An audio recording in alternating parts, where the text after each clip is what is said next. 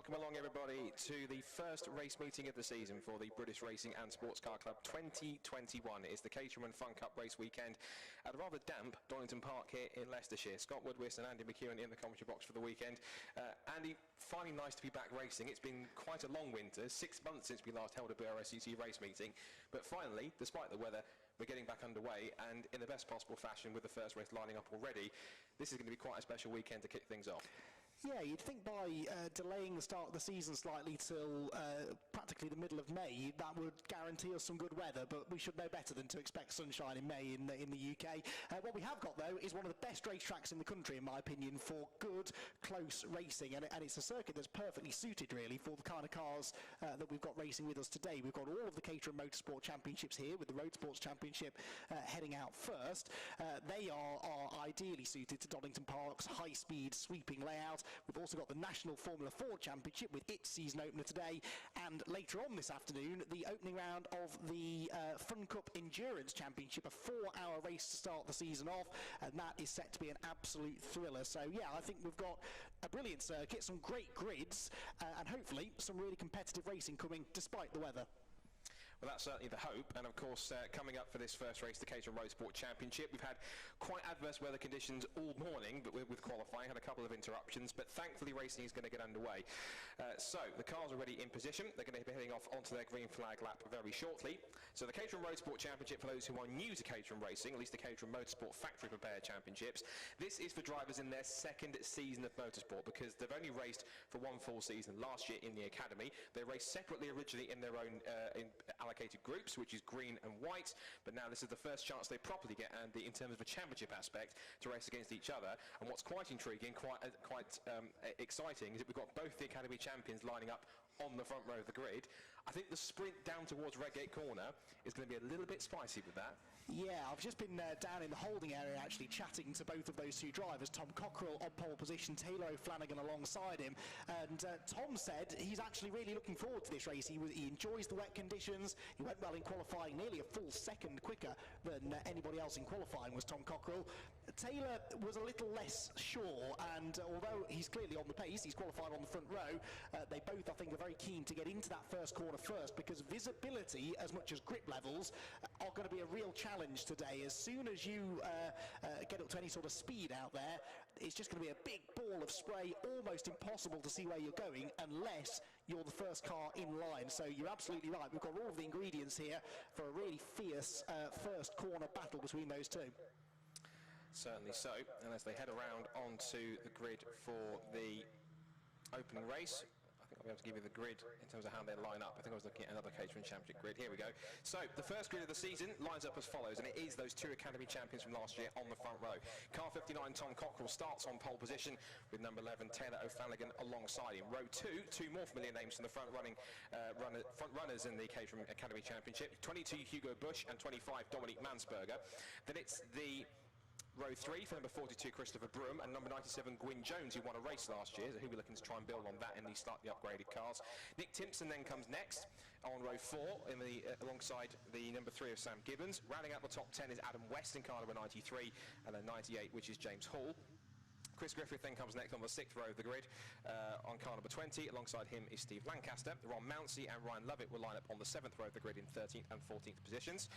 Row 8 is at number 81 Adrian Mariadis and number 2 Andy Lund. Row 9 is number 96 Peter Mott and number 34 Alan Costley.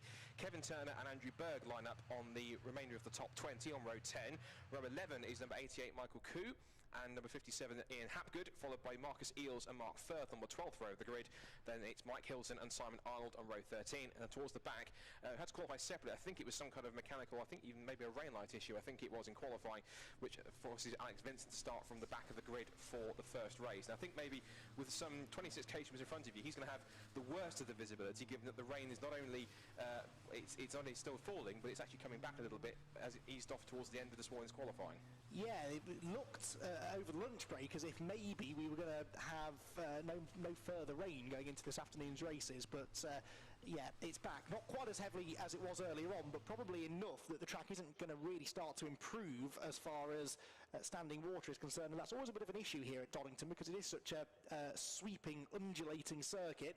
One of the big problems the drivers have to face is these little rivers of water that run across the road through the Craner curves, up through Schwantz curve, and also through the dip in the final chicane at Roberts as well. So yeah, they've used this green flag lap just to scope that out, I suppose, see where the worst of the standing water is. But yeah, expect a few lively moments here in the early stages, just as they try and get themselves back into the groove. Should also mention that we've got the Run Your Fleet course car at the back of the grid. Big thank you to runyourfleet.com for not only getting to a partnership with the BRSCC, but also providing a fantastic Jaguar XF Sport Brake safety and course car, and that'll be running throughout the weekend.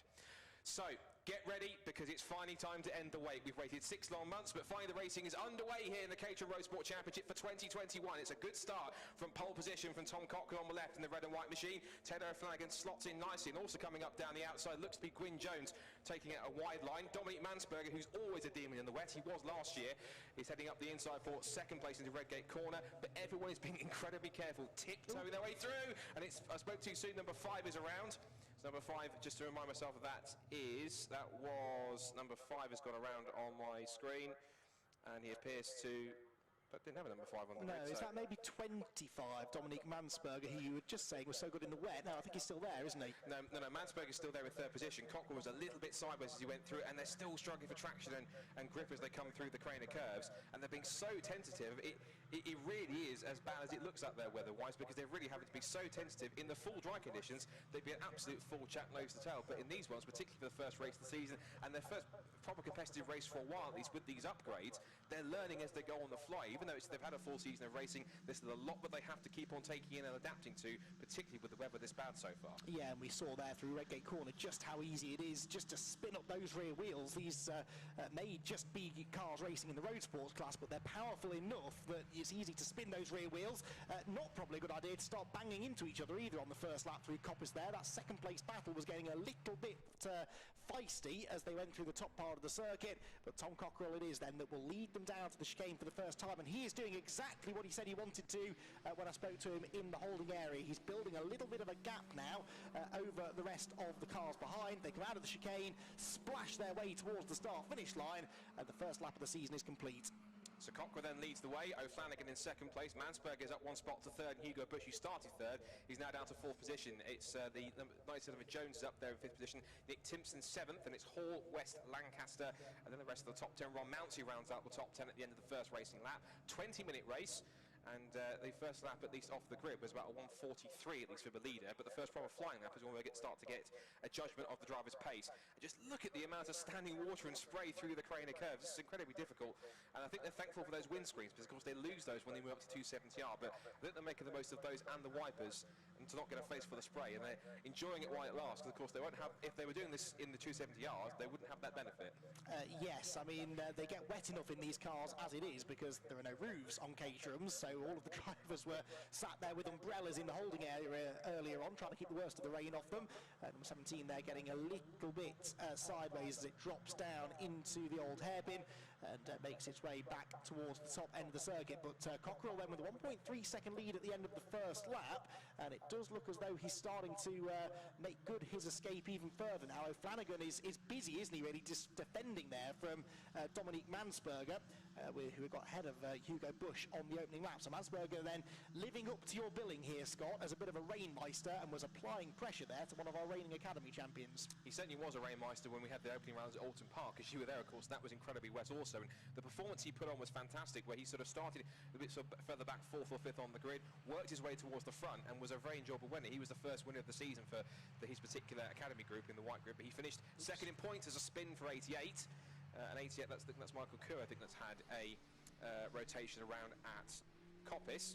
We're now watching Alex Vincent in car number 17, and actually he starts at the back of the grid, and he's climbed already, looks like up to 13th position, so he's picked off half the field already, which is pretty astonishing in these conditions. So another rainmeister in the field, it seems to look like, but he's taken full advantage of the fact that he used to be enjoying the conditions whilst everyone else around them is just tiptoeing and struggling to try and find just a modicum of grip out there in ever increasingly difficult conditions. Yeah, and the thing is, the conditions aren't always the same from one lap to the next. If the rain has intensified over the last 60 seconds or so, then by the time you get to Redgate, for example, it could be more or maybe less wet than it was the last time you went through there, and that just makes it so unpredictable for the drivers. Every lap is a bit of a voyage into the unknown.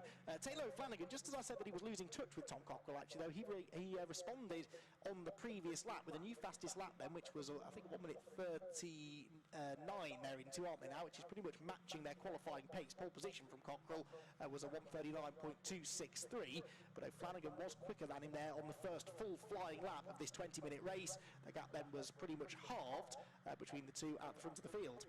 Just saw a battle there between Ron Mouncey and the 12, the 29 of Andrew Berg, and it looks also some progress being made by Ryan Lovett, and there goes Andrew Berg squeezing through in the bright orange machine, and that should take him up to around about 14th position by the looks of it as they make their way through the right-hander at McLean's. He needs paddles and oars rather than wheels and a steering wheel to try and get themselves through. The race leaders, meanwhile, just outside our commentary box, they're sweeping past the pits. There's a challenge on for 3rd place as we look at this battle going on between the number 12 here, which is Ron Mouncey. Remember, he started back on the grid. He was back in 13th, so he's currently running at the moment 1 place lower than he was at the start of the race.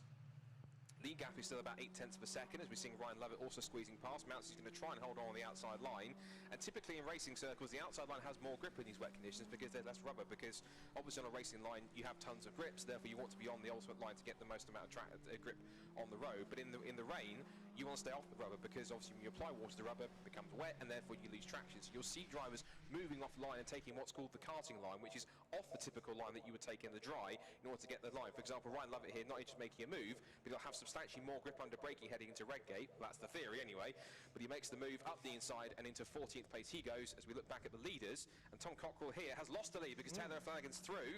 So Taylor O'Flanagan has got through past Tom Cockrell, and now he's coming under threat from both Mansberger and Hugo Bush, who was lining up Mansberger on the pit straight and is now up into 3rd place and possibly going to try and get through. His Cockrell still struggling. I don't think the weather conditions are in his favour anymore.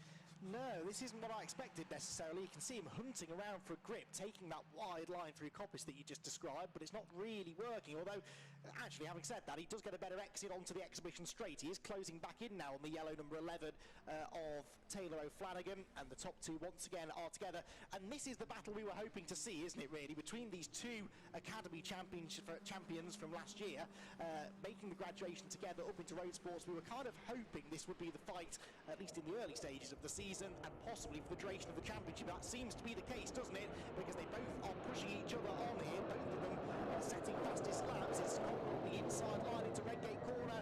It looks so inviting on the way in, but as Scott was saying, there's no grip on the apex on the inside line, and so O'Flanagan, despite the fact he'd left the door wide open, comes off the corner quicker and retains the lead.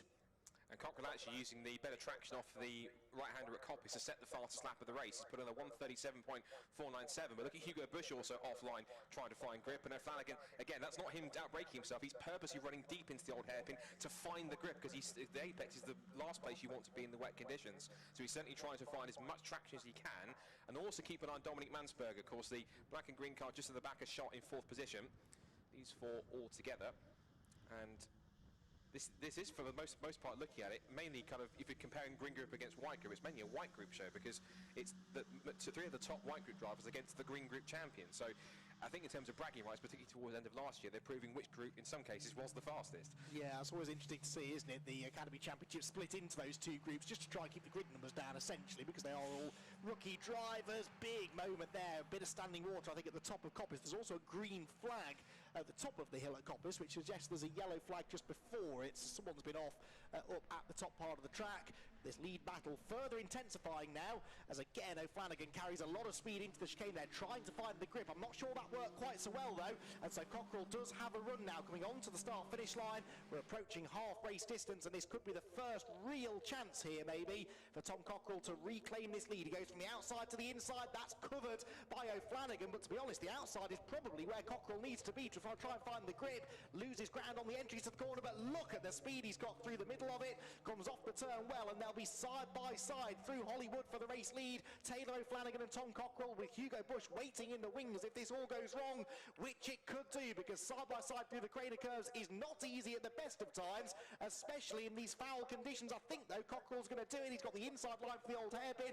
They're still together, and no, the grip on the outside keeps O'Flanagan ahead. Brilliant. And look at the run Hugo Bush got off of the old hairpin. He's now going to try and sail around the outside, and watching on, that's a car in the gravel trap, unfortunately. I think it might be Chris Griffith, I think, because that was a 0 on the back of that car, and he's down a lap, so possibly Chris Griffith is the cause of the yellow flag up at Coppice, unfortunately. And Hugo Bush is up into second place. He managed to use that run off the old hairpin to his full advantage and pull past last year's Academy Green Group champion. Now Tom Cockrell under big threat from Dominic Mansberger, who was pretty arguably, as I mentioned, the finest driver in the wet last year, although he was struggling a little bit on the apex there at Coppice. And of course, whilst they're trying to recover the stranded car of Chris Griffith, no overtaking through Coppice corners. That's a potential passing spot gone for the time being as we head towards half distance. But now Hugo Bush using the most traction. He was actually the fastest of the 4 cars in the top 4 on that last time round. He had a 1 minute 38.013, and he was about at least 4 tenths quicker than the 2 cars in front. So at the moment it seems as though the conditions favouring Bush. As Mansberger moves up to 3rd, this is not really going to plan for Tom Cockrell. He's going backwards and backwards and falling towards the back of the top 10. It's so often the case, though, in these conditions that if you do attempt to make a move and it doesn't work, you just lose so much momentum coming off the corner that it's then easy to lose a position, or in Cockrell's case, 2, but he's going to get one back because Mansberger outbreaks himself through Redgate, runs out through the gravel trap. Thankfully, it's wet gravel, so it shouldn't bog down too much, and he's able to scrabble back on. And such is the pace advantage these 4 have over the rest of the field. In qualifying, they were about 2 seconds quicker than the 5th place car, these 4. They've built up enough of a gap that he's able to rejoin still in 3rd place. But that now elevates Cockrell back to 3rd, as Hugo Bush very much here is going after the race leader. He's certainly pushing as hard as he can, and just to give context of how far these 4 are ahead, Gwyn Jones crossed the line 17.7 seconds back to the leader, so that's just how quick these guys are. And Gwyn Jones, as I mentioned when going through the grid, was someone who won a race last year, so he's certainly no slouch either as they head up towards putting a lap on. So that might be the 51 of Arnold, I think they're putting a lap on. So up the hill towards Coppice they go. This is the 7th lap on this first race of the season for the Caterham Road Sport Championship. And everyone here just trying to tiptoe and find their way through the gloom and the spray here at Donington Park. And now Tom Cockrell, it's almost reinvigorated, isn't he? He's managed to shake off Mansberger after he made the mistake at Redgate Corner. Now he's right onto the tail of Hugo Bush. And Hugo Bush, of course, had to check up because he couldn't overtake the back marker heading through Coppice Corners. That's really worked in Cockrell's favour. So O'Flanagan getting away now in almost clear air as Cockrell looks around the outside into the Robert chicane. And he hasn't quite made it stick. In fact, where's he gone? He's actually disappeared straight on. So Hugo Bush comes through in 2nd place, but Tom Cockrell has gone missing. There he is. He reappears at the chicane. And ironically, the man to benefit from that is Dominic Mansberger. So literally, the 3rd position changed twice as a result of both drivers making mistakes. You can tell Caterham Racing's back this year, can't you? Because they're certainly pushing as hard as they can and finding the limits, and they're certainly learning their way around this circuit, particularly in the wet conditions with this new package. And it doesn't come without just making 1 or 2 mishaps, does it? Yeah, absolutely. And that's another thing that Tom was telling me on the grid, is that these new tyres they're dealing with, they're definitely taking a bit of time to get their head around them, and maybe they're overestimating the amount of grip they're going to have into the corners and just slipping off the road. Certainly seemed to be the case for Mansberger and Cockrell on that lap. Now that has rather released the leaders, hasn't it? Taylor O'Flanagan built up a nice cushion there of over 3 seconds between himself and Hugo Bush as a result of that back marker that Hugo wasn't able to overtake because of the yellow flags, and then they are in turn about 3.5 or 4 seconds now ahead of Mansberger and Cockrell third and fourth. In fifth place, as Scott was saying, is Gwyn Jones, and sixth position not far behind him is Nick Timpson in the number 4. Good battles going on right the way through the field, not just amongst the leading quartet. And of course, as we mentioned, the leaders already now starting to get onto the back of the pack, so lapping back markers will start to be a feature. Just watching here another scrap that's going on. The car that they were lapping, just to correct myself, was Simon Arnold, car number 51, that was a little bit further back. We're watching here, we joined the battle between Ron Mounsey. He's also been joined now by the 27 of Kevin Turner. And then there's the sort of Marlborough-esque liveried car of number 6, which is Marcus Eel, starts in 23rd position. And then Michael Koo is in that group of cars just behind them. And then Ian Hapgood we were also looking at in the silver and purple car. And as you mentioned, Andy, the leaders are now just behind them. You see Taylor O'Flanagan there just towards the back of shot behind Ian Hapgood. And Hugo Bush now 2.6 seconds behind, but looks a bit quicker. And that's a spin for Michael Koo. He rotates the number 88. And eventually he'll stop.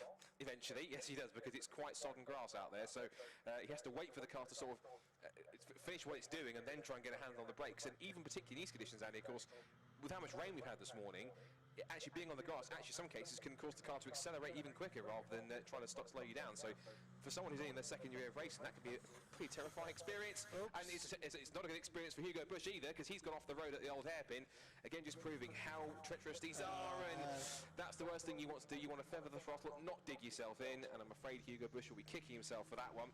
And it seems that Taylor O'Flanagan, just whenever he gets challenged by somebody, they just all fall off by themselves, because we lost Dominic Mansberger in the gravel group briefly, then we lost Tom Cockrell briefly at the chicane, now we've lost Hugo Bush out of the race, sadly. It's almost as if people want to challenge Taylor O'Flanagan, but they can't just find the extra bit to get past him, because something is stopping them from getting through. Yeah, well, O'Flanagan now needs to hope that this curse of the top 4 doesn't hit him, because he's the only one, as you said, that hasn't been off the road yet, and he's still got just over a quarter of the race to go. He's dealing with traffic, which means he's having to go off the optimal line to get past them. Don't know if that's what happened to Hugo Bush, but it's possible.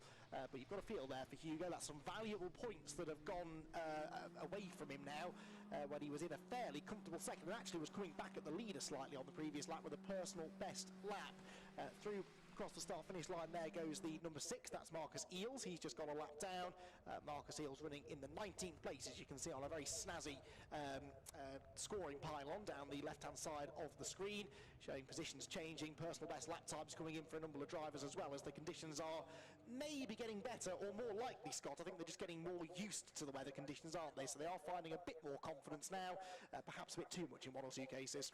Certainly for Hugo Bush, he'll certainly be looking to try and rectify that tomorrow when he has his second race, and he'll probably have emptied out about probably 3 tonnes of gravel after he's finished. So, but yeah, he'll certainly hope it's a bit drier tomorrow. Of course, it's scheduled to be fairly wet across the weekend, but hope that's the case. And Dominic Mansberger, now with Tom Cockrell right on his tail, is now trying to make his way past Marcus Eels. And again, he was another driver that got caught up by the yellow flags, because the yellow flag rule is, even if you're lapping somebody, you're not allowed to overtake anyone under a yellow flag zone. So again, Mansberger had to really back up heading through the old hairpin, wait for past the yellow flag zone, and then accelerate and get through. But all it's done is, once again, plains the hands of Tom Cockrell, who's trying to take a tighter line to keep on the back end of Dominic Mansberger here. And of course, as you mentioned, Tom Cockrell, apart from the Autumn Trophy and the 2021 Road Sport Challenge race we had at Snetterton, which are both non-championship, these two haven't really raced each other so much. So they're kind of learning about each other as they go along in terms of their driving styles and which lines they prefer. And so this is all having to do this on the fly in these races, because of course how Dominic Mansberger races to Tom Cockrell and vice versa is fairly alien, although he's getting an idea now down the back straight. He's got a good run, he's either side. That's like Hackett and Schumacher Spa 2000 move there, but Mansberger a little deeper under brakes. He slots past, I think that's one of the lapped cars, and that's Andy Bergbaum, I think it is. So Andy Berg, he's got through. He's now under threat from Ron Mounsey. So there's cars back in the leading position, lapping cars that are also fighting in their own scraps of position as well. So it all gets rather frantic out there and trying to decide which way you go, as Cockrell looks for the outside line, takes the deep approach on the wider line in, but he did this before. Taylor O'Flanagan, and Mansberger runs wide again, up the inside, and Tom says, thank you very much. If you're going to make it that easy, I'm taking it all day long. Inch perfect, that wasn't it, from Tom Cockrell. He could not have got closer to the edge of the track going into the corner, but that's where you need to be. The wider you go through to Redgate Corner, the more grip you've got. Mansberger certainly didn't have enough grip through the middle of the Craner curves there. The car really got away from him. He did well to catch that as they slip and slide their way through the old hairpin.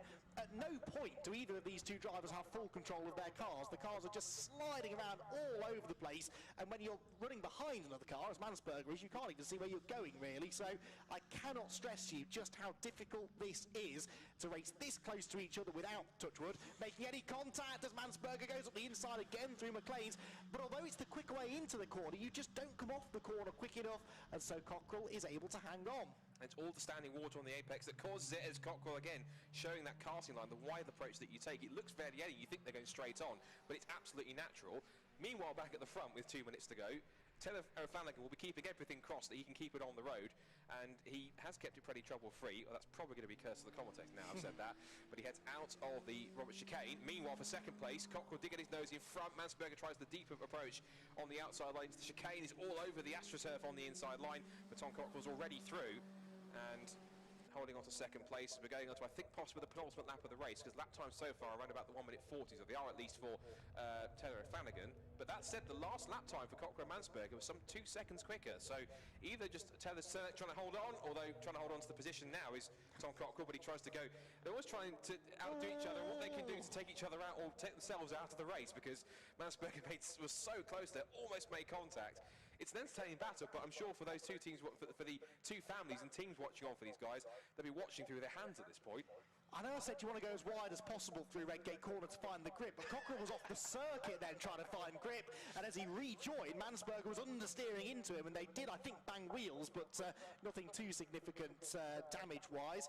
You're right about O'Flanagan. He was off the pace on the previous lap. I think he's probably just stroking it home. He's got the gap, hasn't he? But there was no traffic in the way, so not quite sure why he lost so much time to these two. At the moment, though, these two aren't even thinking about Taylor O'Flanagan. They are all over each other as they go through the top part of the circuit. Dominic Mansberger, now that he's behind, probably feels that he's quicker, but he just can't find a way through.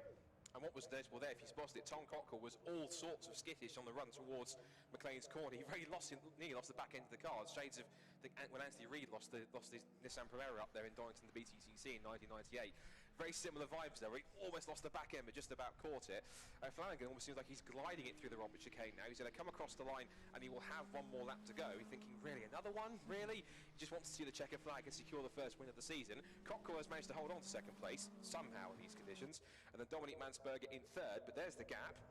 And let's look at how it sits now. So yeah, they're still closing in. I suspect you're right. He is just easing off and just going as fast as he needs to without taking too many risks to get to the checkered flag, and little flick of oversteer exit at Redgate Corner. I suspect not only he's taking it slightly easier, but he's sort of enjoying himself in these conditions, if that's even possible. I was about to say, coming through the chicane, you could really see from the body language of O'Flanagan's car that he wasn't pushing too much, because it wasn't moving around half as much as Cockrell and Dominic Mansberger's cars were, and then he went and flung it sideways through Redgate just to disprove my point. But even when you're backing off, it's easy sometimes just to lose traction.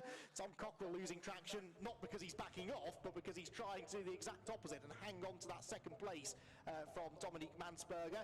Further back, it's still Timpson in fourth place, Jones in fifth, and a few places lost on that lap for the number 98 of James Hall. So James Hall dropping down to seventh, unfortunately throwing away a few places and therefore valuable championship points right at the death. But the clock is about to tick down to 0, which means this will be the final lap, and barring any major dramas on the final lap, it's going to be a brilliant start to the season for our race leader Taylor O'Flanagan. He makes his way down the back straight, down the exhibition straight, past the Donington Historic Museum and up towards the Robert chicane for the final time. And he could have picked better conditions to do it, but I'm sure a win is a win, and he'll take it any way he can. He heads through the final chicane for the last time, and the first winner of the 2021 BRSCC and Caterham Motorsport season is going to be Taylor O'Flanagan. For second place, we decide who it's going to be. O'Flanagan crosses the line and takes victory in the first Caterham Motorsport Championship race of 2021, and he celebrates by heading towards the pit wall. Second place, but only just, is last year's Green Group champion Tom Cockrell, and then Dominic Mansberger pushes him all the way to third place. So the two Academy champions are 1-2 on the podium, but it's the opposite way around from how they qualify, which will be very interesting indeed. Now, through all of this, Nick Timpson has managed to pick his way past Gwyn Jones, and he will finish fourth. That's one of his best results, I think, today since he started racing. Cross the line goes number 4. Gwyn Jones picks up his 5th position, and for 6th place, incredibly from the back of the grid, we remind you, is going to be Alex Vincent. We're watching here, I think that's Andy Berg who's battling away with, I think it was Kevin Turner, I think. And there goes Marcus Eels and Ian Hapgood. I'm waiting to see what Alex Vincent. There he is across the line in 5th position outside my commentary box window. 6th, forgive me. But that's an incredible drive. That's almost drive of the day so far from the back of the grid. And what was, I think, 27th on the grid. Having not really set a proper time in qualifying, at least with his own kind of cars. He went out with the, I think it was correct, the 270R machines he went out with. To come from 27th to 6th in those conditions, hats off. That's a superb drive. Yeah, exactly. In these conditions, especially in the dry, you might expect it to be a little more doable because of the slipstreaming nature of these cars. You know, you can overtake in Caterham racing very well, but in the wet, with the low visibility, the even lower grip, yeah, that is a phenomenal performance there from everyone, honestly, that got to the end. There were only one or two that slipped off the track, and when you consider these are the least experienced Caterham drivers we've got racing with us this weekend, that was all the more impressive, and a great show put on at the front. I'll tell you what, I'm really looking forward to this championship battle between Cockerell and O'Flanagan, and it's good to see that, at least based on early pace, the likes of Dominic Mansberger and the unlucky Hugo Bush are also on their pace, and we're setting up initially for a four-way championship fight, and I'm sure there will be other drivers as the season goes on who get closer and closer to their pace. Maybe in the dry, which hopefully we'll experience at some point this year, we should see even more competitive racing. So yeah, set to be a good year, I think, Scott. Yeah, I have to concur with that. So let's run you through the result then, or the provisional result, of course, from that race. It was Taylor O'Flanagan who picks up the victory from Tom Cochrane in 2nd place. In fact, here are the race results, very fancy. So Taylor O'Flanagan picks up the win, Tom Cochrane in 2nd place, Dominic Mansberger 3rd, and also picks up the fastest lap of the race on the final lap, 1:36.551. Nick Timpson, who started back in 7th place, finishes 4th, ahead of Gwyn Jones in 5th. Driver of the day already has to be, as I mentioned, Alex Vincent, who started back in 27th. The start finishes in 6th position. 7th goes to Adam West, 8th goes to Adrian Mariadis, 9th goes to the number 49, which was Steve Lancaster, and 10th goes to Peter Mott, number 96. And it's James Hall and Andy Lund from Ryan Lovett and Christopher Broom. Then it's Andy Bergbaum and Kevin Turner, Ron Mounsey and Marcus Eels, Ian Hapgood and number 23 of Mark Firth. And then it's the rest of the cars coming through, which we had was also Simon Arnold was another finisher, and then the two cars that we lost sadly were Hugo Bush in the gravel trap at the Old Hairpin, and up at Coppice we also lost Chris Griffith as well. So there'll be a little bit of a break here whilst we go ahead and get these couple of cars recovered. The next race coming up is our first race of the season for the Avon Tyres National Formula 4 Championship, and of course they had to brave the worst of these conditions out in qualifying this morning. They're already lined up in the assembly area, ready to go. Some bright young new stars to challenge some of the established names in the Formula 4 circles in this race, and it should be quite a spectacle from start to finish in their 15-minute encounter. We've also got to remind you more Caterham racing from the 270R Championship and also the combined grid for the 310R and 7 UK Championship, which is a new specification for this year, of course, with uprated suspension, dedicated Avon slick and wet tyres and an increased engine rev limit. They are the fastest Caterhams, or some of the fastest Caterhams, racing cars that have ever been produced by Caterham Motorsport, and they're going to be glorious around here on that shared grid. And of course, once that the last race of today is the longest race, which is the first race of the season for the Fun Cup Championship, 4 hours of racing there, but despite the length, it will be action-packed from start to finish. There are the drivers in the assembly area, and I think that's a bit of an embrace there between the two champions, Taylor O'Flanagan and Tom Cockrell. Ready to go when you are. And giving a thumbs up. And also, there's some celebrations there with Dominic Mansberger as well, who had to fight hard for that 3rd place battling with Tom, and will certainly feel that he earned it. But it's all smiles and hugs all round, I'm sure, with underneath the helmets. Yep. And I think quite a fitting way to start the season, I think. Yeah, most definitely, and yeah, some pretty exciting racing out there, I think, with our first race of the day. The drivers are all out of their cars, and I think we can now introduce hopefully the 3rd member of our commentary team, because whilst myself and Scott have got the cushy, nice, warm, dry commentary job, okay, so we're down here in the miserable weather, he's our roving reporter for the day, Jamie Peters-Ennis, and he should be with our podium finishers. Horrible conditions. Winner for the first round is Taylor O'Flanagan, who pretty much dominated that race. You are wearing Caterham fashion, you're not meant to win by about 10 seconds. Yeah, I think I just got lucky when it got to the back markers. Everybody got a bit caught up and I managed to get through quite clean, but yeah, just keeping it on the track was the main goal. I mean, what are the conditions like out there? It's gone to that sort of horrible, greasy stage now, and as we know, Donington Park is renowned for being extremely slippery. Were you having to use some of the karting lines? To be honest, the car feels amazing in road sport spec with the new tyres. I was amazed by the amount of grip, so yeah, absolutely loved it. It felt great. Fantastic, well done, Taylor. 2nd place is Tom Cockrell. Tom, if you'd like to come over here. Tom, you started on pole, but nevertheless 2nd place is still a great start to the weekend for you. Yeah, it could have been a lot worse. I took a trip to the gravel, which didn't help matters. I think Taylor was the only one that didn't actually go off track, so probably deserves it. Yeah, good race, good result. Happy to come home in one piece.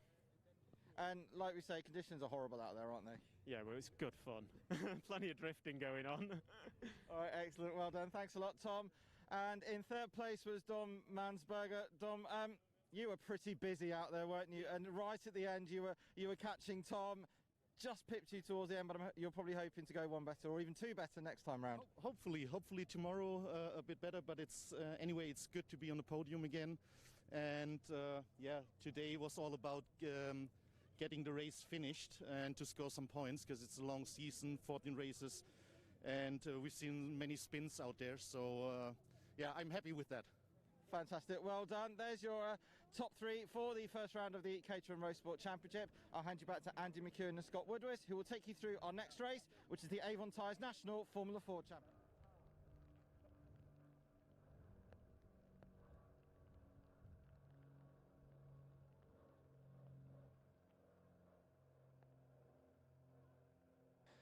Thank you very much, Jamie. So good to hear there from Jamie, who's going to be braving the filthy weather this afternoon here at Donington Park to bring us all of the reactions of the drivers in Parc Ferme. He's also hopefully going to be able to get into the pit lane during our Fun Cup race a little bit later on, and bring us all of the late breaking news there too. We've got more racing coming up though, plenty of sprint racing before we get to our 4-hour race later on. Well worth sticking around for that though. Fun Cup is always very exciting, but so too, Scott, is Formula Ford racing. You can't beat a good Formula Ford 1600 race, and the National Championship for 2021 is about to get underway. Absolutely. I think we're both advocates of Formula Ford. You've done the Formula Ford Festival a couple of times for our live stream, which is brilliant. And yeah, Formula Ford is always a fantastic category. It's always a championship and a category of racing which can teach your drivers so much, particularly young drivers coming through. And I'm really glad for the National Championship this year. We've got a really nice influx of young drivers. Most of them seem to be coming from across the pond in the States. There's quite a few on the grid this weekend.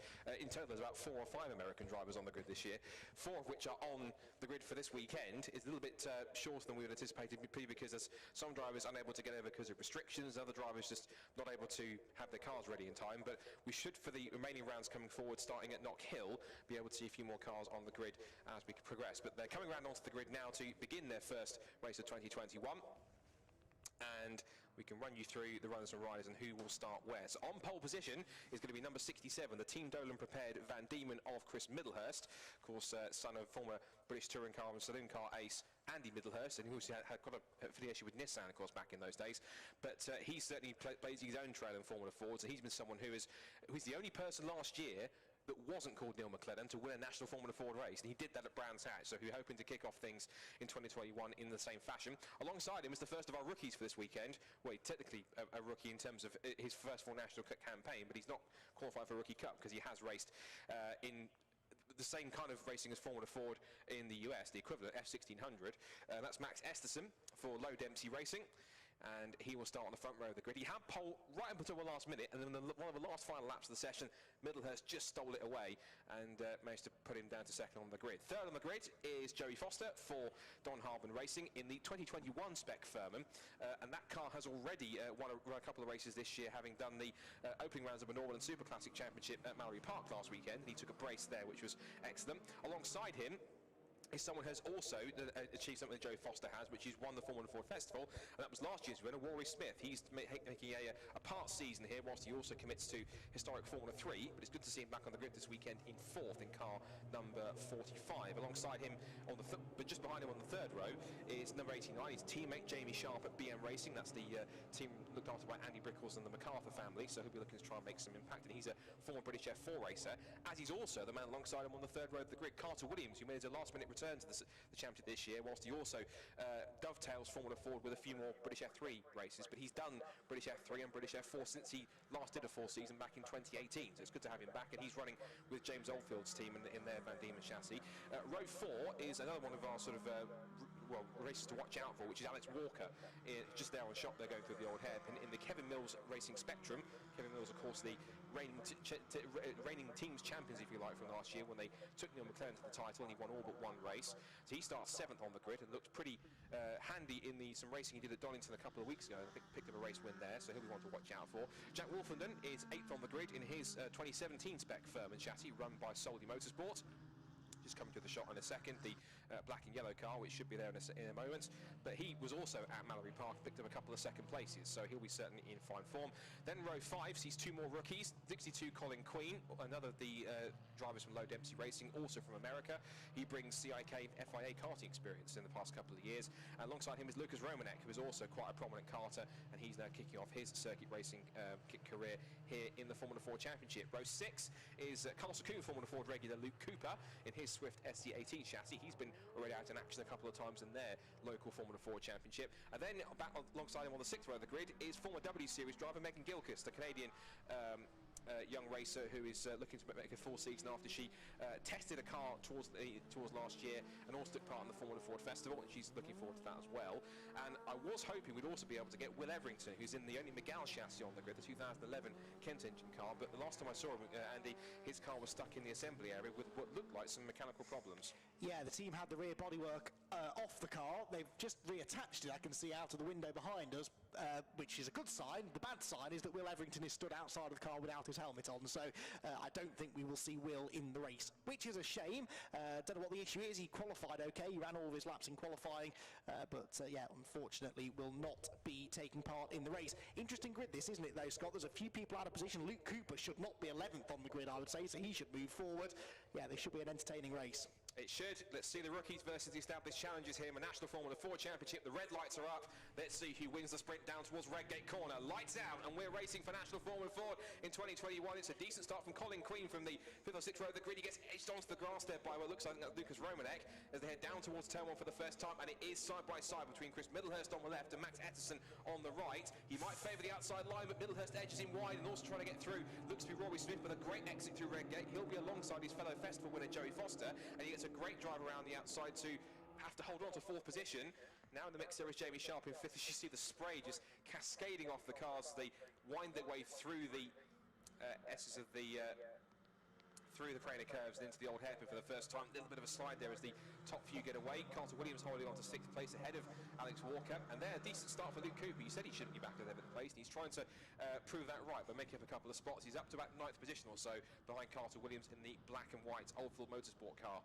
So up into McLean's for the first time then, and it's Middlehurst in the white Team Dolan run car, which is run by Formula Ford legend Bernard Dolan, of course. He's engineered drivers such as Ross Martin and Niall Murray to the title, and also Niall Murray to several festival wins as well, and certainly putting all his expertise in there. He has got more drivers on the books, but there's some drivers that aren't able to make it across to this round or make it across from, I think we've got Ireland, I think possibly Morgan Quinn's coming back this year, I think, but unable to get across from Ireland because of obvious restrictions with COVID, so hopefully we'll see him soon once restrictions start to ease a little bit more. But into the chicane for the first time at the end of lap number 1, and looks as though Middlehurst just about has it under control, but this new boy Max Etterson, he's a bit good, isn't he? He is pretty rapid, isn't he? And he went well in some of the wet sessions at the festival at the end of last year, I seem to remember. So clearly gets on with these conditions, and probably could have got the lead through Redgate had Middlehurst left him some room, because Esterson was on the wider line, had a bit more grip at his disposal, but there was no way Middlehurst was letting him stay there. He just eased him out to the edge of the road and managed to hold on to the lead. Change there is that for 3rd place, though. Joey Foster is now behind Rory Smith, although he's trying to fight back again coming off the corner. Wheel to wheel, but no, Foster slots back in behind there, so it is Rory Smith into 3rd, Foster 4th, with Jamie Sharp there in 5th position, right with them. How they can see where they're going is beyond me, as they all take very strange lines through the Craner curves, just trying to find the grip, which there just isn't any, unlike in the Caterham race we've just seen, where at least the cars have a bit of suspension movement to give them a bit of mechanical grip. With a Formula 4, they are as stiff as a board, and so they just can't get the traction from either the front or the rear of the car, so they've got chronic understeer turning into the corners, and then as soon as they look at the right pedal, the rear wheels spin up and they're sideways. It's such a difficult job to drive one of these things in the wet. They're all doing a brilliant job, and it's still pretty close. Look how tight it is at the front there between Middlehurst and Esterson. Yeah, you've got a point about the grip levels. This is effectively like big go-karts, but with less grip because they're less grippier tyres in some cases. But the why it's so important and why you've seen so many top drivers come through Formula Ford over the years is because these really do teach you, give you massive lessons in terms of car setup, racecraft, car control, handling the lot. And you get lessons in Formula Ford you don't necessarily get in other championships, which is quite key. Max Esterson certainly trying to give Chris Middlehurst a lesson there and trying to hold on to the lead, because Max Esterson really is giving him a good go down the pit straight, and they're going to go wheel to wheel. Senna and Mansell start 91 down towards the right hand at Redgate corner. Esterson has the favoured line because he'll have the grip on the outside, breaks that a little bit later as hard as he dares, and incredibly has managed to get himself into the lead. So the promising young American who did a full season of North American F1000 last year, F1600, and actually managed to pick up a race win at some point last year. He was a very prominent driver, came over late towards the end of last year to have a go at racing in the UK. He liked it so much he's joined Low Dempsey's squad, and so far that move is paying off as Joey Foster, who I'm a bit surprised he's not as quick as he thought he probably would have been, losing a place to Jamie Sharp and a possibly under from Alex Walker. So not quite the dominant man he was a week ago when he was racing at Mallory Park. It was slightly different competition, but certainly with the new 2021 chassis in these wet conditions, maybe a little bit of work to do for Joey. Yeah, seems to be struggling, doesn't he? He was looking racy initially, but he's slipping backwards a little bit now. Max Esterson, though, is not. He is at the front of the field. He hit a big puddle through the chicane there just before he made that move, so I'm surprised in a way that he found enough speed off the chicane to make the pass, but he was ahead before we even got into the braking zone at Redgate corner. Can he pull away though? That's going to be the question. Chris Middlehurst is going to do everything he can to stay with him, and he's doing so. The fastest man on the track though is the one chasing them both. Rory Smith in third, set the fastest lap on the previous lap, and he's got a run now on Middlehurst for second place as they drop into the chicane. Esterson leads, Middlehurst second, Smith third, and you can throw a pocket handkerchief over the three. Middlehurst very sideways. There's that puddle again for Esterson, but he's getting good traction through the puddle, isn't he? He gets away from those two now as they're about to do battle for second place. And that relatively new race chassis now seeing, well, if you can see them in these rear view mirrors, well, it's a Van Diemen and a Medina sports chassis. Bearing down on him as now Smith looks for second place round the outside. Middlehurst just shuts the door and says, if you want to get past me, go around the long way, Sunshine, because it ain't going to happen there at Redgate. Tries to get the traction running down through Hollywood and the Craner curves, and Smith has just about got his nose in front. If Middlehurst would try and battle it out around the outside, which he does, and I've also noticed as well, Andy, Joey Foster loses another place. He's now lost out to Alex Walker in the leading of the three Kevin Mills Spectrum, so they've obviously got some work to do to get those cars a bit quicker than they were last year with Neil McLennan at the wheel. But now we see Chris Middlehurst back on the attack once again as they come out of the old hairpin, through Starkeys and Schwantz curve, and back up towards the right-hander at McLean's towards the top of the course. And Esterson here is really getting a work over here by Chris. He's been shown the ropes of how to race Formula Ford's UK style, and this is certainly quite a thing. And I'm sure he'll be getting quite a different experience. He's probably used to kind of more sunny and brighter conditions over in the US, but he's now getting a proper lesson in how to race in typical British weather here at Donington Park at a classic circuit, and certainly making the most of it. He's got plenty of good car control, but Middlehurst is pressing him all the way at the moment and not giving any chance for a let up or any respite. And as if this wasn't exciting enough, it's about to become a 4, maybe 5 car battle, because Jamie Sharp's on his way and he's bringing Walker with him too. Side by side for second. Rory Smith goes into second place and takes the lead. Surely not. Surely he can't stop the car through the chicane. He runs a bit wide. They're still side by side off the corner, but no, it is going to be Esterson that gets himself back in front. I thought that was too good to be true for Rory Smith. He outbraked himself massively, tried to make the most of it, ends up delaying both himself and Esterson, and so out of nowhere, Middlehurst could have the lead back. 3 wide through Redgate corner on the inside goes Smith. There's contact between Middlehurst and Esterson, and it's Middlehurst that goes around. Unfortunately, that was never going to work. 3 wide through Redgate corner in these conditions is almost always going to end in some contact, and sadly it's Middlehurst that comes out of that the worst. It's Smith though that does somehow end up with the lead from outbraking himself at the chicane to leading at the very next corner. He is a feisty mood here, isn't he, is Rory Smith, and he uses that aggression to get the race lead. This is becoming a perfect advert for Formula Ford, isn't it? Particularly in wet conditions, watching the battles here, just how the lessons these guys will be getting, particularly in wet conditions, and the rookies in the field, particularly guys like Max and also Alec and Lucas Romanek and Megan Gilkes. They'll be learning properly how to control a car like this in the wet. But fantastic sequence of battling there between those 5 cars, and actually behind it, the fastest lap actually changed hands twice in quick succession. It went to Alex Walker and then quickly went to Jamie Sharp, but then to Alex Walker. So they then moved up to what is now 3rd and 4th respectively. quickly, because of course the timing screen still shows Chris Middlehurst in second place when they last came through, but of course he'll start tumbling down the timing sheet when they come back across the line again. But Rory Smith, last year's Formula Ford Festival champion, and he put on a flawless performance all weekend in those very similarly, almost tricky conditions at points than last year's festival. He's certainly trying to make the most of all the confidence he's built and taking that form through. And it's not bad for a guy who's only committing to about a part season. If he keeps this up, he might have to rethink his plans and possibly go for a full-time attack to grab the national championship. Side by side for third between the Medina Sport chassis of Jamie White, and around the outside goes Alex Walker using all of his experience and the superior straight line speed of that very slippery Kevin Mills Spectrum chassis to get to third. God, it's all go, isn't it? There's still 7 minutes to go. This is fantastic stuff for a season opener. Yeah, it's a bit of a strange race, this, because more and more people keep on finding pace as we go through the race. People that maybe were struggling earlier on. I mean, Joey Foster's almost back with this lead group now, who had been confusing me up until this point with his lack of speed. He qualified third, remember, did Joey Foster, in similar conditions this morning. There is the 6th place car. That's Carter Williams, the Oldfield Run car, with Luke Cooper up into 7th now. Where did Middlehurst end up? 10th at the end of that lap. So he did rejoin after his spin, but some 16 seconds off the lead. He's got nearly half the race to go though, might be able to work his way a bit further up the order. Through McLean's they go then once again. We are on the 6th lap of what has been a dramatic opening round of this Avon Tyres National Formula Ford Championship race. There goes the 65 of Jack Wolfenden, who's been getting quicker and quicker over the recent years as Jack. Don't think he's particularly enjoying these conditions, but he is enjoying a good battle with Luke Cooper. This is the fight for 7th place, which is sort of still within touching distance of the lead. I mean, they're certainly only a second or so away from the next car, and the leaders themselves keep on getting themselves together. I don't think we've seen the last of our lead battles either here, because Esterson is going back after Smith, and he's bringing with him company from behind. It was Jamie Sharp in third, but as they come across the line this time, it's Walker into P3. We're just seeing there Lucas Romanek in the second of the 3 Kevin Mills cars running at the moment, doing a decent job in 9th position at the moment. Of course, this is his first ever it's one of his first ever car races. Of course, he did do some before the start of this National Formula Ford season, including a run out at Donington a couple of weeks ago in substantially dry conditions. And we talk about Luke Cooper as well. He did the latest rounds of the Carlos Sakhum Formula Ford Championship. I think it was even just this past Bank Holiday Monday in equally bad weather conditions at Carlos Sakhum, but still managed to get himself on the pace and run well.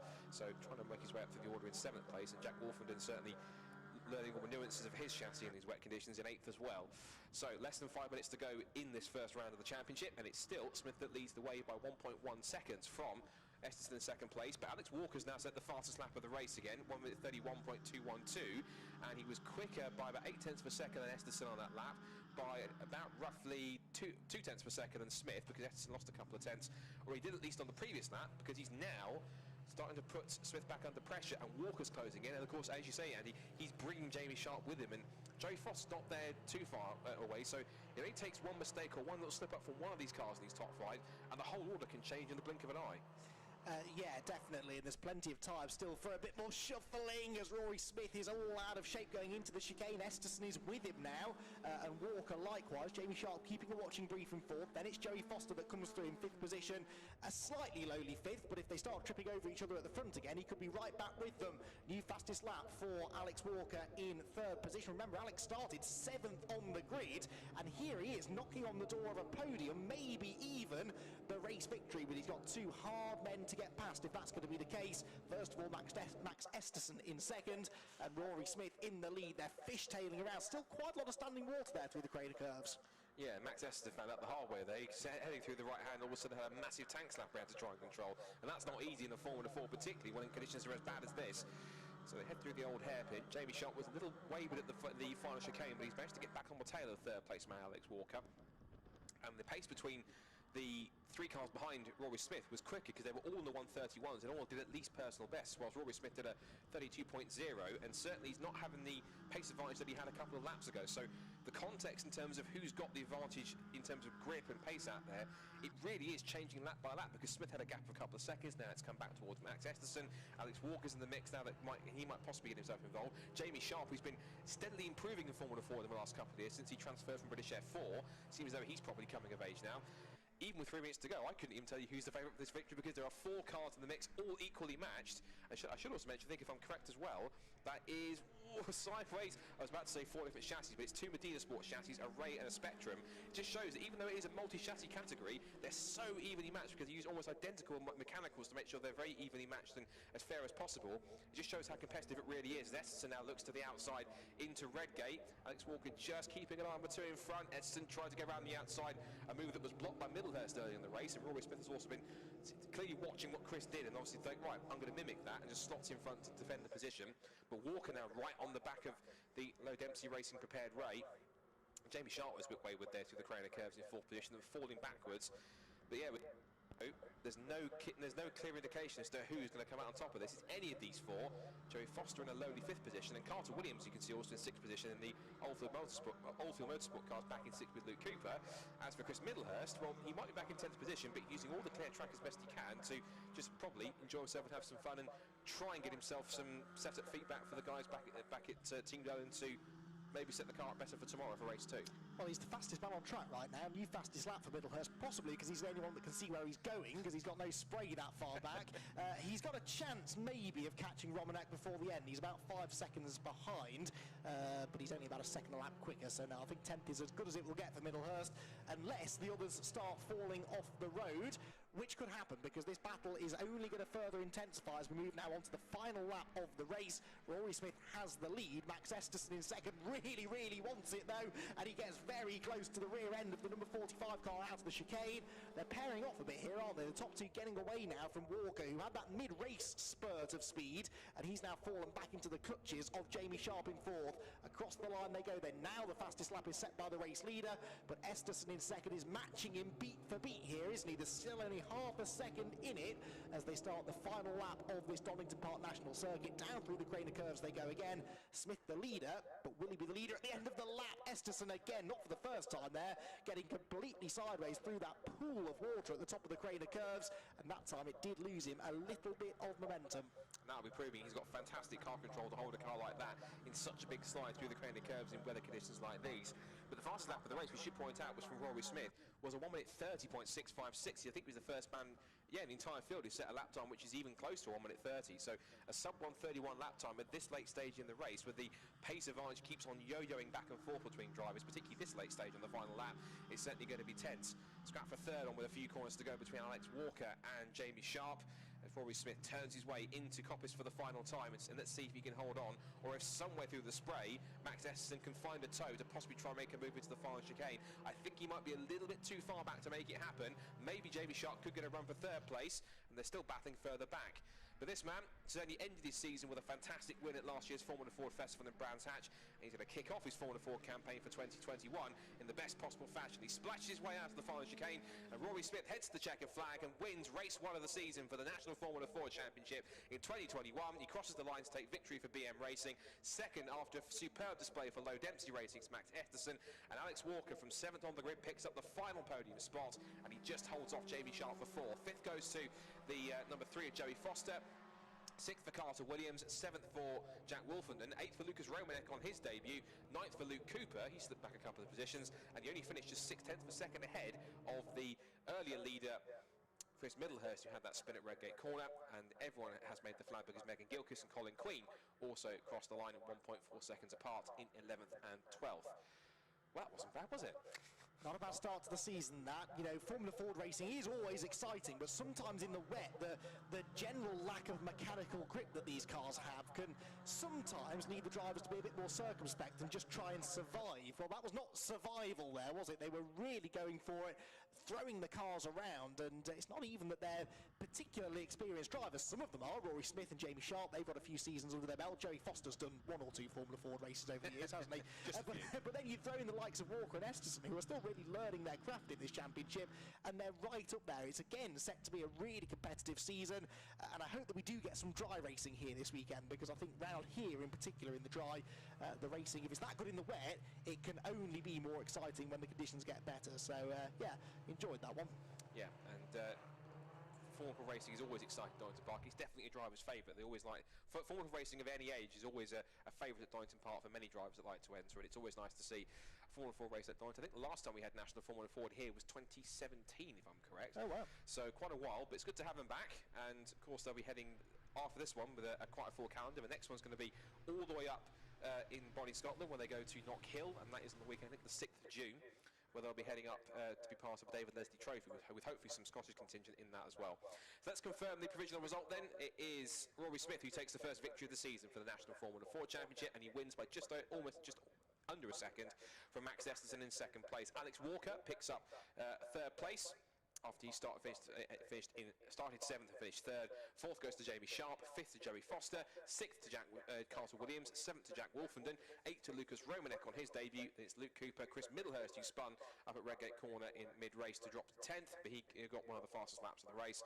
And then Megan Gilkis and Colin Queen round out the 12 cars that made the finish. And one car we lost, sadly, who didn't even start the race, unfortunately, was Will Everington. So I'm sure we'll be able to hand over to Jamie down in the pit lane and have a chat to our top three, I'm sure. And whilst that's happening, we'll also be getting set for our second Caterham race of the weekend, which is going to be the first combined grid race of the weekend, I think, of the only weekend that's happening, for the Caterham 7 310R and 7 UK Championship. That's going to be quite spectacular on what looks to be, I think, now that the rain has abated for a little bit, dare I say it tends to be, Andy, an ever so slightly drying track, or drier track than it has been. It's less wet than it was in certain areas, but the trouble with Donington is always this standing water in the little dips and that runs down the hills, and that sometimes takes a bit longer to get rid of. But yeah, if the rain ever stopped fully, I think the track would dry. There's a stiff breeze blowing across the circuit. That will always help dry the track out. And of course, the more cars you put on the grid, the quicker it will dry out. And the good news with Caterhams is there's always lots of cars. So yeah, if the rain does stop, as it's supposed to, according to the weather forecast I saw anyway, within the next hour or so, then yeah, we might start to get a drier circuit before we get towards the last couple of races of the day. But regardless, whenever this place is even slightly damp, it is always really slippery. The theory goes that the close proximity to the East Midlands Airport means there's lots of sort of jet fuel that gets dumped onto the circuit, makes it particularly slippery in the wet. No one quite seems to know if that's true, but it's a good story, and it's a good excuse that the drivers like to use if they slip off the track. Yeah, I've heard that many times. Oh, I slipped off a Coppice Corner because of the jet fuel. Yeah, sure you did. Sure you did. You just lost the back end and away you went. So I'm sure the cameras will switch across to Jamie if we are going to be able to get any interviews with our top three. It'd be good to speak to Rory Smith, of course, and see how he's feeling in his first proper Formula Ford race since, of course, he won the festival last October. And of course, to get the thoughts of both Max Esterson, who really pushed whoever was in the lead very hard throughout that 15-minute encounter, and of course Alex Walker, who will certainly have enjoyed his podium finish and his first podium finish in a National Formula 4 Championship for Kevin Mills Racing. Whilst waiting for that, if that happens, we have of course got our next race coming up, which is going to be for the Caterham 7 310R and Caterham 7 UK Championships on their combined grid. So I believe this is the only time it's happening this year, because due to a couple of amendments to the calendar for the 7 UKs, in terms of they were scheduled to first of all start at Cadwell Park, and then that had to be sadly postponed, and they were then going to start at Zandvoort, but of course European travel restrictions meant that unfortunately that couldn't happen either. So in order to give them a proper first race, they managed to add them onto the opening weekend here for Caterham Motorsport, and they've latched them onto in front of the 310R Championship grid in a similar fashion to what they did last year when they had that slightly compressed calendar, which seemed to at least work well in many cases for them, and so they decided to do that again for this weekend, and the plan is to run them on their separate grid once more when they get to Knock Hill in a few weeks' time on June 12th and 13th onwards for the rest of the year.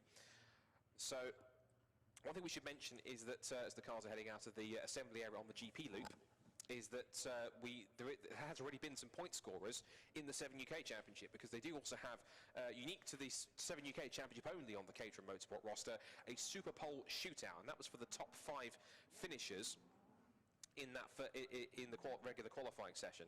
So the top 5 in that session were, in no particular order, just run them through: Stephen Nuttall, Henry Heaton, Greg Monks, James Murphy and Gordon Sawyer. And out of that shootout, which was simply just an out lap, a flying lap and an in lap, so one single flying lap to set what could be potentially pole position, it was 2019 310R champion Gordon Sawyer who put car number 91 on the Super Pole, so he managed to get himself on pole position. Not only that, he bagged himself 3 bonus points as a result of that. 2 bonus points went to Stephen Nuttall for second quickest, and Greg Monks, who was last year's 310R champion in 2020, he is third quickest, so he gets a single point as well. And then behind him on the grid will be Henry Heaton and James Murphy. So cars just forming up, so what we'll do is we will go ahead and give you the grid how they line up. So they'll start them all together, I believe. So they'll have the 7 UKs and 3 TRs will set off together because there's not too much of a pace difference between them. And so the grid looks shaping up as follows. You can see the car on pole position is the car on the left, which is the gold and black machine of Gordon Sawyer, car number 91. He starts on pole alongside Stephen Nuttall in the all-black machine on second. Row 2 is Greg Monks in car number 15, of course last year's 310R champion, and Henry Heaton in 4th position on the grid in a slightly different colour car. It was chrome blue last year, now it's chrome turquoise, and he did something here last year which no one else did in the 7 UK ranks, and that was win a race other than John Byrne. It was actually at the final chicane it happened when John Byrne outbraked himself, and Henry Heaton snuck through on the exit and managed to pick up that coveted first win in this championship that he's been waiting for the last couple of years, and now he's got a great chance to potentially go for the title now that John Byrne seemingly is not here to defend his 2 titles from 2019 and 2020. Row 3 sees a former catering champion, a very formidable one at that, in James Murphy. He was runner-up in the 310R ranks last year, and he's always quick in whatever catering we stick him into. He should be one to watch for 5th on the grid. William Smith alongside him in car number 27. Welcome return to him. He was champion back in 2015 or 16, if I'm correct, but last time he raced was 2019. He took a year off and has come back, and he's the chrome orange caterer in 6th position on the grid. 7th on the grid in the 7 UKs is number 19, Graham MacDonald. He's the Caterham CEO. He's very much, if you're someone who knows TVR Tuscans, he's very much Caterham's very own Peter Wheeler. Peter Wheeler, who used to race his own product, the TVR Tuscan Challenge cars. It's very much the same thing in some cases for Graham MacDonald. So he's in his sort of factory colours of grey and green. They'll be hoping to put in a good result, and he's come all the way through from the academy. So he's come through from academy, through road sport, 270, 310, and all the way through to the 7 UK ranks. He's taken exactly the same journey that all of his customers have taken up through the ranks through the last few years. So it's good to see him go through that journey and to see exactly what it's like. And now he finds himself at the top of the tree. Here we started alongside Rob Watts in car number 77. Then it's row 5 being Chris Aubrey and David Yates. David Yates also adapting to a Ford 7 UK car for the first time. Then it's Tom Eden in car number 164 and Johnny Jarrett in car 121. And a welcome return to the Caterham paddock for Chris Cheesy Hutchinson, as he's in the bright green machine car number 78. He's towards the back of the 7 UK cars. He has had limited running in that car, particularly in these weather conditions, and he was out testing several weeks ago in wet conditions, or damp conditions, but on slick tyres, so he hasn't really had a proper chance to bed the car in. Only had about roughly an hour's worth of testing, so certainly learning the car, but he should be one to watch from 30th on the grid, and he'll start alongside Neil Fraser, who is also another driver who is new to the 7 UKs. Then there's a rows gap, and then we get back to the 310R contingent, where it's double defending champion from the last couple of seasons through the ranks, Lars Alexander Hoffman, who starts on pole position there. He was Road Sport champion 2019, 270R champion 2020. Alongside him, someone who's also been experienced in these cars, Pete Walters, who's on the front row in car number 88. Then it's Andy Lees and Chris Moore. Good to welcome Chris back on the grid for this season. He's on the second row of the 310Rs. Harry Cook and James Wingford are on row 3 for the 310R contingent. Behind them are Harry Landy and Douglas Christie, followed by Ben Lopez Appleton, who will be lower than he would like to have been, in 9th position, and then Chris Welch to round out the top 10. Jeff Price is in 11th position, followed by Giuseppe Fillet. Henry Williams and Andrew Murgatroyd are on the 13th and 14th on their grid, followed by Gary Curtis, Martin Gleek and Luke Fryer rounding out the 310R contenders. So the cars then making their way around onto the grid, and this should be pretty interesting. There's a lot of top drivers in the 7 UK Championship. We should remind you these are a brand new specification for 2021 because they've upgraded these cars to make them even faster. They now have dedicated Avon slick and wet tyres, which they'll be using the full wets, I'm sure, throughout here, unless some have potentially gambled for the slicks, which would be quite a bold move in these wet conditions. They also have upgraded suspension and an increased rev limit on the engine to stop them from hitting the rev limiter, and they are at least 1 or 2 seconds quicker per lap in the dry. Have it even quicker in some cases, and the wet tyres, I've also heard, offer quite a lot of grip in these wet conditions that you can't really break traction too much unless you really force it, so that's going to be one to watch out for. This should be rapid, and also some exciting stories to tell in the 310R ranks as well. The runyourfleet.com course car just making its way towards the back of the pit pack, ready to go. The green flag is at the back of the field, and now the drivers look towards the red lights as we get to kick off the Caterham 7 UK and 310R Championship seasons here at Donington Park. Slightly damp and blustery, but let's see how they handle Redgate Corner as it's lights out, and we are racing. James Murphy and Graham MacDonald both haven't moved. They're both stalled on the grid. Everyone managed to get away and avoid them. They both do get away, but it's very sluggish starts. As down towards Redgate for the first time, and it's Gordon Sawyer who leads. Cracking start for William Smith. He started, was it, back in 6th on the grid. He's now all the way up to 2nd, but Stephen Nuttall makes the move round the outside and holds on to the position. They squirm their way through. In the 310R ranks, it looks like James Wingfield's got the best start, and he's now had a think of Andy Lees as they make their way down through the Craner curves for the first time. So, in the lead for the 7 UKs, it's Sawyer who leads, defending the inside line from Nuttall in second place. Smith is now third. Fourth is Henry Heaton. Fifth is Greg Monks. Sixth, I think, looks like that is Rob Watts. And they head down towards the 310s. This is quite interesting. Both Graham McDonald and James Murphy are now they're covered up by a phalanx of 310R cars. I forgot my words there for a second. But they have to sort of pick their way through to try and get to the back end of the 310R group to try and make their way through the order. And so they're finding it increasingly difficult to try and get through. They're the black and orange car, the black car with the orange roll cage there, just passing the leaders of the 310Rs as they make their way around through the right-hander at McLean's and up towards Coppice for the first time. We see Andrew Murgatroyd there scrapping with Ben Lopez-Appleton as they come up towards the top of the hill at Coppice. I think that is Chris Moore in 92. It is, yes, Chris Moore in the charcoal grey and yellow machine. Battle on for the lead already as up the outside, try and make a move for the lead was Stephen Nuttall, but holding on for the time being is Gordon Sawyer as they splash their way out of the Robert Chicane and down the pit straight for the first time. So Sawyer leads the way, Nuttall second place. Move on for third here as Henry Heaton looks to the outside of William Smith. Graham Monks is watching on the left in fifth position. But Smith now trying to hold on, but Heaton will have the better grip around the outside, making full use of those brand new Avon wet tyres for these 7 UK cars. And into third position he goes. Fifth position for Greg Monks, sixth for Rob Watts, seventh is Chris Aubrey, eighth is David Yates, ninth is Johnny Jarrett, and 10th is Neil Fraser, 11th place for Chris Hutchinson. And James Murphy is now already back up to 12th position in the overall standings as well as in the 7 UK cars. In the 310Rs, it is Andy Lees who leads the way in car number 3, followed by James Wingfield.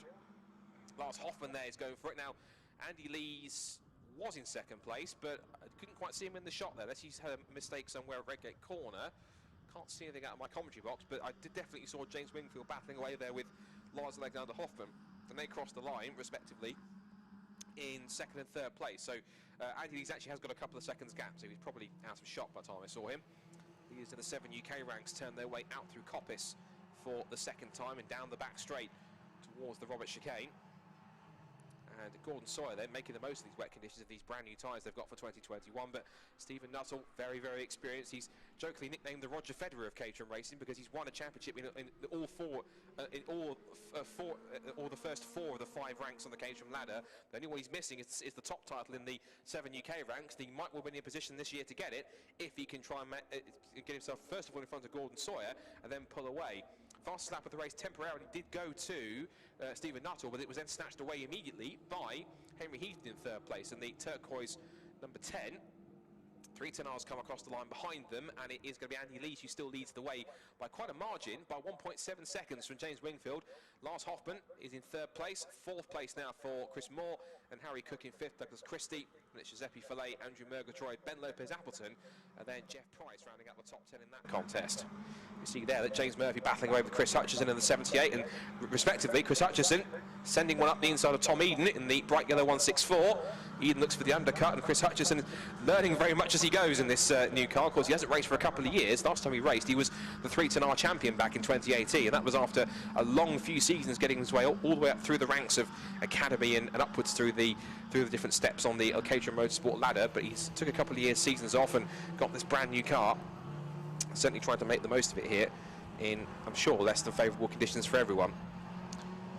We should also remind it's a slightly new format this year. It's not 2 30-minute races, it's now 3 20-minute races to make them a bit more like sprint races, and also to try and make sure that these guys probably don't wear out so much, because of course these cars have got so much more grip and power that they start to affect them physically in terms of how much fatigue they've got.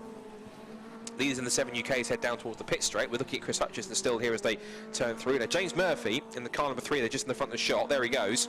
He is already now up to, he's got past Hutchison and Eden and Johnny Jarrett as well, so he's into 9th place already, and his last lap, what did he do last time, was a 1:28.906, so he's sort of roughly on leader pace. He's got a little way to go though. Hopefully with some clear air he can start to put in a couple of quick laps to get close to the front, and he's got 15 minutes to do so. So leaders then, new fastest lap of the race went to Greg Monks that time around. He's got past William Smith, so Williams now down to 5th position now. Up to 4th has gone Greg Monks, last year's 310R champion. But we're now watching here, that's Johnny Jarrett in the 121. The black and red car with a sort of martini-style stripes down the side. He's battling with Neil Fraser, and also there was Graham McDonald at the bottom of the shot.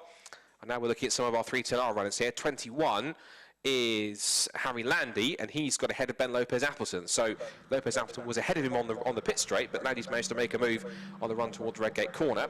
And just behind him there looks to be that's a battle between Jeff Price and Chris Welch by the looks of it. And that's a scrap for 12th and 13th in the 310R ranks as they turn their way through the old hairpin. Just peeking out of the commentary box to see where our 7 UK runners are. As they make their way down the back straight, they'll be with us anytime soon. As to the final corner they come. And it is still Gordon Sawyer, but that neat gap of 0.4 of a second is looking a little bit closer this time by. New personal best for both Sawyer and Nuttall. 0.09 of a second apart in terms of lap time as Nuttall makes a move. Here they are on screen. Henry Heaton now in third position, making the most of his pace that he has. He's only a tenth slower than the 2 cars in front, so making the most of the speed that he has underneath him in car number 10. And Greg Monks is also really taking to the 7 UK ranks pretty quickly as well. And he had a battle with James Murphy for the 310R title last year that went right down to the final race, and it was only due to a red flag which it handed out half points that unfortunately meant that unfortunately James Murphy just missed out by a couple, and it was Greg Monks' title for 2020, and he's now moved all the way up to the top ranks and certainly learning as he goes in these tricky wet conditions. Gordon Sawyer turns his way through McLean's with Stephen Nuttall, putting him under massive pressure as they come up towards Coppice Corner now. This is lap 5 in this race, still 13 and a bit minutes to go. Top 4 now separated the last time they came across the stripe by 1.8 seconds, so they really are the class of the field at the moment. There's William Smith in 5th position in the foreground, still trying to make his way through, but now Stephen Nuttall with a challenge onto the lead at the Robert Chicane. He gets his nose in front, Sawyer lets him have it for the moment, and in case he might outbreak himself, Stephen Nuttall manages to get it anchored up into the Robert Chicane, and he now leads the way here in this opening race of the season for the 7 UK and 310R championships. Sawyer will try and get him back into what slipstream he can get, and actually while he was taking the lead, it was also a new fastest lap of the race for Nuttall. 1:26.039 for the number 46. Nuttall tries to get back on the attack as they come through Redgate Corner. And Heaton, a big tail slide on the exit. You can see just how much, even with the wet tyres, so they're trying to push the cars as hard as possible, and they might give more grip in the wet, but even these powerful cars with roughly about, what, 180, 190 brake horsepower underneath them, they certainly do become a bit of a handful in these slightly less grippier conditions. Greg Monks, meanwhile, really is taking to this new 7 UK car. That 420R machine working beautifully in his hand. He's right on the tail of Henry Heaton to try and snatch away a potential podium place. Whilst we're looking at them, rest of the top 10 in the 7 UKs, we've got Rob Watts in 6th position, one of his better runs in a slightly bigger field. 7th place for Chris Aubrey, 8th for James Murphy, who's now got past David Yates, and then it's now 9th for Yates himself, and then Hutchison in the top 10 ahead of Tom Eden, Neil Fraser and Johnny Jarrett, and then Graham McDonald, who's at the back of the 7 UK contingent after he had that slow start away at the beginning.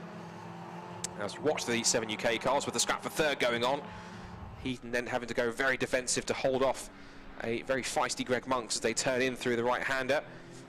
And that tighter line might not benefit the exit for Henry Heaton. He will try and get the power as much as he can, but even in the wet conditions, you have to remember the slipstream isn't as prominent as it is in the dry. If it was a completely dry circuit, Monks would have a massive toe down the pit straight, but because there's wet, it kind of it interferes with the slipstream or the spray around you, and therefore it's not as strong as you'd like it to be.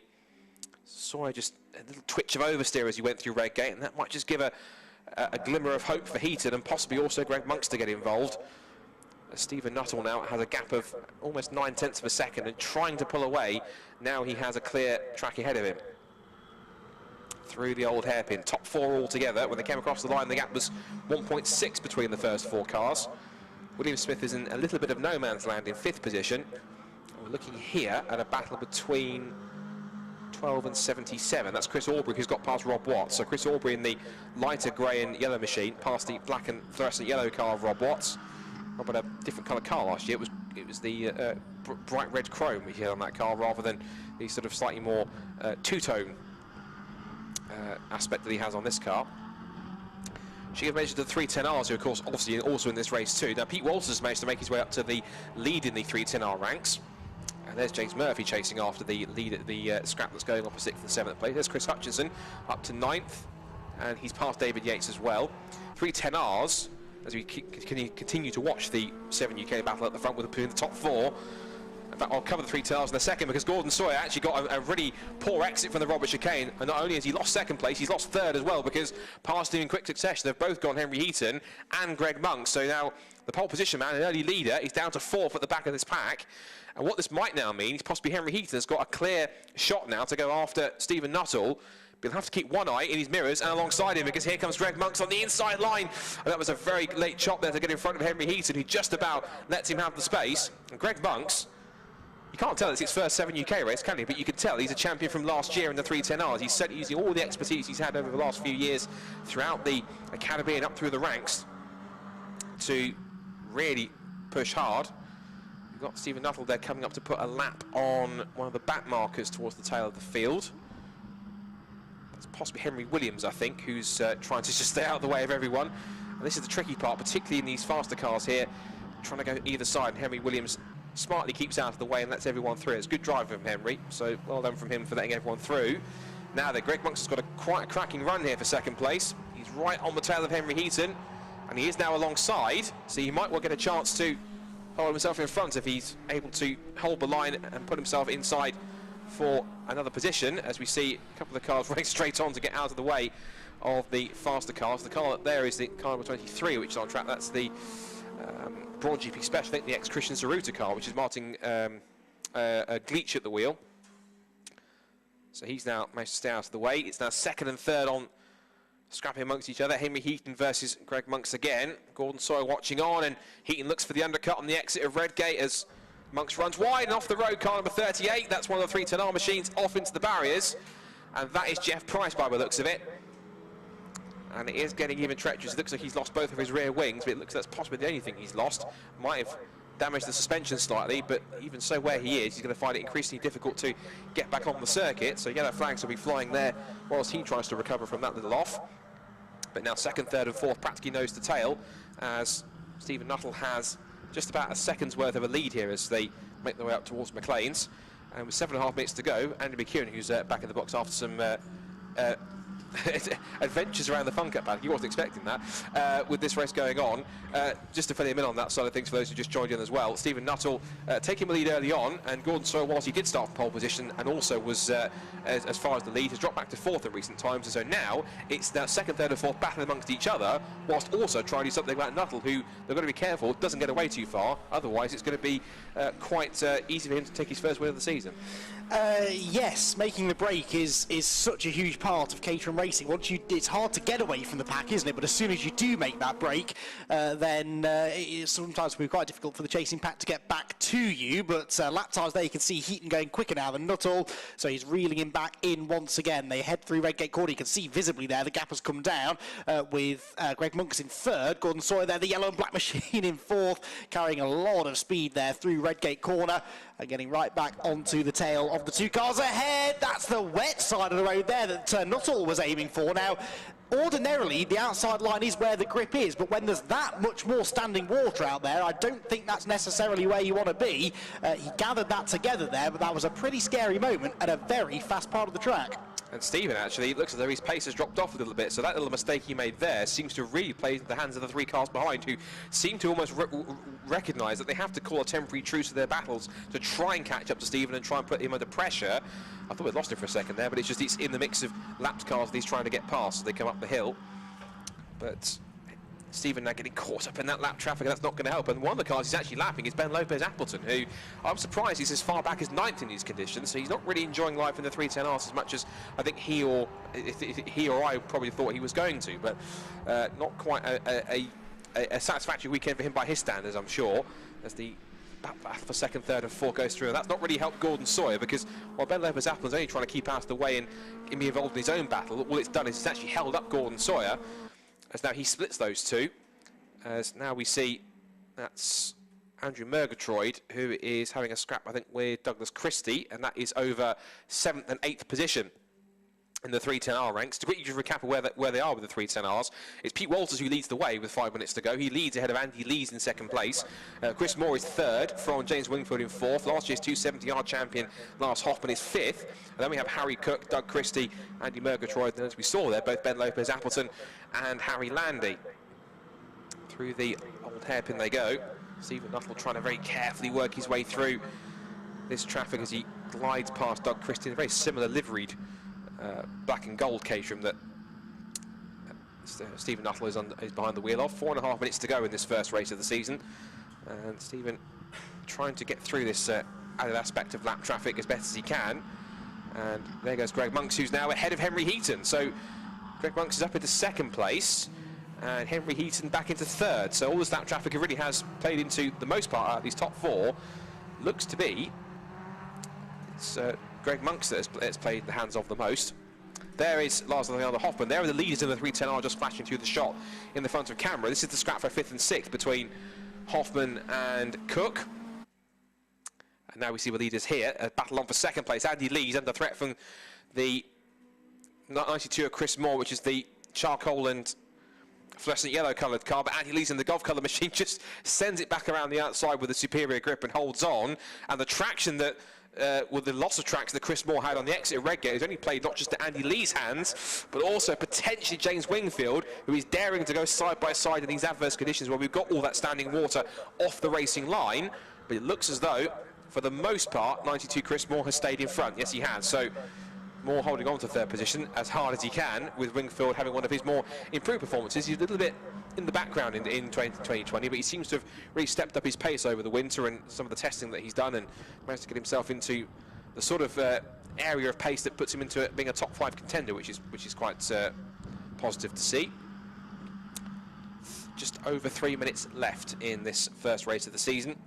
This combined grid, there'll be another one tomorrow. In fact, all the Caterham races will repeat tomorrow, alongside some of the additional content that we have for Sunday only, which we'll touch on a little bit later on.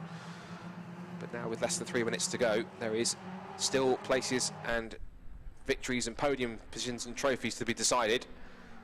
Whether or not Andy Lees has enough here to hold off Chris Moore for the remainder of this race remains to be played out. Here he gets a little bit sideways, a lot sideways through the exit. Robert Chicane just flicked over one of the sort of little sausage curbs on the inside, or sausage sort of barriers or curbs on the inside of that exit of Robert Chicane, and that's now really put him under threat from both Moore and also Wingfield. And also look behind them, because now got Stephen Nuttall challenging, as it's 3 abreast into Redgate corner. Lars Alexander Hoffman completely backs out of the way as he lets both Henry Heaton and Gordon Sawyer get through, and Greg Monks is back to 4. So whilst we're looking at the 310R leaders, it's changed around slightly behind Stephen Nuttall, so it's now side by side for 2nd and 3rd in that contest between Heaton and Gordon Sawyer. Greg Monks, who was 2nd, is back down to 4th again.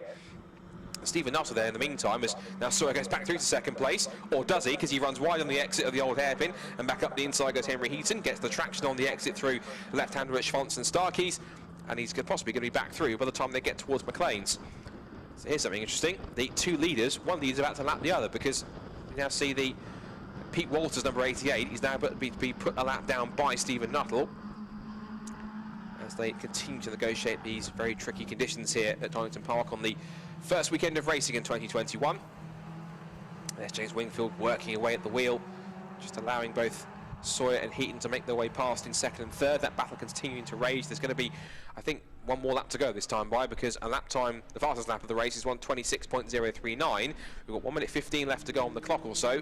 So this will be the last lap for Stephen Nuttall. He's got a comfortable enough gap, but he can't really relax too much, as the 2nd, 3rd, or 4th place battle is really stuck in between the 2nd, 3rd, and 4th place scrap in the 310. So the two podium battles are in amongst each other, as both Sawyer and Heaton go either side of Andy Lees, which will give him a fright. Then they dive up the inside of Pete Walters. Taking advantage there was Heaton. He squeezes Sawyer onto the curb on the exit. Got to be very careful not to lose traction, but the wet tyres did their job. And now back into 2nd place with Henry Heaton with a very bold pass. He took full advantage of going either side of Andy Lees there into the corner. And then, just as Sawyer was trying to make a lap on Pete Walters, he pounced up the inside and just didn't leave Sawyer. Left him just about not enough room to force him to have to capitulate and let him have the pace. There we see there, that's Martin Gleek in car number 23, the white and fluorescent yellow car moving out of the way of some of the leading 310R cars, but Sawyer's now coming back at Heaton, looking round the outside at McLean's, has a look for the move, and I think that Heaton once again showed it on the edge of the circuit, as Stephen Nuttall makes his way into Coppice for the final time, but 2nd and 3rd, these two will be on the podium, it's almost guaranteed, but in what order is yet to be decided. There's now just effectively 2 corners left to go at the Robert Chicane, and it could be either one of them in 2nd or 3rd, but we'll wait and see how that plays out. As for Stephen Nuttall, he will be looking in his mirrors, possibly laughing to himself, because he's going to turn through into the chicane for the final time, and he will kick off his 2021 7 UK season in the best possible fashion. And now he comes across the line to take the checkered flag, and it's a fantastic win for Stephen Nuttall in the 7 UK ranks here for Caterham Motorsport. It's a sprint to the line for second and third and a typical Caterham finish, but Henry Heaton just punches the air with delight as he just picks up second ahead of Gordon Sawyer by 0.161 of a second, which was incredibly close. Fourth goes to Greg Monks, fifth to William Smith, and get this, after he had that mistake at the start, James Murphy still finishes in sixth. So that's an incredible drive back through from car number 3. There's a reason why I nicknamed him Superman, because he usually charges his way back through from the front, from adverse situations to a position where it'll benefit him the most, and he certainly has been able to take full advantage of that here with that first race. 7th place for Chris Aubrey, 8th for Chris Hutchinson, 9th for Graham McDonald, so he managed to also put on a great fight back to wind up in the top 10, and then Neil Fraser also completes the top 10 ahead of David Yates, Johnny Jarrett and Tom Eden. And that's for the 310R runners. We should give obviously credit to them, because it was Pete Walters who picks up the win for car number 88 for the 310R ranks. Then Andy Lee's in second place, followed by James Wingfield, Chris Moore, Lars Hoffman, and then it was Andrew Murgatroyd, Doug Christie, Harry Landy, Ben Lopez Appleton running out the top 10. And fastest lap of the 310Rs, I think, went to, I think it was possibly Andrew Murgatroyd, which is 132.819, so good lap from him to get that. But heading into pit lane is a very happy and delighted Stephen Nuttall. He's always someone who works very hard over each winter to ensure he's in top shape for the new season, and that's all that work has certainly paid off once again, and he's certainly looking as though an early favourite, but there are some drivers who I'm sure will want to fight back in the second race tomorrow and throughout the rest of the year to make sure that Stephen doesn't have an easy run to the title, or at least makes it as difficult as they can if he proves to be the man to beat. So as we wait for the results to head up on screen to confirm the provisional results, and also to hopefully have a chat to some of our podium finishers in both championships. We've got 2 more races coming up today. The first of those is going to be the last Caterham action of today, which is the first race for the 270Rs, and then we also have Fun Cup coming up after that. Let's confirm the provisional results. So Stephen Nuttall then wins the first 7 UK Championship race of the season from Henry Heaton and Gordon Sawyer, with Greg Monks and William Smith rounding out the top 5. James Murphy recovers well to 6th ahead of Chris Aubrey. Chris Hutchinson, who picks up 8th on his 7 UK debut. Then Graham McDonald and Neil Fraser. Then it's David Yates, Johnny Jarrett and Tom Eden to round out the 7 UK finishers. Then in the 310Rs, it's Pete Walters with the first win of the season from Andy Lees and James Wingfield. Then it's Chris Moore, Lars Hoffman, Harry Cook and Andrew Murgatroyd to round out the top 20 overall. Then it's Douglas Christie from Harry Landy. A bit of a lonely race for Ben Lopez Appleton, who want to perform better tomorrow, hopefully. Then it's Giuseppe Fillet, Chris Welch, Henry Williams, Gary Curtis, Jeff Price, who had that off earlier on into the tyres, managed to recover. And then we had Martin Gleek, who was the last of the finishers, and we sadly lost Rob Watts in car number 77 after he either had a mechanical issue or went off the circuit at some point. So as we say, they'll be back in action tomorrow for their second race of the season, and as I was mentioning, we've got 270R Caterham action coming up next, and also then we have the Fun Cup Championship as well. Should quickly mention, of course, whilst we've got a break, that we mentioned the runyourfleet.com safety car and course car, or / course car, on the back of the grid a couple of times. That's because the British Racing Sports Car Club is delighted to confirm that they're working in association with leading UK vehicles fleet management company runyourfleet.com, and a 2-year partnership to supply a fantastic white Jaguar XF Sport Brake safety and course car, which you will have seen towards the back of the field. And if there is a need for a safety car or a course car, you'll see that running around as well in a really lovely, specifically designed livery for BRSCC. And massive thank you to Run Your Fleet. They do a lot to provide services for company vehicles, and of course they do car and van hire and short lease vehicles, breakdown cover, fleet management, risk management, and latest vehicle telematic operations. A lot of solutions, a lot of funding options as well, and they've even got a system where there's a rental service where they can deliver a vehicle anywhere in the UK within 2 hours, which I think is actually fairly impressive to do that for any kind of fleet company or rental company, which is absolutely superb. And so the Jaguar XF Sport Brake carries that livery, and of course when we see it on track it will be referred to as the runyourfleet.com safety car or course car, depending on which role it's taking up throughout the course of the weekend.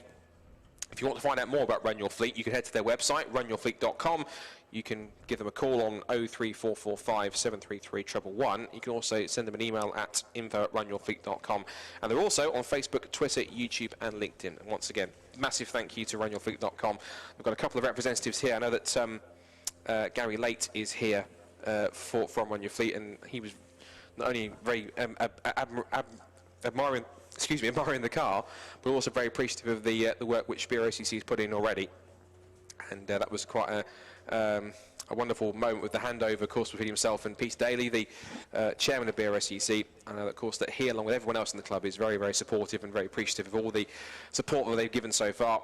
And it's set to be a 2-year partnership, which means that you'll be seeing that wonderful-looking Jaguar around at BRSCC race meetings at racetracks up and down the country this year, and also heading into 2022 as well. So, as the circuit continues to tentatively carry on drying with the wind around the circuit, and also as well the rain having abated for the most part, we're getting set now for our third and last Caterham race of the day.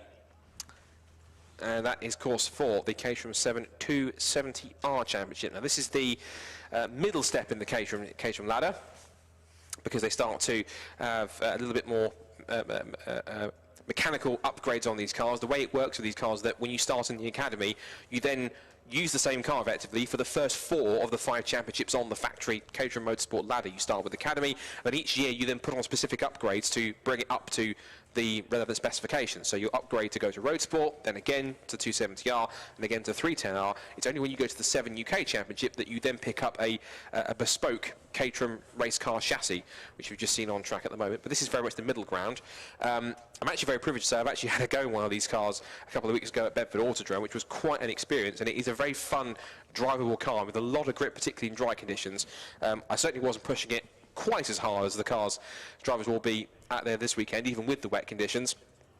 But it certainly gave a really nice sensation of speed. It was beautifully balanced. So these cars, it takes a lot for them to break traction. Obviously, the weather conditions we've got here are a factor, but of course, even in the dry, they offer so much grip for being so light and so nimble and so wonderfully stiffly set up that they give such great response. And I remember driving when we had them at Bedford, and just every single thing I wanted the car to do, to turn in, to brake, to hit an apex, to accelerate, everything it did, the car just responded. It was almost, it's a little bit sort of typical to say, but it's almost telepathic in terms of what I wanted the car to do. Just even turn in and the car would just hit an apex beautifully. So definitely a fantastic middle ground car. And they do say it's a coming of age championship because for 270, because they've had the first 2 seasons in the Academy and Road Sport, and they've had those 2 seasons to learn how these cars work, how to race against each other, just to get used to the whole way of going racing with Caterham Motorsport. And so by season 3, they've had enough experience to be able to see themselves as quite seasoned racers, and of course then they should be able to start going through and getting quicker and quicker and making further progress, which sees the entire field start to get closer and closer in terms of competitiveness and lap times. And it means then you get more and more drivers involved for the championship in terms of scoring points and race wins and podiums, and every single year you see the same group of drivers that started in a particular academy year going up together, and you get the same amount of drivers that build that level of trust, that level of respect, and a level of friendship on track, but there's always plenty of hard battles going on as well. So let's give you the grid then as they head off for their formation lap for the first race of their 2021 season. And on pole position for race 1 is going to be number 81, the man who's won 2 titles on the bounce in the last couple of years in Academy and Road Sport. It's number 81, Tom Willis, and he starts alongside Will Rossetti in car number 29. He was a bit sluggish getting away from the grid, was Will, but he is there in the mix. There he is, in the golf-coloured machine. Row 2 is number 11, Carl Jones. Alongside him is 55, Harry Eyre. Then it's Blair McConaughey in 5th, who's been the almost perennial rival to Tom Willis in the last couple of years. Those two have been going at it for the championship in both Academy and Road Sport respectively against one another, and both times it's been Tom that's come out on top, and Blair will certainly want to try and put one over him this season to try and pick up a title for his own. Max Gaunt starts alongside him on the 3rd row of the grid. Then it's Wes Payne and Fraser Jones on the 4th row of the grid, followed by Tim Steele and Stuart Bell rounding up the top 10. Demetrius Melas starts 11th alongside Rob Keogh in 12th position. Row 7 is Chris Ephraimidis and Daryl Cresswell on the 7th row of the grid in 13th and 14th. Then it's William Brunt and Alan Curtis on row 8, Ryan Errol and Paul Herndon on row 9, and Stefano Mara, who's a new addition to the grid, on the 10th row alongside Paul Farrell. And then next comes John Cox and Oliver Smith, Michael Curley and David Morgan, Roger Gaunt and Peter Wales, Richard Hoare and Stephen Hutchinson. And then at the back of the grid is Duncan Cook in 29th position. So a fairly hefty grid of 29 cars getting set for their first 30 minutes of action. So it's the longest of the Caterham races that you'll see this weekend, the 30-minute race. And usually you tend to get quite a lot of battling in the first half, but by the time you get to 15 minutes, you're almost breathless. But with the slightly ever-increasingly drying track out here, we might well see the cars going quicker and quicker, and drivers starting to be a little bit braver out there as they try to explore the limits and see just how dry and quick it's really getting. So, just for notification, it's Tom Willis in the silver and black car on the left-hand side on pole position. Alongside him, in the almost golf-coloured like blue and fluorescent orange colours, is Will Rossetti. And just the car with the green roll cage just behind Will there, that is your third place man on the grid, Carl Jones. And Harry Ayres alongside him, and Blair McConaughey's car is the white car with the black nose, alongside him with Max Gaunt in car number 4. The RunYourFleet.com course car is in place at the back of the grid, and the green flag will be flown. That means we'll get the 5-second board, and we're all set to get underway here for the first Caterham 7 270R race of the season. Tom Willis and Will Rossetti on the front row of the grid. Let's see who wins the sprint down towards Redgate. Lights out, and it's racing time for 270R. And down towards the turn 1 they go. Everyone gets away cleanly. It's a good start from the outside of the front row for Will Rossetti. But looks as though I think Tom Willis will try and go with him and slot into second place unless he's dare enough to go down the outside. Everyone's just trying to pick their line very carefully as they turn in. The car's going 2 or 3 abreast in the mix. I can see car number 9 in the mix. That's Rob Keogh. That's in the Harry Cook car, I think, who I think so he's picked up a new car for this season. So Rob Keogh in the same colour scheme as it was last year. But out of the Craner Curves for the first time, or out of Redgate through the Craner Curves, I should say. And they're all trying to pick their way through. Stuart Bell's in the mix there in the grey and orange machine, up the inside of car 14, which is Fraser Jones. So that's the battle that's going on there. Stuart Bell started 10th. He's up a couple more spots already. And Daryl Cresswell there in the white, blue and pink machine. He's having a battle, I think, there with Chris Ephraimidis. But up towards McLean's for the first time. All looking fairly clean and tidy so far in the first couple of laps. And it looks to be as if it is now Rossetti who leads the way, which he did, from Willis in second place and Carl Jones in third. And so, Andy, so far it seems to be relatively clean so far, but of course being a Caterham race, we know sometimes it can literally kick off at any second. Yes, and what I'm definitely noticing is that the track conditions are better now than they were half an hour or so ago. I've just spent the last half an hour with my head buried in Fun Cup driver sequence sheets and things, so I hadn't seen the track for about half an hour, and I've just looked out the window and it is noticeably less wet than it was when I last looked, so that's good because it means there'll be more grip. It also means the drivers are going to be having a little bit more confidence now maybe to get stuck in and get into some proper slipstreaming Caterham racing. Across the line they go then. It is Will Rossetti that leads the opening lap, despite having started behind Tom Willis on the grid. Willis there in second place, Jones third, Blair McConaughey fourth, and those four already starting to get away slightly. Side by side then for fifth position, that will be Gaunt and Harry Ayres, won't it, that are wheel to wheel. They pan out of shot, not sure which one came out on top, but I think on the inside line, Gaunt should have held onto the position. A brilliant sight they make though, as they make their way through Redgate and back down the Craner Curves, where not only is there a bit more grip, but also a little bit less standing water now, so less spray being kicked into the drivers' faces. Yeah, not as treacherous as it was earlier on, particularly for the Formula Fords, and they're kicking up quite a lot. Up the inside goes Stuart Bell. That's a move on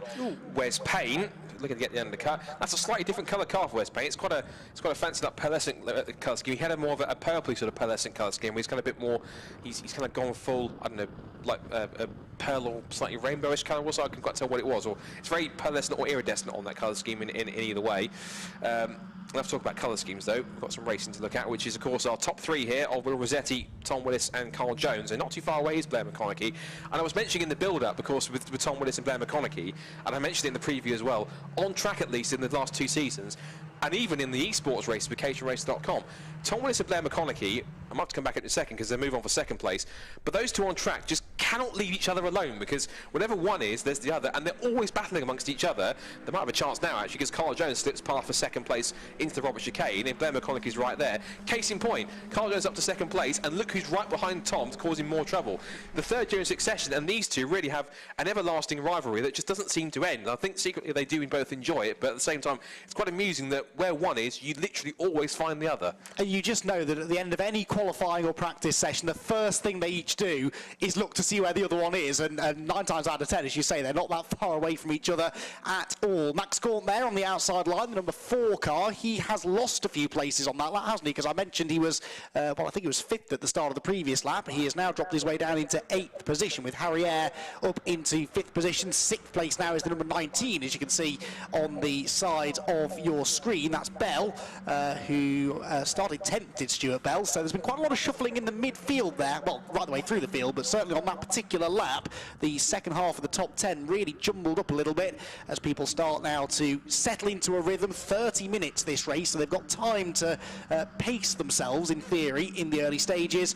But of course, the concern is that if the leaders break away, it can sometimes be difficult to catch them. And we are sort of seeing that, aren't we? The top 5 have got then a 3-second cushion back to Stuart Bell in 6th. So Stuart's going to be eager here, I think, to get after them before they get too far ahead. Yeah, that'll be the benefit of clear track, of course, because particularly in these conditions, of course, there's not just any potential turbulent air off the cars that are coming up, but also still the amount of standing water in the mix. So, of course, because these cars don't have windscreens, of course, basically the first thing that the water hits is your visor on your helmet. So effectively, you've got almost zero visibility. You constantly have to try and wipe your visor, or at least dump a ton of Rain-X on it to make sure it just glides off, as one car's gone sliding off the road, probably through lack of visibility, I think.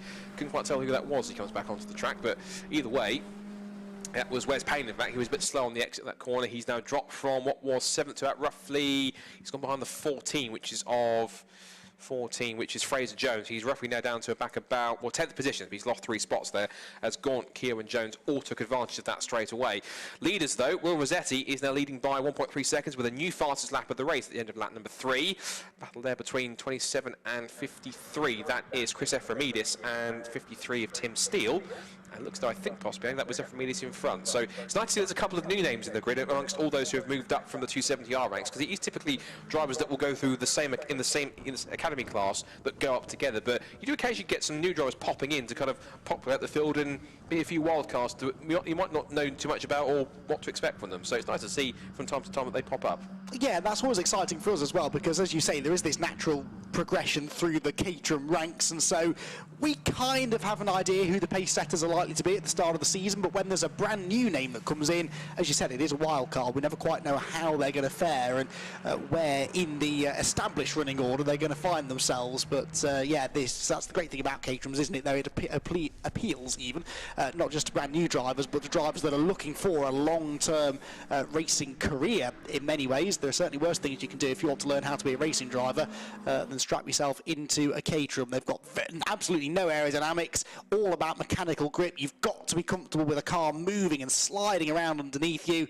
It teaches you all of the basics, a bit like Formula Ford, but in a slightly different way, of how to be a good racing driver. Yeah, I've always called Caterham's the Formula Ford of sports cars, because not only they're very similar in terms of setup with skinny tyres. These cars will run Ford engines as well, effectively, in some context, but very limited horsepower. But they do very much in the way Formula Ford does in general racing, but mainly single-seaters. We see Wes Payne getting back up the inside of Fraser Jones, and a big battle going on here with Demetrius Melas in the middle of it. Darrell Cresswell's in there, as is also Tim Steele and also Chris Ephraimidis. So Chris has managed to not only get away from Tim Steele, but then drop him into a scrap between Darrell and Cresswell and Demetrius Melas. So he's trying to escape up the road and probably looking at his mirrors and with a wry smile to himself, thinking, you battle amongst yourselves and we'll carry on. I also noticed as well, it's a very novel thing to notice, but it looks like Tim Steele is the only car that's kept his headlights on, which is usually for 270R, the rule is you take them off, but I think maybe either Caterham made an exception or he simply just forgot or wanted to make use of them because he felt in these conditions it would be much more of a benefit. You read my mind. I was literally about to ask you why he's the only car with his headlights still on. I wondered if you knew if they were, presumably it's not mandatory that you lose them, but it saves weight and makes the car a bit more aerodynamic, but he's clearly decided that in these conditions, I take it you can just bolt them on fairly fairly easily. It's not a difficult thing to stick them back on. So with it being a bit dark and gloomy out there, he's obviously decided that might be a good idea. Not necessarily for his visibility, because I doubt it's making a huge amount of difference, but more to let other people know where he is on track, because we've all been there, haven't we? If some idiot's driving behind you down the motorway in pouring down rain and they haven't got their headlights on, you have no idea where they are, but as soon as you see that flash of light, you know there's a car right behind you, usually asking you politely to get out of the way, but that's my experience anyway. Anyway, moving on.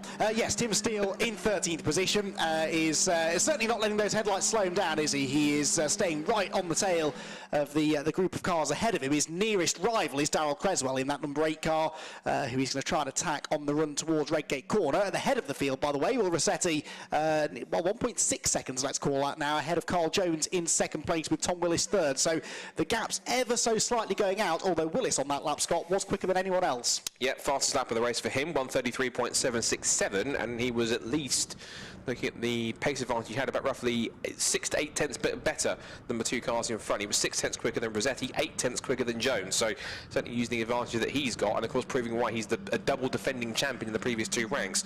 As for Blair McConaughey, he's now falling into the clutches of Harry Ayer. It's interesting to see that behind the top 2, second down to 6th, and then 8th and 9th have also done personal best. So out of the top 10, just over half of them did their own personal best laps. 6 of the top 10 all running faster lap times than they have so far this race. McConaughey 4th from Harry Ayers putting him under that pressure. Stuart Bell back in 6th, but he's now some 8.5 seconds back, which is like we see in other races today, pretty much, where you'll get a group of 3 or 4 cars, then they will kind of almost, whether they're working together or not, subconsciously, they will be the determined pace setters, and they will pull away by a few seconds and leave the rest of the pack to go up amongst themselves. Yes, indeed. So as you run side by side, you're always going to delay each other, aren't you, and allow the cars around you to go a little bit quicker. There's a move on here around the outside low. That's the 55 car of Harry Ayer, trying to take 4th place and succeeding in taking 4th place away from Blair McConaughey. That was a nice move and a great example of how that grip is not on the inside line at Redgate Corner. There is still plenty of surface water, isn't there, as well? So, yeah, that's why I think we're seeing the lap times getting better and better here. Ayer with the fastest lap, actually, just before he made that move. Once the bulk of the surface water has gone, then we get into this sort of greasy stage where actually there's, ironically, a bit less grip than when it's full wet. So I think the drivers at the moment are enjoying the last of the quick conditions, if you like, before they really start slipping and sliding around. But Will Rossetti looking comfortable out in front at the moment. A couple of tenths slower than Jones on the previous lap, but not enough to concern him massively. Jones, though, does have his hands full, rather, doesn't he, of Tom Willis then. Tom Willis, the pole sitter, by nearly 8 tenths of a second. But how many times have we seen today, Scott, that putting together a quick lap in qualifying does not mean you're going to have it all your own way in the races? I think pretty much every race so far today, we've seen the same thing happen. No, you do find some drivers who are quicker every single lap, but then trying to maintain that pace over consecutive laps, they still have to try and find the skill. And you get it the other way around. Some drivers who aren't as fast over a single lap, but if you give them, they have incredible race pace and consistency, that means they can pump out relatively fast race lap after fast race lap to make sure they can get a good run and build up a gap. So you might get someone who qualifies 5th or 6th on the grid, a little bit deeper from the front row, but then if they start to really put in some quick lap times, can actually pick their way through and even maybe look after their tyres a bit better compared to other cars around them. So it is quite a contrast to some people, and it seems to be a theme in terms of the pole sitter never really is able to get away and to use that advantage, because the wet conditions are certainly playing quite a leveler in terms of performance and driver skill, and it's those who can handle them better that are taking full advantage. As you say, Andy, it's not necessarily the man who got the pole in those adverse conditions in qualifying. Yeah, at the end of the day, the bulk of the points are offered at the end of the race, not at the end of qualifying, so it's all well and good qualifying on pole, but you're not going to win championships just by taking pole positions. This battle's still raging on here. This is essentially the fight for 10th place-ish, isn't it, or 11th place really, with Jones, Dimitris Melas. We've got the number 8 still in this battle as well, haven't we, of Darrell Creswell, and right at the back of it, with his headlights still very much ablaze, is the number 53 of Tim Steele, who started 9th on the grid, so Tim has slipped back a bit in the early stages, and now he's just finding it difficult to get past the cars ahead, and that does sort of prove the point that these cars are pretty much identical in performance.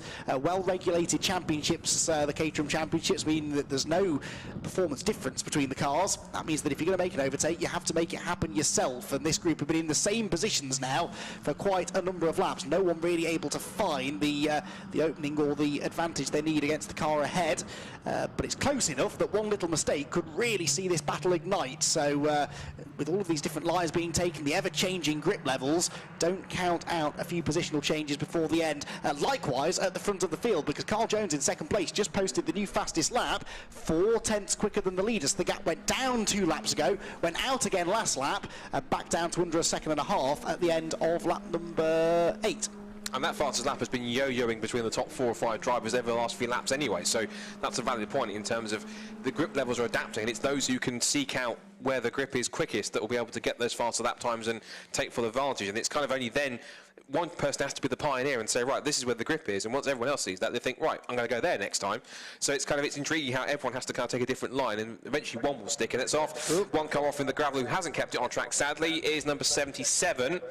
Oliver Smith. Oliver Smith started back in 22nd on the grid, and unfortunately that is a rather unwanted premature end, and for the first time today the runyourfleet.com safety car is going to head out on track. That means that everyone will have to bunch up, which means we get to see it on camera for the first time, but I guess in a nice way, the one set of people that didn't want to see it too much are the drivers, although there's probably one might get a bit of respite in these what are becoming now intermediate conditions now. They get a bit of chance to take a breather.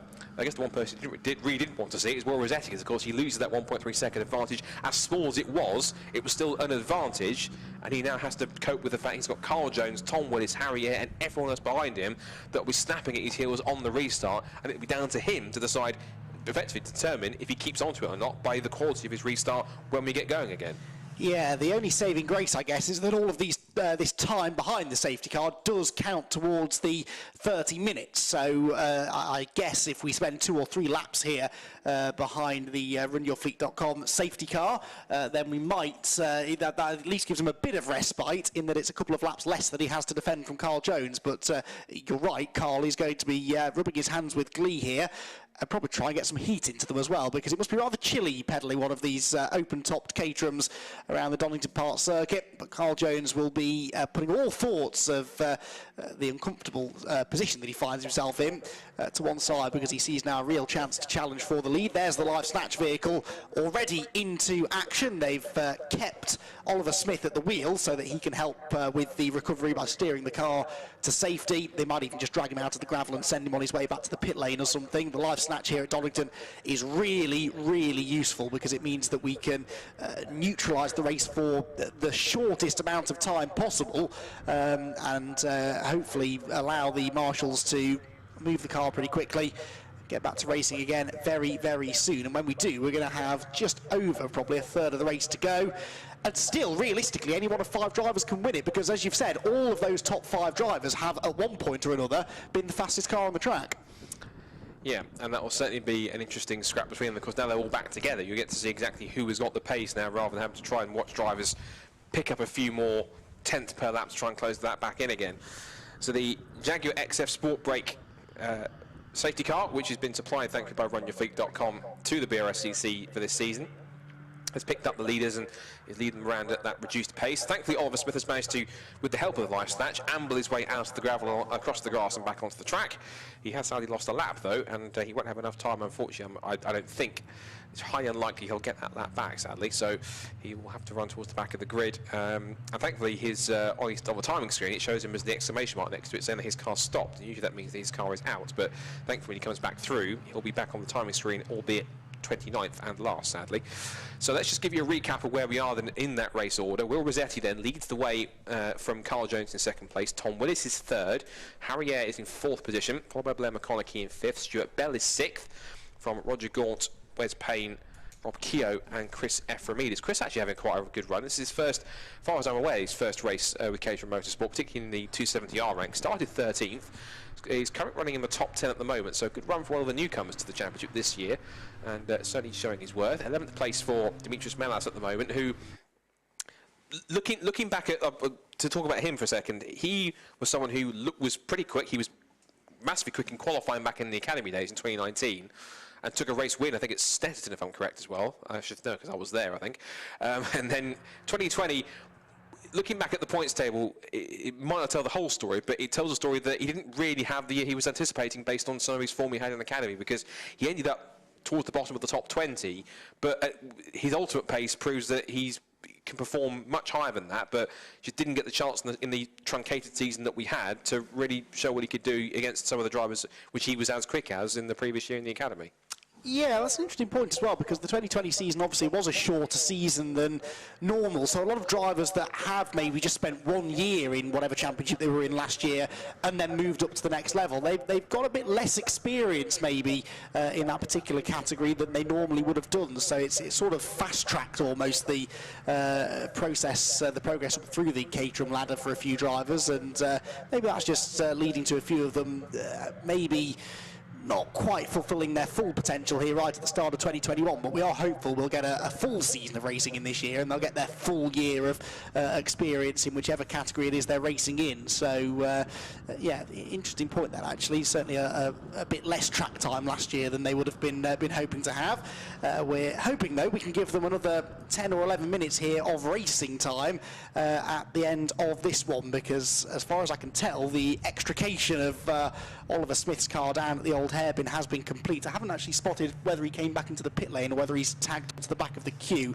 I don't think there was any damage, was there? So in theory, he should have been able to join on the back of the queue, which hopefully will go back to racing speed very shortly. Yeah, he hasn't shown as being had a pit stop at all, so he's at the back in 29th. But lights are out now on the runyourfleet.com safety car, which means that we are going to get racing back underway very, very shortly. So the Jaguar makes its way back into pit lane. Will Rossetti will then be released to try and get the best restart he can on the run towards Redgate Corner to get the race back underway with just under 11 minutes to go in the 270 yards. It's a fairly late restart because I think Will was watching the safety car more than what was going on in his mirrors, but he has managed to hold on to believe for the moment. For second place though, Tom Willis feels like he wants to try and make a move on Carl Jones. It's almost 3 abreast behind him. That's Stuart Bell, I think, with Max Gaunt and Wes Payne. They were scrapping over 6th, 7th and 8th, but it is Rossetti who leads the way then exit out of Redgate.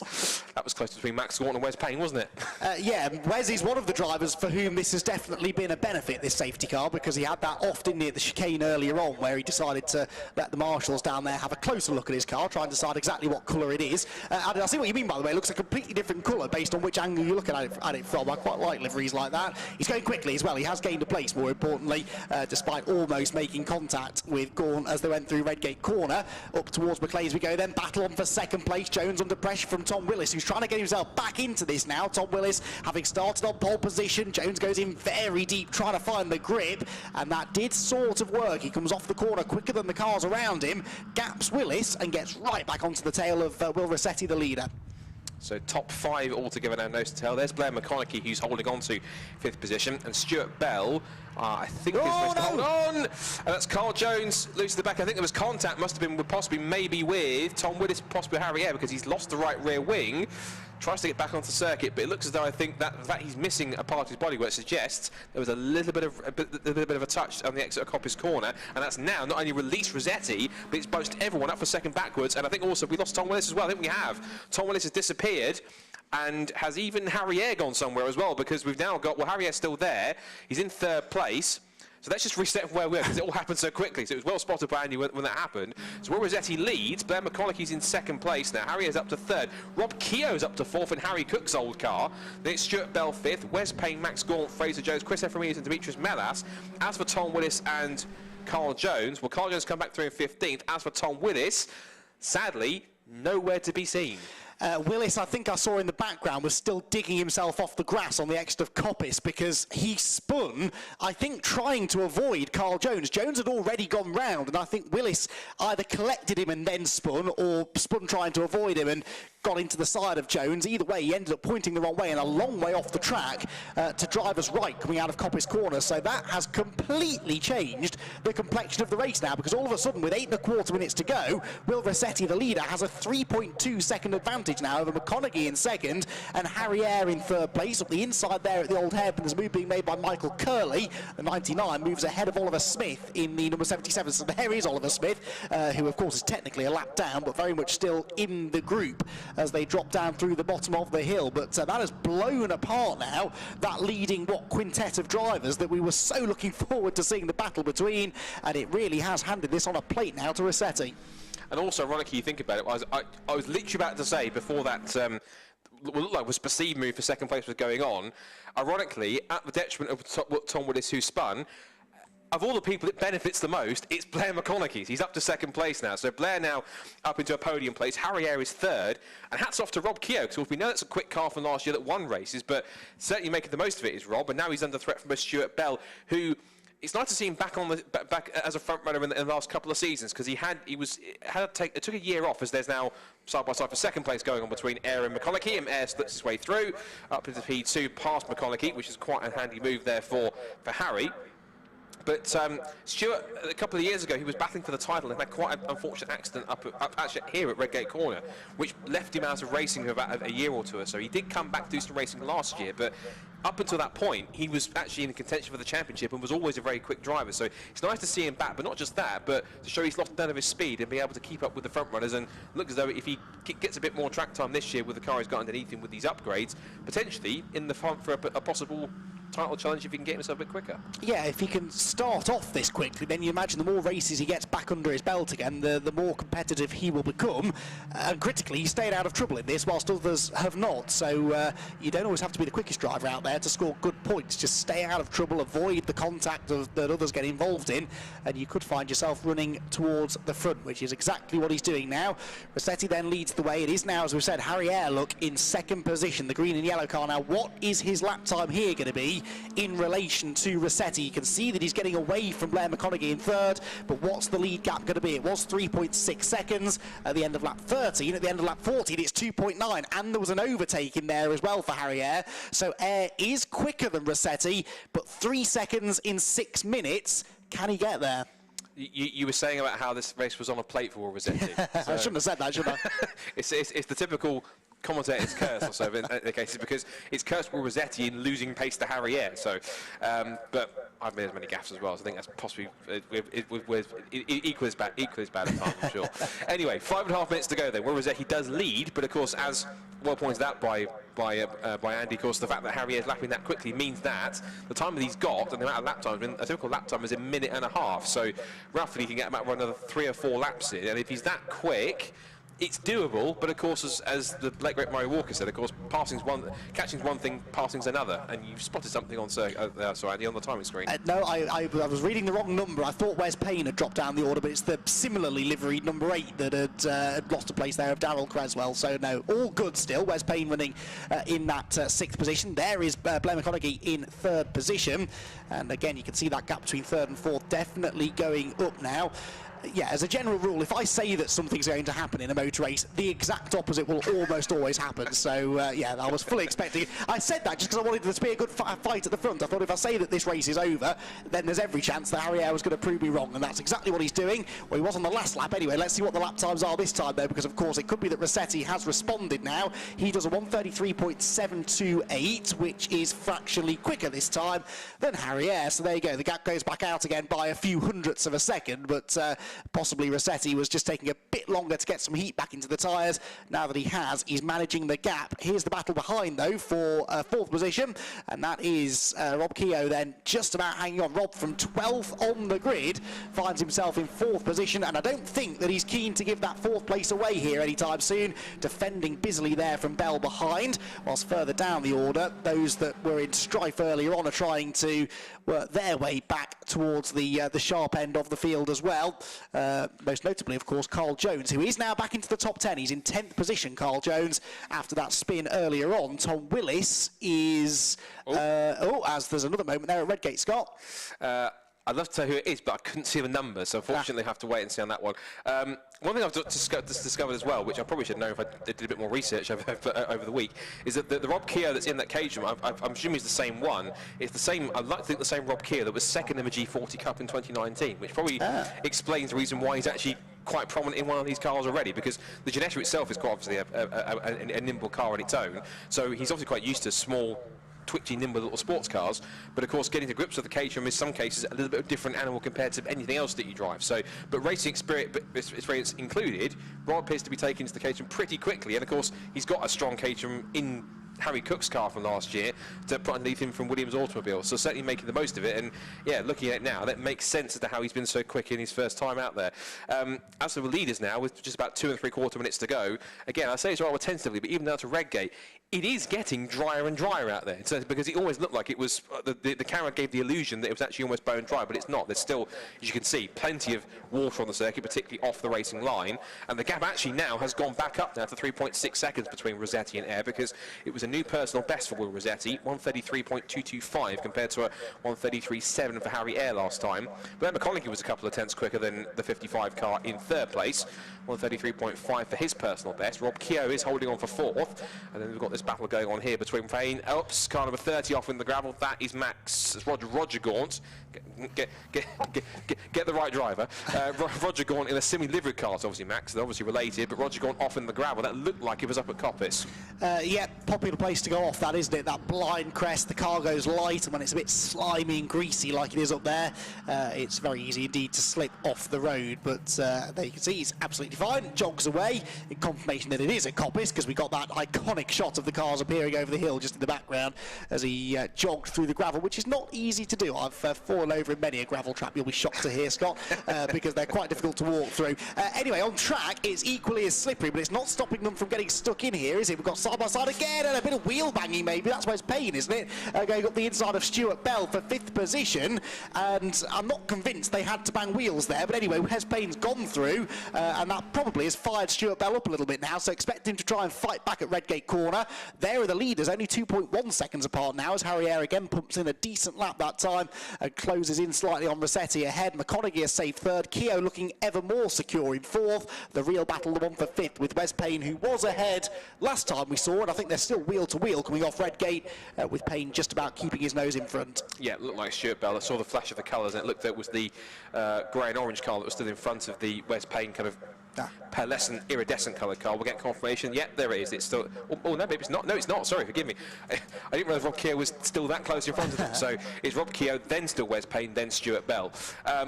Meanwhile, we are actually on the final lap of the race now, by the looks of things. 30 seconds or so left to go. And Will Rossetti, he lost that time because he had quite a slow lap, 1:35.1 last time by. He lost 1.6 seconds on that last lap for some reason, whether he had a mistake or something, or whether he backed up. Again, he might have backed up because of maybe yellow flags up at Coppice, because remember, you can't overtake anyone, not even lapped cars, under a yellow flag section. There is Roger Gaunt's car that's stuck at Coppice Corner, so they're just covering it with waved yellows until the race is finished. But the clock is about to tick down to 0, and once again, it's been a race where once the leader gets out in front, it's pretty much set its ways. It hasn't been a typical Caterham weekend. We've seen photo finishes, but the wet conditions can mix things up a little bit, but certainly not getting mixed up too much is Will Rossetti, who will head to the checker flag, and he picks up race win number 1 of 2021 in the Caterham 270R Championship. Rossetti wins race 1 at Donington and weaves in delight as he picks up the victory.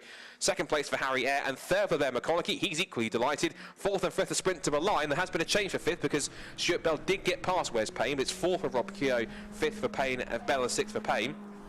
Max Gaunt 7th, Carl Jones 8th, Demetrius Menas in 9th, and Fraser Jones rounding out the top 10. Chris Ephraimidis on his first appearance in the Caterham picks up 11th spot from Tim Steele in 12th. And then the rest of the top 15 makes its way through. But some nice, exciting racing from the Caterham 7 270R Championship.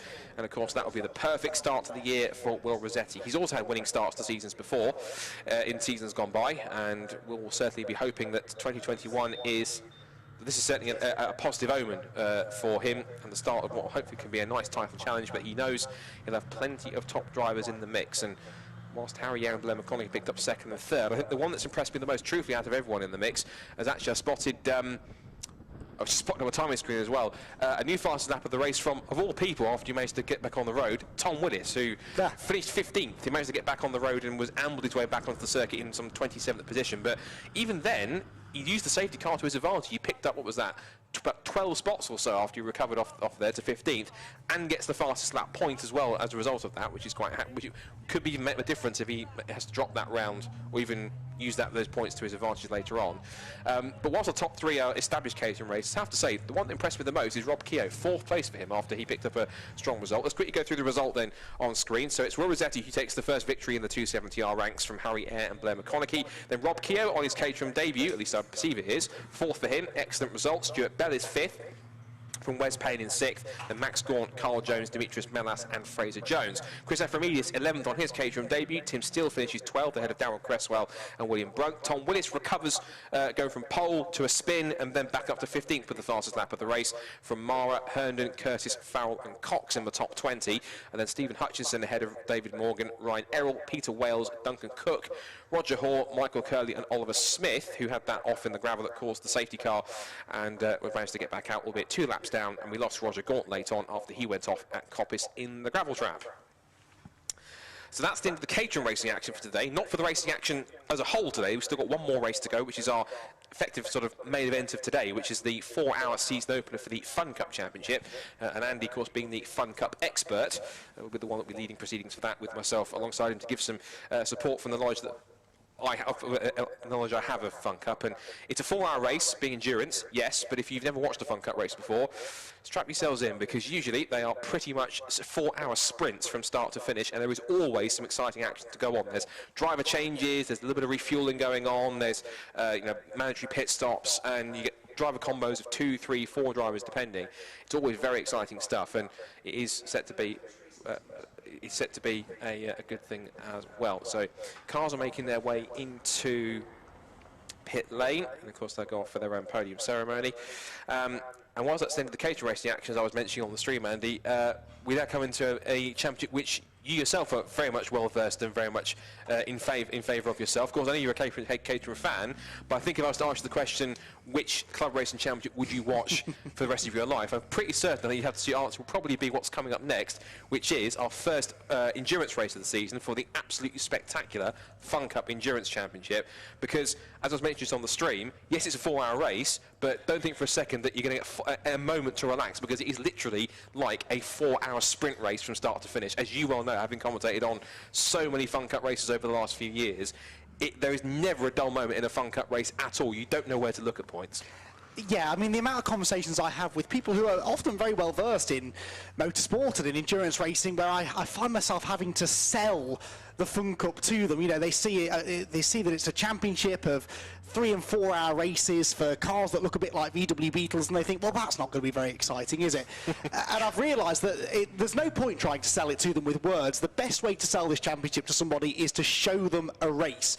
And now, for the first time ever in the 20 years of the Fun Cup, we can show it live. It's the first time we've ever had live coverage of the championship, and it's also the 10th year now since it became a championship in 2011, so there are quite a few anniversaries this year, and it's really, really exciting that we get to show this race and hopefully a couple of others later on in the year absolutely live in their entirety. And that's good, not only because we can show it to a whole new, wider audience, but also gives us a really good chance to capture all of the action, because there's always so much that goes on in a Fun Cup race that standing trackside you don't necessarily get to fully appreciate. So yeah, really, really expecting this to be a very, very good race. We've had a lot of shuffling over the winter as well, which is often the case, of course. Lots of new teams coming into the championship, drivers changing teams often, and certainly a lot of new liveries to try and wrap my head around. But the basic principle of how this championship works hasn't changed, and I doubt it ever will. The cars are all identical. They may look like VW Beetles,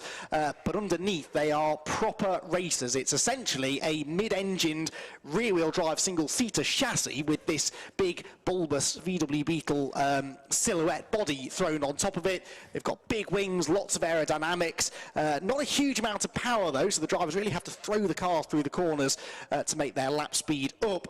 And the cars are designed like that to produce good racing. They're not supposed to be aerodynamic. They're supposed to punch a big hole through the air, generate a big slipstream. That means overtaking is plentiful, to say the least. I mean, last year in 2020, we only had 5 races in total. We had 101 lead changes last year, just at the line, that is, as well. I mean, there were countless others that happened elsewhere around the track.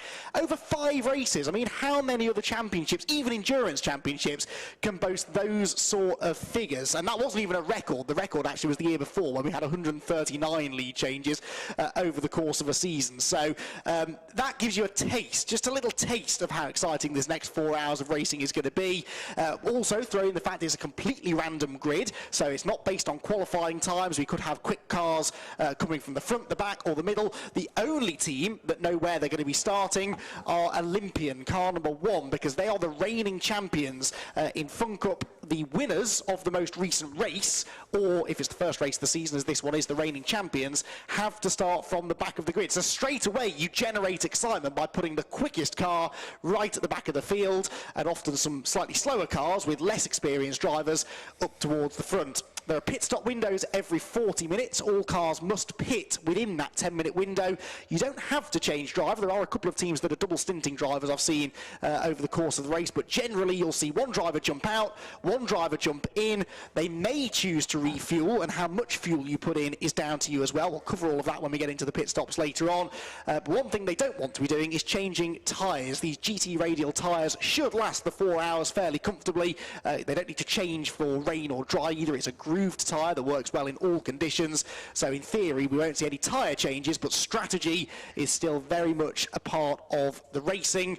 And yeah, I think if this race is anything like other races we've had at Donington, and indeed at any racetrack, quite frankly, it's going to be a pretty breathless 4 hours of racing, Scott. Yeah, and I can absolutely see, for the times I've commentated with you and other times I've covered Fun Cup races myself, I can absolutely see why it's arguably your favourite championship of everything in club racing, because not only is it nice, lots of track time for the drivers and stuff like that, but as you mentioned, there is, from start to finish, there is always something to watch. There's always a great battle going on, and usually you will get, you look at some of the finishing orders, and you see sometimes for the races won by tenths of seconds after 3 or 4 hours, and it's kind of that, in some cases, it does and it doesn't tell the full story, because of course it shows how competitive it can be right towards the end, and safety cars do typically play a factor in that to close the field back up because of incidents or cars stopping or whatever the reason.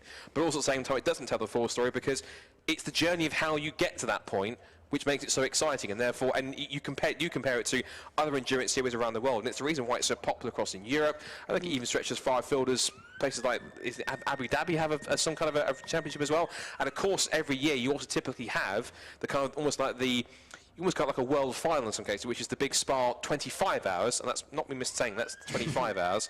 And I think the reason they did that was because literally they said, why is it 25 hours? And they just went, just because we just want a 25-hour race. So it's a one hour longer. But yeah, it's certainly fantastic stuff. So heading off on the rolling lap, I think obviously you being the master of ceremonies, I think it's time for you to run through the grid and the drivers and get the season underway, because I'm certainly excited for it, and so I know you are. So Andy, of course, being Mr. Fun Cup, take it away. I've been called worse than that, Scott, thank you. 25-car grid we've got then heading out on their green flag lap. I'll give you the start drivers as well for all of these cars as I can.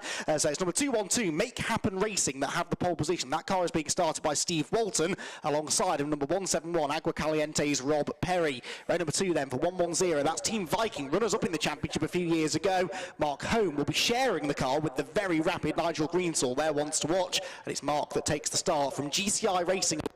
111, Craig Butterworth taking the first stint. Nigel Greensall is driving the Team Viking car, but his team is running car 125, Greensall Motorsport, that lines up 5th on the grid. Paul Lewis takes over the driving duties at the start with 170, a change of team name now for Stobart Sport. That car started by Colin Kingsnorth.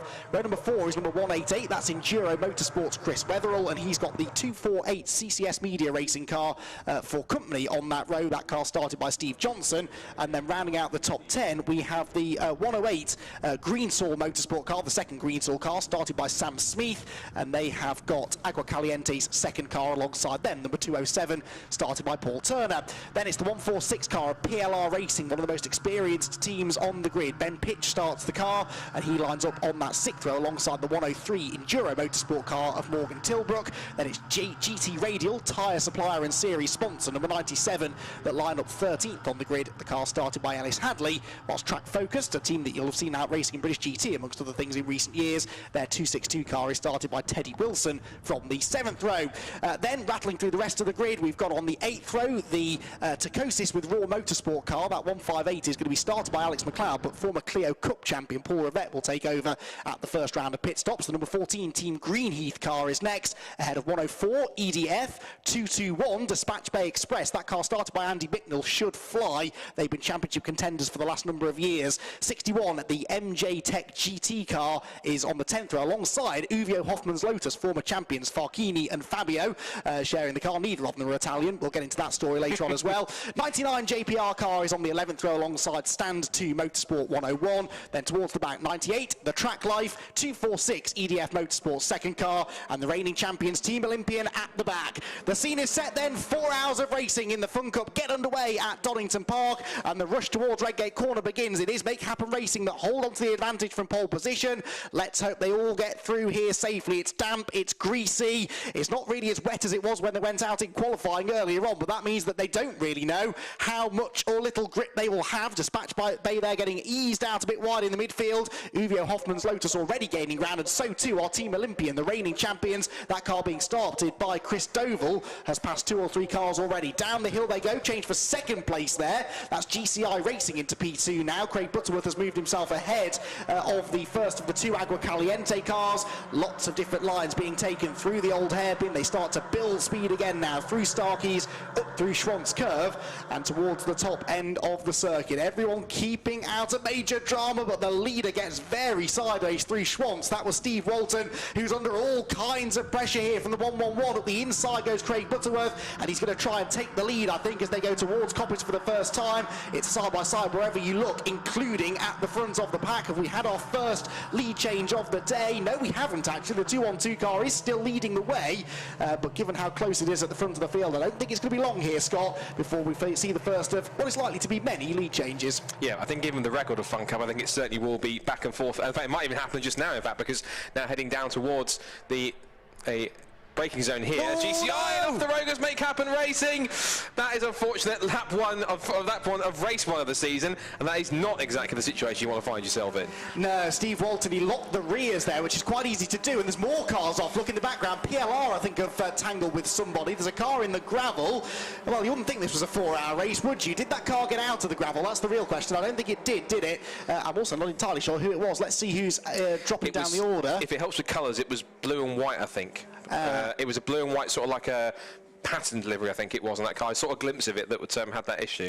158, I think that was possibly, yes, there we go. It's the Tacosis car, isn't it? So that's the car that was being started by Alex McLeod, with Paul Rivette due to take over. Lots of front-end damage done there, and we might be about to get an early safety car, which isn't actually the trend here at Donington. We don't tend to get that many early safety cars at Donington Park. In the 8 races we've formerly had here, on average, the first of the safety car periods doesn't come out until about 20 or so laps into the race. So if we do get a safety car early doors, that would book the trend, but in these conditions that's not really a huge surprise, is it? Caught a glimpse there of the reigning champion, number 1. That was the Team Olympian car, which is carving its way through. So too they're making a move. Is that 108 going up the inside? It was, wasn't it? Greensaw Motorsport gaining ground. We've also lost to the pit lane, unfortunately. Enduro Motorsport's 103 car, which was starting 12th on the grid. That car unfortunately pitted, I believe, at the end of the opening lap. I can't see it on the pit apron, so that tells me it's probably in the garage undergoing repairs. Dramatic start to the race here, Scott. Yeah, you can say that again. That was incredible stuff, of course, and unfortunate for the Tacosis car. So that's the McLeod and Rivette partnership is certainly going to have to work hard throughout the rest of the afternoon. It's still in the gravel, unfortunately, so there's no passing down there. Yellow flags down there to ensure that everyone has to kind of anchor up and get into line of stone to head through the Robert chicane for the second time. But now we see Team Viking now taking up the mantle here in car 110. And they set the first proper flying lap of the race. That's the fastest lap. He's going to possibly look up the inside of GCI Racing, but not going to make it through. Greensall Motorsport now take the fastest lap on the first proper flying lap, 141.559. I can also see that the Snatch vehicle is on its way on the GP loop to go and try and recover the Tacosis Raw Motorsport car. But the top two in line astern. What I found intriguing as well is that, and maybe this, you being the stats man of Fun Cup, has Nigel Greensall ever raced in a Fun Cup race against cars he's running himself? Because I don't think he has. Or has he? No, I don't think he has. He's driven multiple cars in the same race before, Right. which is something only Nigel Greensall would dream to do. But no, I think you're right. I don't think he has raced against his own team. But Nigel is such a veteran of the championship. That's almost, he's here in two entities. Yes, he's running teams, but he's a driver first and foremost, and he will drive in whatever car they want him to drive in. And he has driven everything from a Fun Cup car to historic touring and GT cars to historic Formula One cars. In fact, for a long time, he may even still be the lap record holder at the Brands Hatch Indy circuit in a 1990s Formula One car. An extremely rapid driver is Nigel Greensall. 262 there, goes up the inside. That's a place being gained at Coppice Corner by a car that started deep in the grid. That's track focused, isn't it? From 14th on the grid. New livery on that car as well. In fact, it would be quicker to tell you which cars don't have new liveries for 2021. They look good, but they don't half confuse us poor commentators when they come out of winter hibernation with a new do. GCI Racing, though, with their familiar livery, leading the way out of the chicane at the end of the third lap of racing, getting away slightly now from Viking in second, but the team on the move, the 108 car in third position. Greensall Motorsport, that started ninth, is one of the fastest cars on the track. Actually, track focused in fourth, set the new fastest lap, so they're all starting to bunch together already. And the Greensall car has been driven by a trifecta of Smiths, the most notable of which is Sam Smith, who is very well versed in Ferrari Challenge circles, and he's got his two siblings now. I only call siblings because maybe you can shed some light on that. I don't know the exact relations, but it's Sam Smith with his siblings, Ted and Simon, so it's an all-Smith lineup. I suspect one is a brother and one is a father, but not knowing exactly the Smith family, exactly trying to pick which one's which is probably a more daring thing for me rather than yourself. Unfortunately, it's not something I know either, to be honest. The person that might be able to tell us is Jamie Peters-Ennis, when we can get in touch with him down in the pit lane, which we're hoping to do later on, because as much as I pretend to know about Fun Cup, when it comes to the actual people involved, Jamie is the expert. What I can tell you is that car is not very well. That's a damaged left front corner, isn't it, on the 158 car that went off in a secondary incident up at the chicane on the first lap. We saw the 212 car spin all of his own accord, but then behind there was a bit of bunching, possibly in reaction to that, and that car very much came out of it worse. So that is potentially a retirement. There is a chance they might get the car fixed and back out there. There's going to be more paint being traded here as they go through the top of the hill. Dispatch Bay are muscling their way through. That's Andy Bicknell, who I said would be on his toes to move forwards in the early stages, and that was the reigning, that's Olympian, the reigning champion, the green car, going slowly. Now, was that after a spin, or was it a problem for the green machine? I think out of the window I can see that it's got going. Let's see if we can hold this shot until it comes into view. There'll be a green car that eventually will come into our sight from the back of shot. No, it's not there yet, but I think it did carry on, albeit at a reduced pace. Well, you used the term 4-hour sprint, Scott, and I don't think anything quite describes that as well as 3 wide for second place. We are only 7 minutes into this race. It is an endurance race, for goodness sake. Pace yourselves. I think hopefully we're talking to some converted now, because of course in 7 minutes, again, you remind it, this is a 4-hour endurance race, but they're treating it like it's a 15-minute sprint, and it's brilliant to watch. Maybe there should be a sprint Fun Cup series, maybe something to think about for Paul Rose. Anyway, into the old hairpin for second, third and fourth together, as they cascade their way down. And I think we confirm one thing. These are, I know for one thing, Paul Rose doesn't like it when people call these cars, forgive me, VW Beetles. They are anything but. Of course, they're only VW Beetle in terms of the silhouette. Everything else is pure race car. As you said, it was a single-seater chassis with a sequential gearbox in it, a VW Audi tuned to 1.8 litre engine, rear-wheel drive. These are very actually unique cars, and they produce actually quite a unique challenge, particularly for endurance racing. You wouldn't think of a single-seater being primed for endurance racing, so that makes it even more special. And on the outside, they might look like a particular VW Beetle, but they are far removed and only bear a glancing resemblance compared to everything else. My favourite bit of information I've ever been given about these cars is that there is one bit of them that does come from an actual VW Beetle. and that is the motor that powers the windscreen wiper. Everything else is completely bespoke. It's designed specifically for racing. That is the only thing they actually have in common with a road-going VW Beetle, and apart from the overall appearance, I suppose. At the front of the field, the race takes on another new appearance because we've got a new race leader. It is the 108 car, which has worked its way through now from 9th on the grid with the Greensall Motorsport car in the hands of Sam Smith that leads the way now. GCI Racing, who had been leading, now have track focus to play with as they go side by side out of Redgate Corner. We've got more three-wide action going into Redgate, which we might catch in a moment or two, involving a couple of quick cars. The Uvio Hoffman's Lotus car was in the middle of that group. Farkini Diot driving the car for the first stint. Wherever you look, though, there is action. That's part of the trouble with Fun Cup. You never do know which particular battle to focus on as the leaders go through. We pan back to see what became of that battle. Well, it's still going on, isn't it, down the hill? That is GT Radial in the middle. Up the inside goes the 61 car. You've got the Uvio Hoffman's Lotus car trying to make ground as well. 61 has come from the middle of the field, hasn't it? And is, yeah, that's the MJ Tech GT car, started by Scott Jeffs, who I seem to recall seeing in a Euro NASCAR race or two in recent years. A very quick driver is Scott Jeffs, and one of many really quick drivers that have raced at the top levels of British and international motorsport, who come and race in the Fun Cup and say, do you know what? This is tough. It is very, very hard to win in this championship, but that's why it attracts people like Scott Jeffs, people like Paul Rivette, people like, oh, I don't know, some bloke called John McGuinness, I believe, is here today, isn't he, Scott? Apparently so. That's truthfully the first I've learned that knowledge, but he's ever done with the inside knowledge on people that are here that are potentially interested in Fun Cup. I know he's been getting his racing licence, so who knows? The man he's in this race, Scott. He's actually racing. Oh, he's today. In this race? Yeah, absolutely. Right. So he's more than interested. He's actually bought himself a ticket to the show.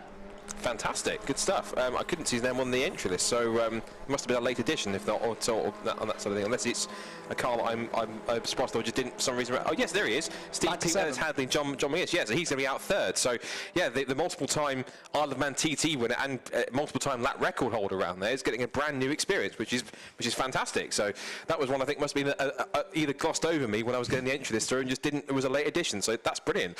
So racing-wise, we're looking at the. Actually, I think one of my favourite liveries of the season already. Two Trumas have gone from their particularly sort of plain, particularly plain blue liveries. That was one of the Greensall Motorsport cars, 125. That was Paul Lewis getting quite crossed up there. He'll hands over to his brother Ryan, and this is their 4th season of racing.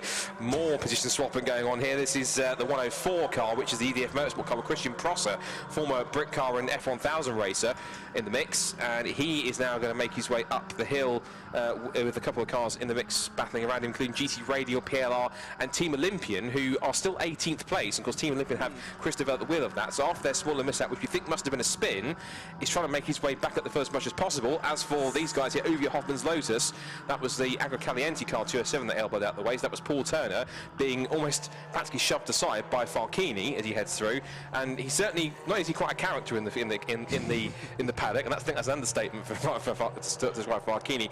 Alongside that, in one of these cars, he is devilishly quick on his day, particularly. And there's a reason why he's won the championship 2 or 3 times with different driver combinations. He did it with Graham Roberts, and of course now he's done it with the wonderfully named pseudonym of Fabio Randaccio, which of course we'll get into more later on.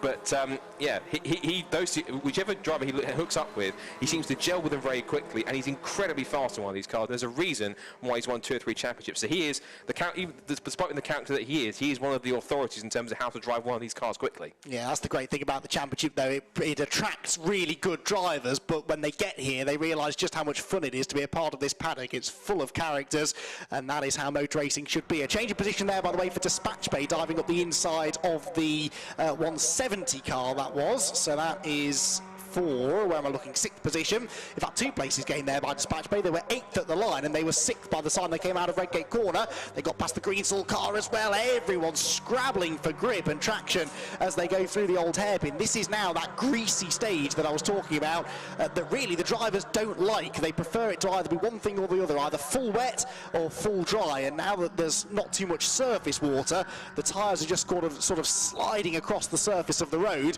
not really able to find any purchase. And you can see them really low on grip as they make their way through the turns. The car that's slipping backwards in this group, by the way, that's the 104 EDF. That's the grey and red car, number 104 Christian Prosser.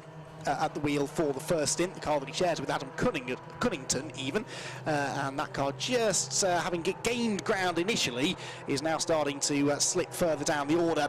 At the head of the field then, Track Focused have the lead. I don't actually think we saw them take the lead, but they have taken the lead now from Greensall Motorsports 108 car, so a change for the lead once again. We're already up to what, about 4 lead changes, and we're not even 15 minutes into the race. Bouncing over the curb there, that was the 14 machine, Team Greenheath.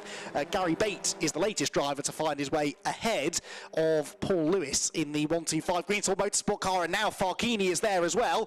Farkini goes up the inside, tries to gain ground on the white and blue Greensall Motorsport car. He might go for 2 in 1 as well. Uvio up the inside of one car. Can they get past Greenheath as well? There's just no traction on the inside, and actually Farkini, rather than gaining 2 places, ends up staying exactly where he was, right alongside the 125 car, and he finally now does pick that place up as they drop through Hollywood and plunge through the Craner curves. As I was saying before that all kicked off, Track Focus with a 1.2 second lead now over Greenheath in second. They are quite a long way actually, just over 5 seconds now ahead of GCI, who are still in the top 3. 4th position for Team Vikings. CCS Media are in 5th position, Dispatch Base 6th, 7th place for Team Stobart, 8th position is Team Greenheath, and that's the battle we're watching here really. Stobart in 7th, Greenheath 8th, Uvia Hoffman's Lotus are 9th, and Greensall Motorsport dropping down into 10th position. Still those 2 cars off the track. Enduro Motorsport 188, having pitted, has not rejoined the circuit, and the Tacosis with Raw Motorsport car with that significant damage to the front right corner is still, we believe, being recovered back to the paddock after its lap 1 off. The other car that went off on lap 1, remember, was car 212, wasn't it? Now 212 is 18th place, Make Happen Racing, so they are slowly but surely easing their way back up the order as Greenheath now dive up the inside of Stobart, and they bring the Uvio Hoffman's Lotus car with them.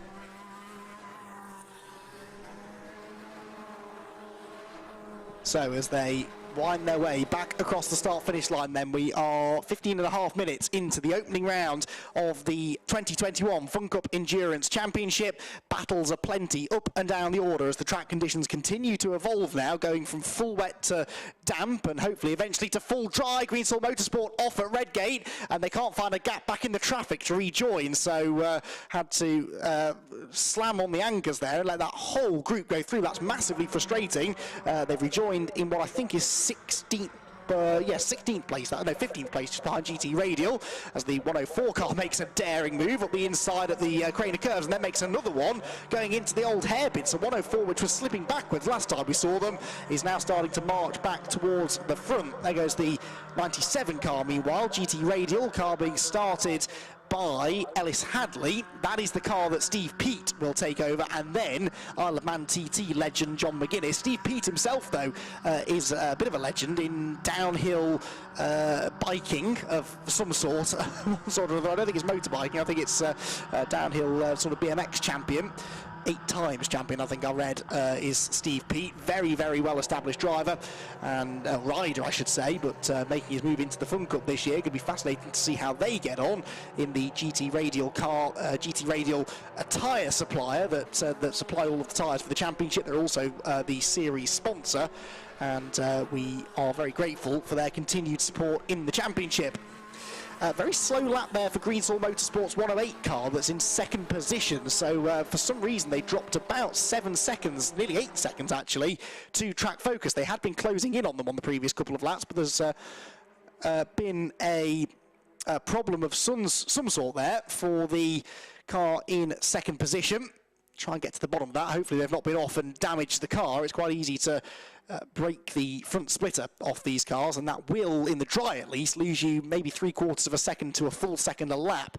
These cars can be quite aero dependent through the corners, but because of the big boxy bulbous shape of the VW Beetle silhouette, they're still able to run close together because of the powerful slipstream. We're seeing that again down through the Craner curves into the old hairpin. Challenge on maybe there, the 103 under pressure. This is the Enduro Motorsport car, surviving Enduro car, which is doing his best to hang on to the position. The 103 running a bit further down the order, sorry, 104, excuse me, running in 10th position. There's Team Greenheath. Greenheath are in the 8th spot at the moment. Stobart going after them now. Team Stobart, having broken out of that pack just behind, is now starting to make progress towards the next group of cars as they run out of McLean's up through Coppice Corner once again and out onto the Exhibition Straight. You're seeing here, though, how it's almost impossible to break away. Once you get yourself to the front of a group of cars, they tend to come straight back at you again down the next straight of any length. And that is what we're seeing with this particular group. No one really can get away at the front of it.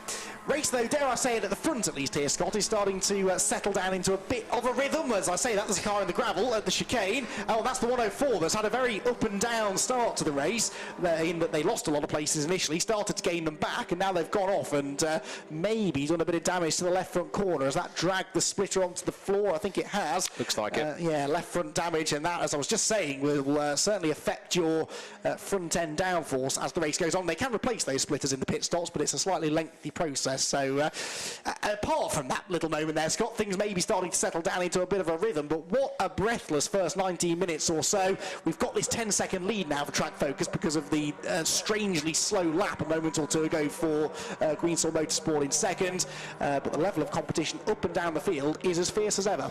Looks like it, and even though there's a damage to the front of that 104 car, it's not really slowing down Christian Prosser a bit, and he's certainly trying to put the pressure on the car in front, which is the stand, one of the cars in front, which is the Stand 2 Motorsport car, which is the brilliant one from Team Brit drivers Warren McKinley and Martin Compton, who have worked their way through. They're no strangers to Funk Up because they have raced in it before, and of course they spent last year racing in the Brit Car Endurance Championship at the wheel of a Praga R1, so it's certainly two very different cars, but certainly using all that experience now to come back into the Funk Up and to be able to try and push on and maybe make a bit more progress. And that car also looking pretty decent as well, that car 61. That's the MTech GTI car with Scott Jeffs at the wheel.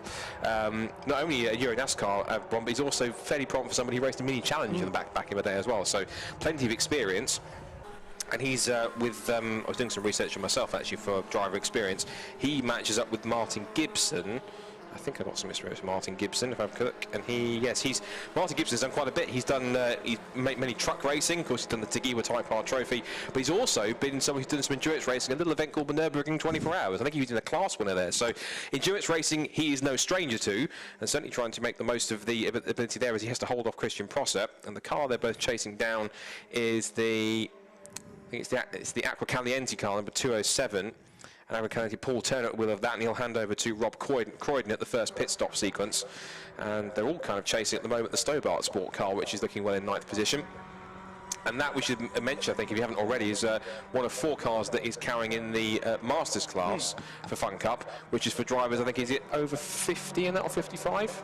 50, I think, yes, 50. And it only has to be one driver in the driver lineup, so if you're smart and you're over 50, you'll get yourself 2 20-year-old superstars to go with you, and you've got a chance at the Masters Championship. But yes, the Fun Cup is literally for drivers of all ages. I think Riley Phillips is still the youngest driver that we've got racing in the championship, reigning champion, of course, Riley Phillips. He's going to be jumping into the Olympian car later on.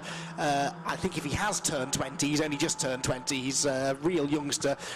We've had drivers actually come out of Ginetta Junior Racing into the Fun Cup straight away as their first sort of senior racing championship, if you like. So it appeals to those drivers who are trying to make a career in GT and sports car racing.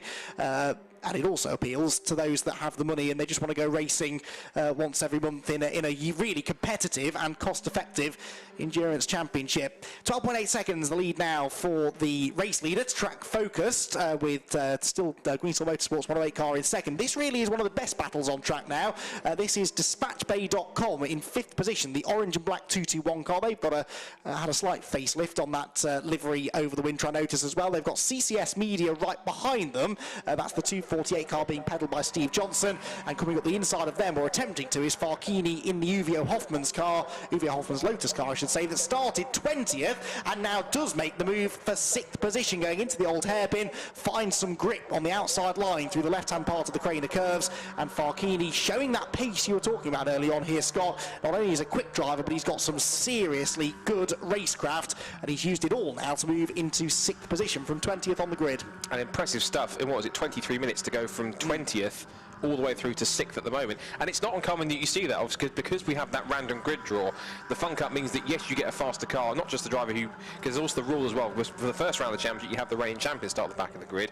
For subsequent races throughout the season, it's always the race winner from the previous race who has to automatically start at the back of the grid. That's the good rule, because it means then, it's not just, I think we've only had one qualifying session that was set by, the grid set by qualifying drivers. It was last year, it set in the first round, which is the 1 hour sprint race that we had. That was the only time that we had that, because it means that it mixes it up, and that means that you don't always get the fastest guys at the front and pulling away, and it means that you get an exciting battle up in front. It means that the faster guys who typically would be towards the front, one race could be ending starting 5th or 6th, and the next race could be starting 17th, the next race maybe back in 21st, next race in 13th. So because they got that random draw, you can't plan for where you are on the grid in terms of the pack, because you simply have to get the random grid draw, and whatever you have, you then have to plan for it on the fly and trying to make the best of what you've got. Now he's trying to make the best of 5th position here if he can try and get past the 2-2-1, which is Andy Bicknell at the wheel. And Andy Bicknell has now managed to pick up, he managed to get through actually. There goes Farkini up the inside with a nice bit of drive on the exit of Redgate Corner, and into the top 5 goes the black and gold car, but he just wiggles the back end of the Uvia Hoffman's Lotus machine, and up into 5th he goes. So his next target, which he's got some 6 seconds to make up on, is the number 110 Team Viking car, which has at the moment Mark Home at the wheel before he hands over to Nigel Greensaw for that second stop. But I was going to mention Marcus Bicknell, that team, DispatchBay.com, they've brought in, so Andy Bicknell has brought in Harry Mailer for this team, because he was quite experienced in the past few seasons, having raced in other teams. At one point he was even racing in the team with Anthony Reid, of course, in times before. So he's really become, he's a young driver, but he's become a stalwart of Fun Cup in the last few seasons already. And so joining someone who, with Andy Bicknell, who has worked well with a certain Marcus Clutton, if I'm correct, in years past, and that's been a quite good combination. Everything that Andy knows from working with Marcus, he can now transfer that in some cases to Harry, and it's a very different partnership, but it's still equally as quick as it has been before. Yeah, Harry's a very, very quick little driver as well, and that car definitely is going to be in contention for the race victory by the end of the race, I think, as we see a battle going on there out of Redgate Corner a bit further down the order. In fact, I think that's the Track Life car at the head of this group, which allows me to segue quite nicely on to what the next thing I wanted to talk about, because you've just referenced Andy Bicknell. Well, he is actually going to be part of another Fun Cup first here today, because in the 98 car, well, at the moment, driving the 98 car is James Tipping, but in the next stint, it will be Max Bicknell, son of Andy Bicknell. We have had, and we have in this very race, fathers and sons racing in the same car. We have never had a father and son race against each other, and that will happen today. However, it is Max Bicknell's first ever motor race. Talk about throwing yourself in at the deep end with this damp and greasy circuit at Donington, so maybe he won't quite be at his father's pace yet, but I think he'll get there, because Andy, his dad, is a very rapid driver,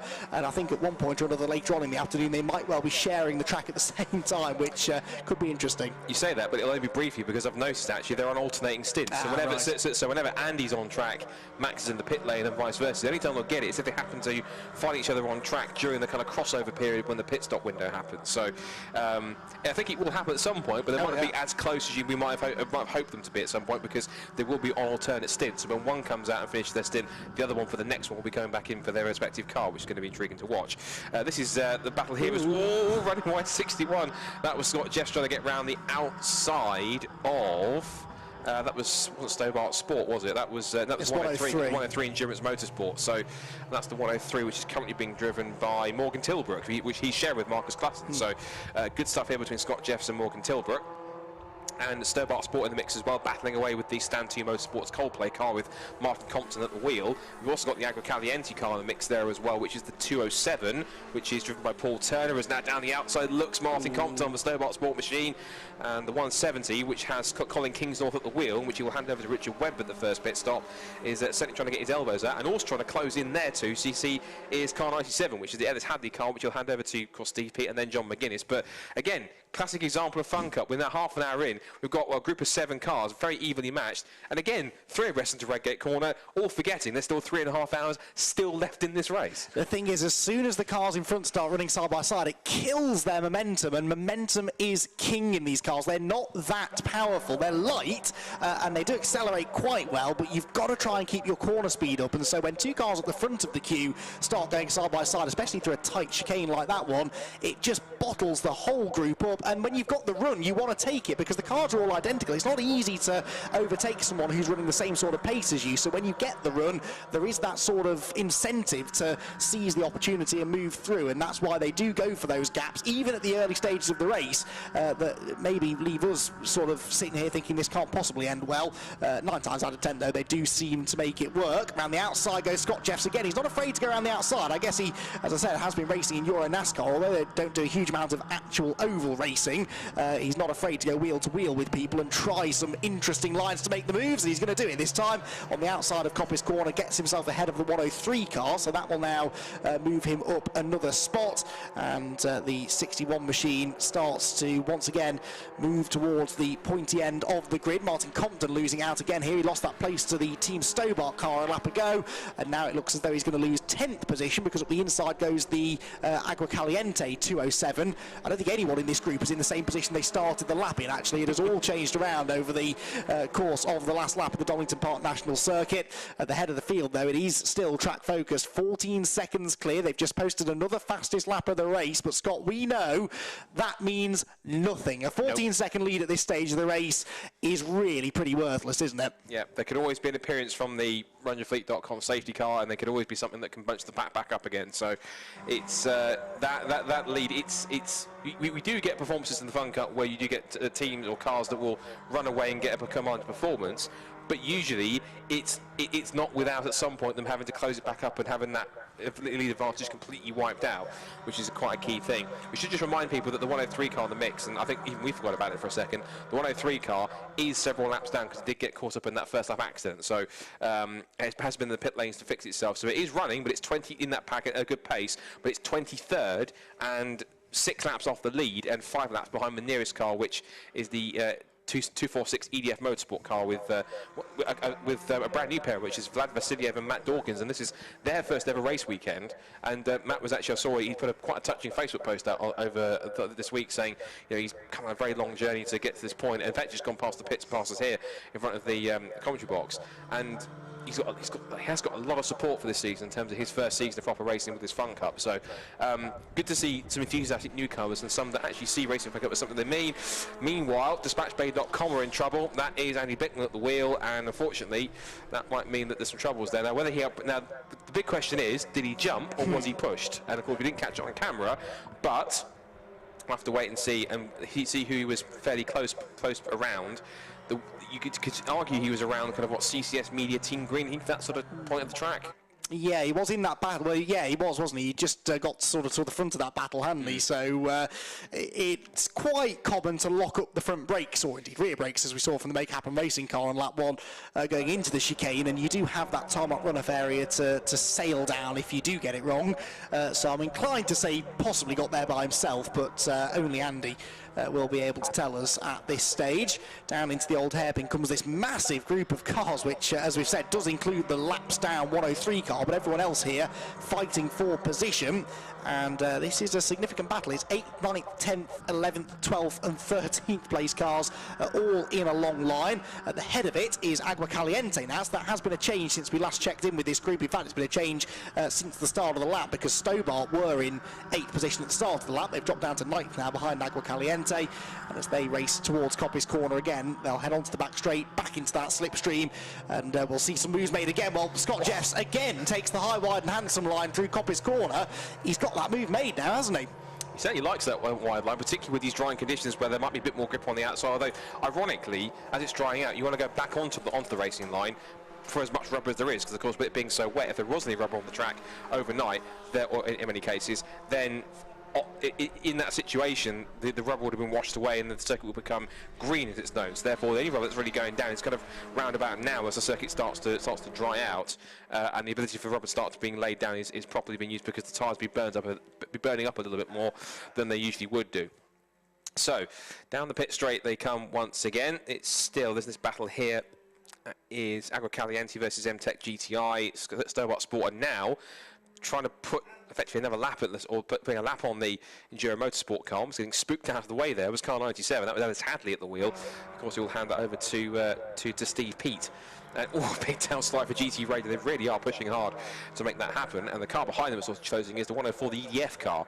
And that EDF car started by Christian Prosser, and that's got Adam Cunnington to go in the second stint. So plenty of action going on in and around the bottom of the top 10 as they continue to scrap here at this Donington Park opening round. And we keep having to remind, there's so much going on, with so much that we had to talk about, and we've only had 33 minutes, which is both exhausting but also at the same time quite good fun, because it means we've got plenty more to talk about for the next 3.5 hours. It also means that we're not that far away actually from our first round of pit stops, because at 40 minutes in we will have the first pit stop window open. Now you can pit whenever you like, but it only counts as a mandatory stop if you do it within that 10-minute window. You have to make 5 mandatory stops over the race. The pit window opens every 40 minutes and stays open for 10 minutes, and all of the teams have to come in and out of the pit lane and stop, of course, and do something in that 10-minute window. So that's not too far away. Typically, just as things start settling down, that's normally when we start seeing pit stops come. I say settling down, we are still seeing some positions changing though. 6th position now belongs to Team Greenheath. CCS Media dropping down 1 spot there. The 248 car that was started by Steve Johnson, Bob Tomlinson and Alan Honneman, 2 experienced Fun Cuppers, will take over driving duties a little bit later on. This pair are about 41 seconds off the lead, so they'll be one of many teams, I think, hoping for the appearance of a safety car. We are on lap 20 now. What did I say was the average first safety car here at Donington Park? We tend, on the 8 races we've had here, the average is 2 safety cars a race, I can tell you, and on average it's about 27 or 28 laps in that we get our first one. So history tells us that pretty much as the first pit window opens, basically, is when we might see the first appearance of that runyourfleet.com safety car. But those that are starting to slip towards the back of the lead lap now will be fairly happy to see it, I would imagine. We've still got, I think, 18 cars on the lead lap, though, but there are 1 or 2 that have had early strife and have fallen now off that lead lap. Right, Scott Jeffs on the outside line again. We've seen this before, haven't we, Scott? Yeah, he's at it again. This is now the 3rd time he's going to pull this off if he can manage it. Oh. And it'll be the expense of the Agricalianti 207 car. And let's see how much Paul Turner gets his elbows out this time. I think possibly the answer is not very much. The Stobart Sport car is also squirming around at the back end with Colin Kingsnorth at the wheel, but he has got a rather feisty Martin Compton in the mix as well. And also the 2 cars bearing down, of course, is the 97 GT Radio car with Ellis Hadley at the wheel. And then behind them is, of course, the 104 EDF Motorsport car with Christian Prosser, so plenty going on. But Scott Jeffs, for the record, has got past. That's been 3 cars he's managed to pull off that outside move, so you should probably call that Coppice Cross, should probably call afterwards, I call it Jeff's corner or something, because of course he keeps making the moves at that corner every single time around the outside, which is pretty impressive. Now this is Team Greenheath getting caught up with the 246 car, which they're putting a lap on. Ooh, and this is going to be quite tricky now for Gary Bates, as he has now got the CCB car, Steve Johnson, trying to sneak up the inside, and that was all happening because whilst putting a lap on the 248, 246, the EDF Motorsport car, past the EDF Motorsport team, which has got Vlad Vasiliev at the wheel. Of course, Matt Dawkins will take that over at the first set of pit stops, but just shows how important it is that, particularly in this endurance racing setting, how important it is, as many people know, how crucial it is to cope with and get around that traffic, whilst also coping with the cars around you, particularly if you're in a strong battle. The Enduro Motorsport car, this is what I love about the Enduro Motorsport car. Morgan Tilbrook has almost seemed like he's racing like he's forgotten that he's 5 or 6 laps down. He's just, I suspect maybe he thinks that his chance of victory is gone, so he's just out there just enjoying himself and generally enjoying making a nuisance of himself with the cars around him, without obviously any negative consequences, obviously. Well, that's the theory anyway, yes, but yes. I'm sure those around him aren't too happy that he's getting quite so stuck in, as we see a very impressive drift there from the Steve Johnson driven, Steve Johansson driven, excuse me, I didn't think that was right, CCS Media car going through Coppice Corner.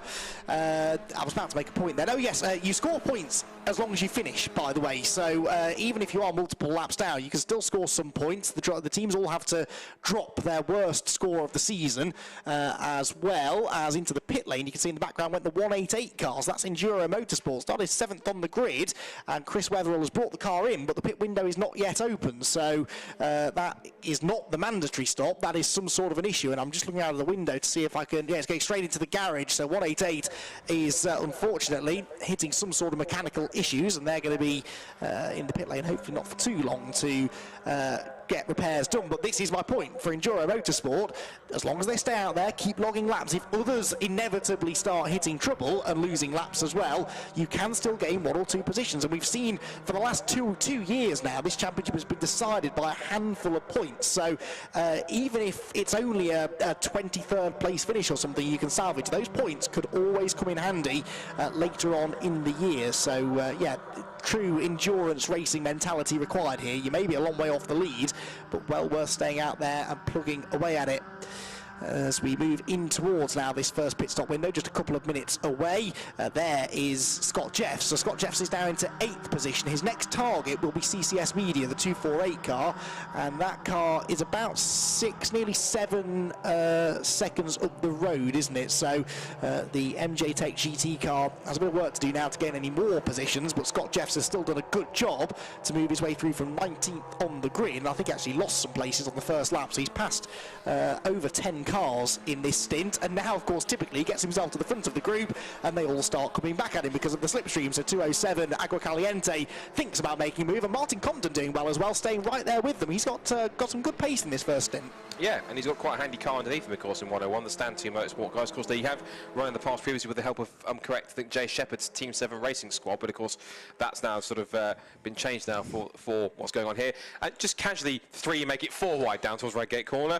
This usually doesn't always, well, it never really works, does it? So hold your breath as we head into turn 1. They're all putting a lap on the EDF 246 car with Vlad Vasiliev at the wheel. They all seem to have got through just fine, but again, what I do seem to find quite amusing is that the fact that that's the Andy Bit, that's the track focus car that's leading, that's just made it put a lap on the that's the leader that's just put a lap on a couple of the cars that are battling, including Christian Prosser making it move up the inside into the old hairpin. I think there was a possible touch, if not, it was ever so light, but enough to just force the 97 of Ellis Hadley just a little bit of a correction on the apex, and all of that whilst they were just trying to chase down the leader who's putting a lap on everyone else. So impressive stuff so far, but sorry, that's the Enduro Motorsport car. I was getting confused by the colour numbers, but again, that's true. Morgan Tilbrook, probably, I say, just enjoying himself out there really, and doesn't really care that he's in front of a battle that's going on for what's that, for 11th, 10th, 11th positions. He's just simply out there just racing for himself in many cases, which is great.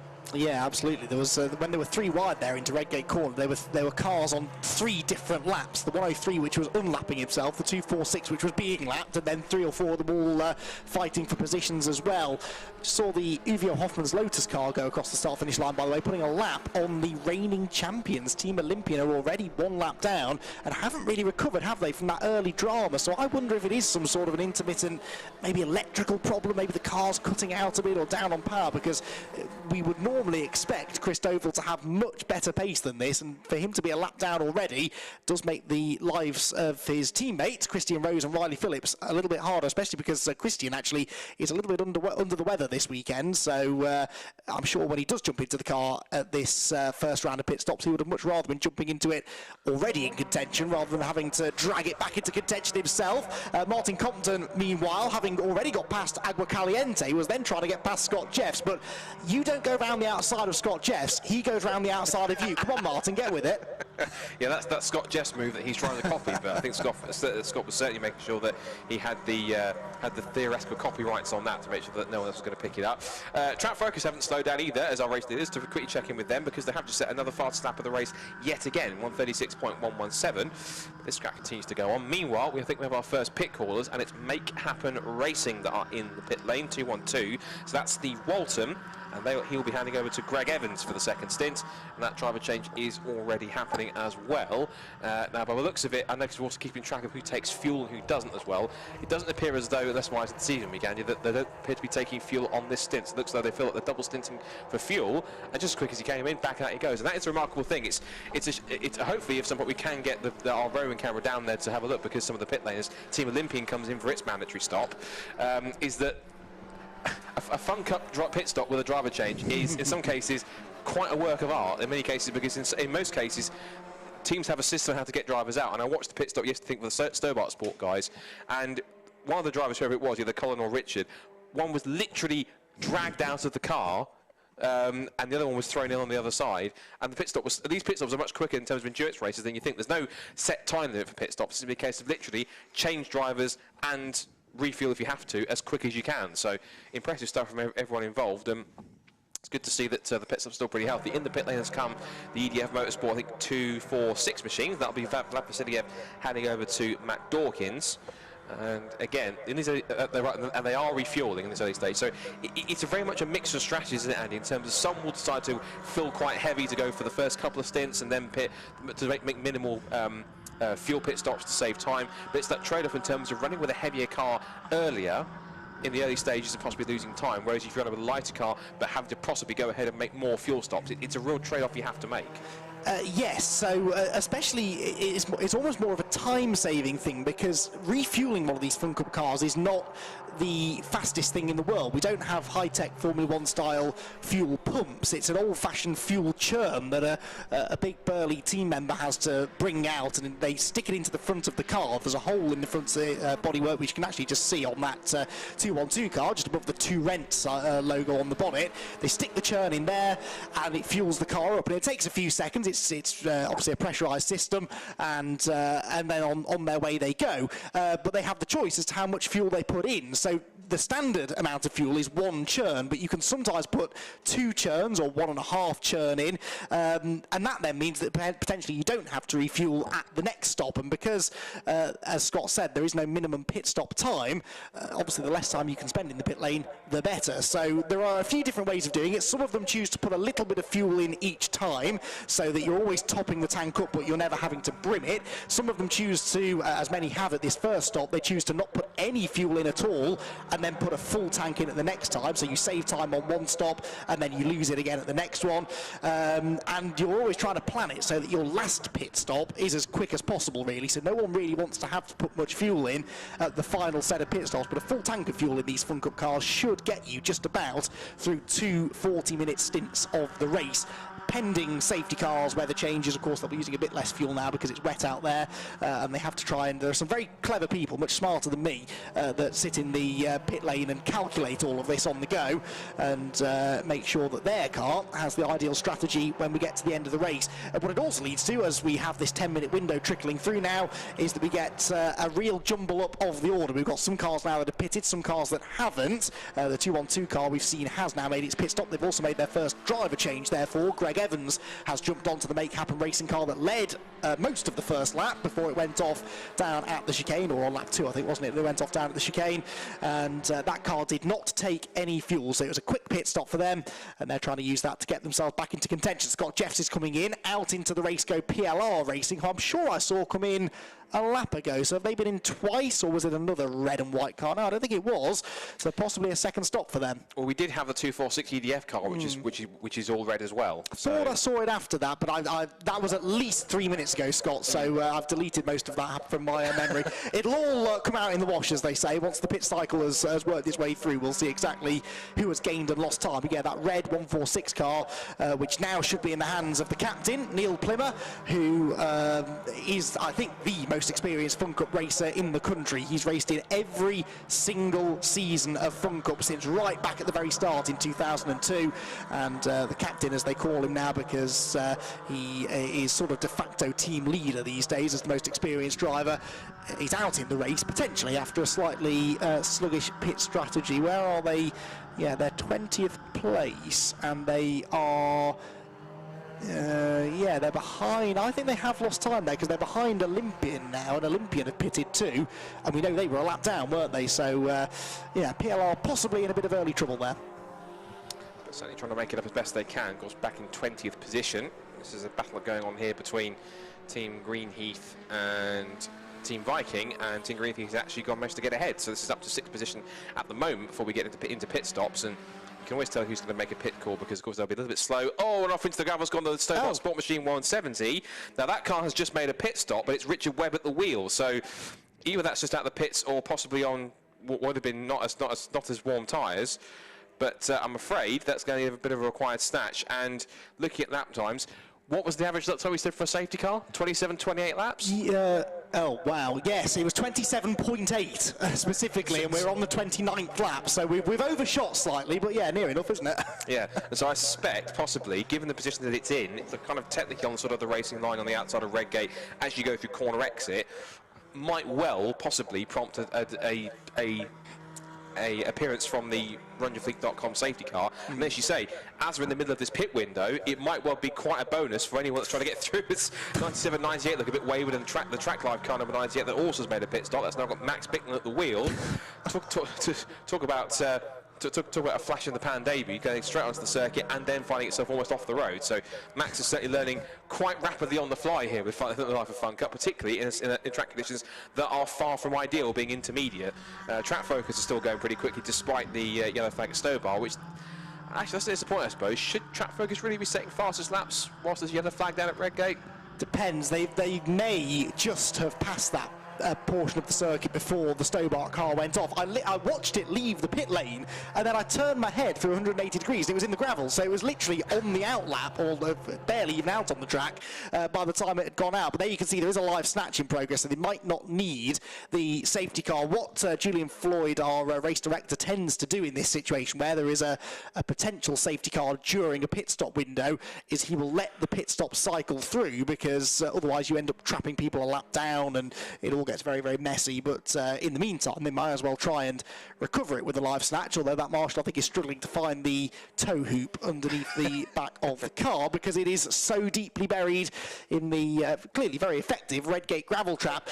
We haven't been able to hear from JB Peters-Ennis, by the way, in the pit lane, but he has been giving us some info, which if I ever checked my phone, I'd have been able to tell you a while ago. 188 came in the pit lane, remember, earlier on for repairs. It's still in the garage. That was a low water temperature. Not quite sure how they're going to go about fixing that, if I'm honest, but that is the issue for them. Yes, 103, we saw them coming in with problems as well. We don't know exactly what the issue is for 103, but Enduro Motorsports 103 car, along with their 188 car, unfortunately both out of the race, or off track at the moment. Not necessarily out of the race, but they're certainly not running on track for the time being. PLR there, come through just ahead of 212, so this is not for position, because PLR are a lap behind them. Again, making my point, the PLR I think have been in twice, because they should be ahead of 212 after 212 had their spin earlier on. GCI, treble one, meanwhile, they owe us a pit stop. Yeah, they've not yet stopped.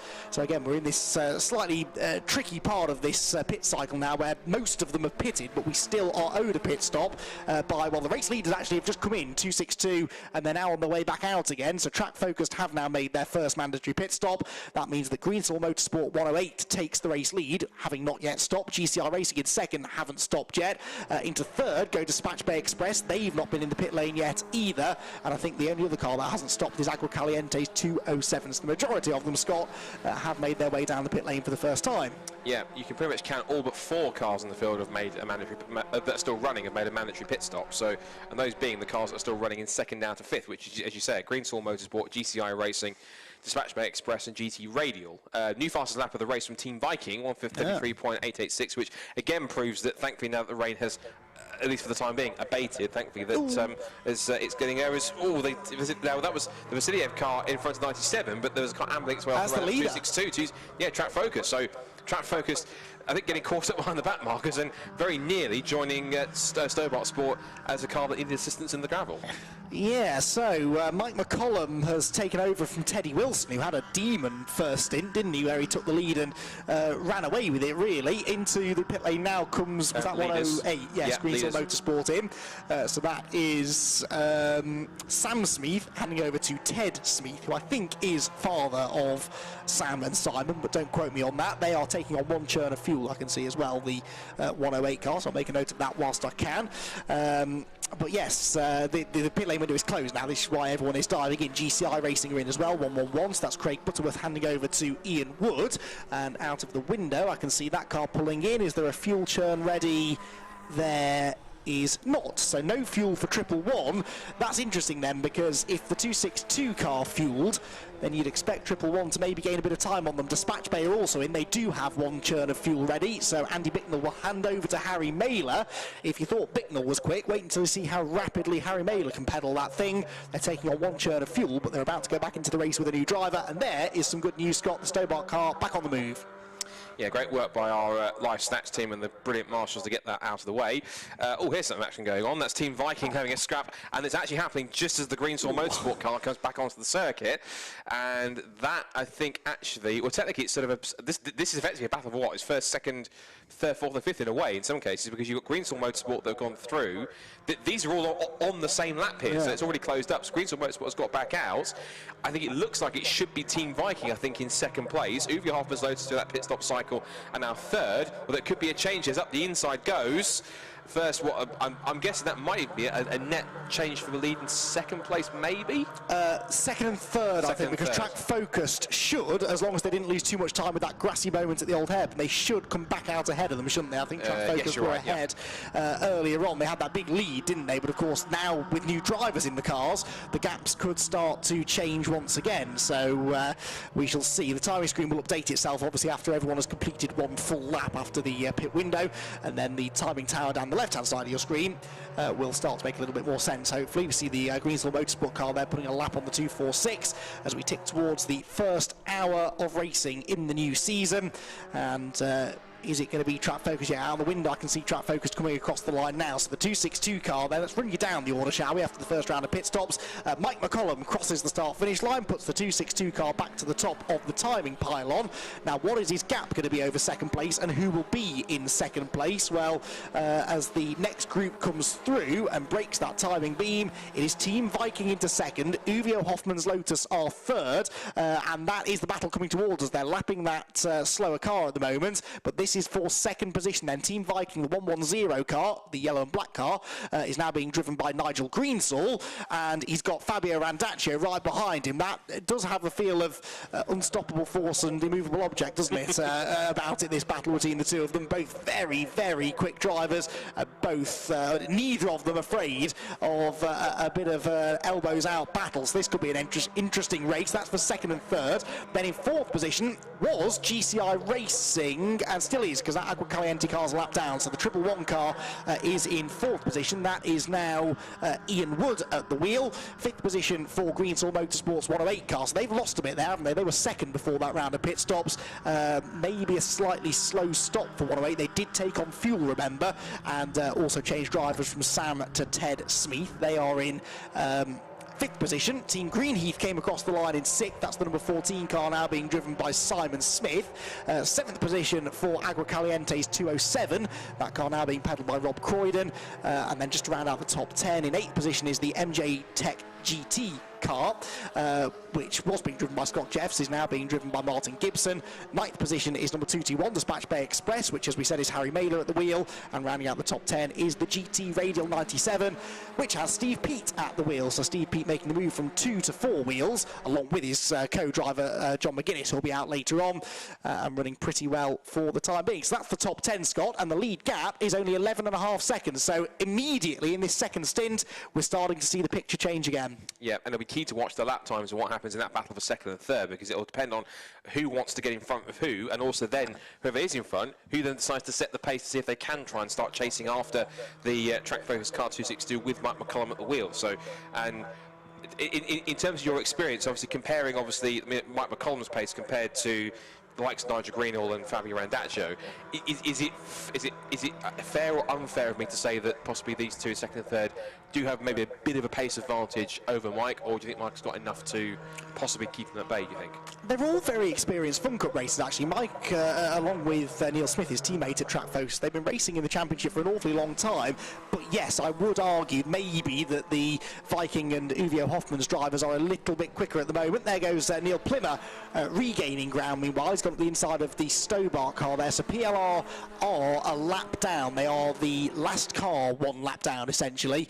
So they are in 19th position. That was not their fourth position, but Neil Plimmer, again, a really quick driver, should be able to start moving his way back through the field. How far behind the... well, he's actually almost 2 laps down, because as he goes through Redgate, the leader has just gone across the start-finish line, so the chances of Neil getting himself back on the lead lap are not looking that great. What they really do need now is one of these safety cars we were talking about. But yeah, Scott, you're absolutely right. That completely describes how these races ebb and flow, as one quick driver gets out of a leading car and another quick driver gets into one of the chasing cars, so the gap changes again, and you're likely to see see that gap continue to shrink, which it did again on the previous laps by about 0.6. Did indeed. Just confirmation pit window is closed, but thankfully everyone has made their mandatory first pit stop, which is always good to see. There are the defending champions, because they were known by a different sponsor name last year, but now known as Team Olympian. And that's the driving trio, Chris Devell, Christian Rose, and Riley Phillips. And I was reading up stuff about Riley, of course, and the fact that the journey he's come on through karting and all the way up now through to where he's now with 17, 18 years old if he is, and still studying at sort of university or making a young career for himself. But the great thing is he's come on such a journey to now put himself to a point where he is now one of the trio that are the defending Fun Cup champion, which is fantastic to see. And he's also one of the main people that's driving force behind the esports Fun Cup for Series Score, which is popular both not just with UK drivers, but also some French and Belgian drivers that even have their own kind of little mini series on top of that as well. So, which is great to see. And they've actually put together a painstakingly worked on Fun Cup model, which I think is based pretty much on their own car, what they have, and the level of detail and how close it is to. I haven't sadly driven it, but the level of comparison in terms of detail on it and to how close it is to the real thing is absolutely ridiculous in terms of how close it is, which is fantastic. I suspect one thing you had to point out there is the Martin Compton car has a rather askew rear wing, I think, which is obviously not standard, but that's intriguing. What's also intriguing here is that Team Olympian, Team Olympian were unlapping themselves from the race leader, but almost at the same time possibly taking the race leader off. So either that's possibly just in the cycle, Mike McCollum sort of trying to find his way in the conditions, but at the same time, that doesn't look at how that's happened to the Martin Compton car. Obviously, one, we haven't seen it, and two, how that comes ajar like that. I'm guessing it's not often that kind of thing happens. I have seen it before, but these cars are very well built, I should say. Otherwise, Paul Rose, the championship coordinator, will sack me. But no, they are very well built. They're very strong cars, and we don't often get failures like that. So usually it's a bit of front to rear contact that's dislodged something. But actually, what you'll see if you get a close look at the rear of the car is that the rear wing is actually attached to the roof by two. You can maybe see it on these cars. You can see the connection. It actually goes straight to the roof, which means that if you do get rear contact, you're less likely to damage one of those connections. And I suppose as much as I'm trying to say the cars are well enough built that it shouldn't be a failure, I'm kind of convincing myself now it must be a failure, and therefore they're going to have to come in and get that changed. Either way, and that's a spin for the 246 right in front of a couple of the lead lap cars. That was right in front of the 7th and 8th place cars that have just changed places as well. The MJ Tech GT car has got itself ahead of Team Greenheath now. But I'll tell you what, how's that for composure for Matt Dawkins in the 246 car? A full 360 at the Craner curves, and he puts in first gear, hits the throttle, and off he goes again, as if nothing happened. Yeah, but I'm sure if you see him in the car, I think he'll be eyes as wide as panic stations. Eyes will be on stalks as wide as anything after that thing, particularly for a rookie. That's one of the things which probably will make you wake up if you haven't already when you sit into a Fun Cup car. Complete 360 in the damp on the Craner curves at Donington. That's not something that anyone wants to experience, not even the most experienced hands, but certainly to be able to cope with that, you're right, with such at least on the surface, an apparently cool head to make decisions. It kind of gives me memories of, was it Senna in Spain '91, where he had to spin at the last corner, but it was so lightning quick and forward thinking to literally, whilst the car was still in the slide, stick it in reverse and actually get the car back off the circuit that quickly. So obviously two very different scenarios, but the quick thinking from Matt was quite good. So good to see how he's keeping on the road and actually keeping it nice and tidy on his first Fun Cup race. It's for any new particular driver in any championship, particularly this with so many experienced drivers coming into it brand new. He's always going to be a daunting experience. So for Matt, obviously, I think he's handling it by the looks of things incredibly well, and actually not keeping himself relatively out of trouble and just running his own race rather than worrying about what everyone else is doing, which I think is the right thing to do if you're a rookie.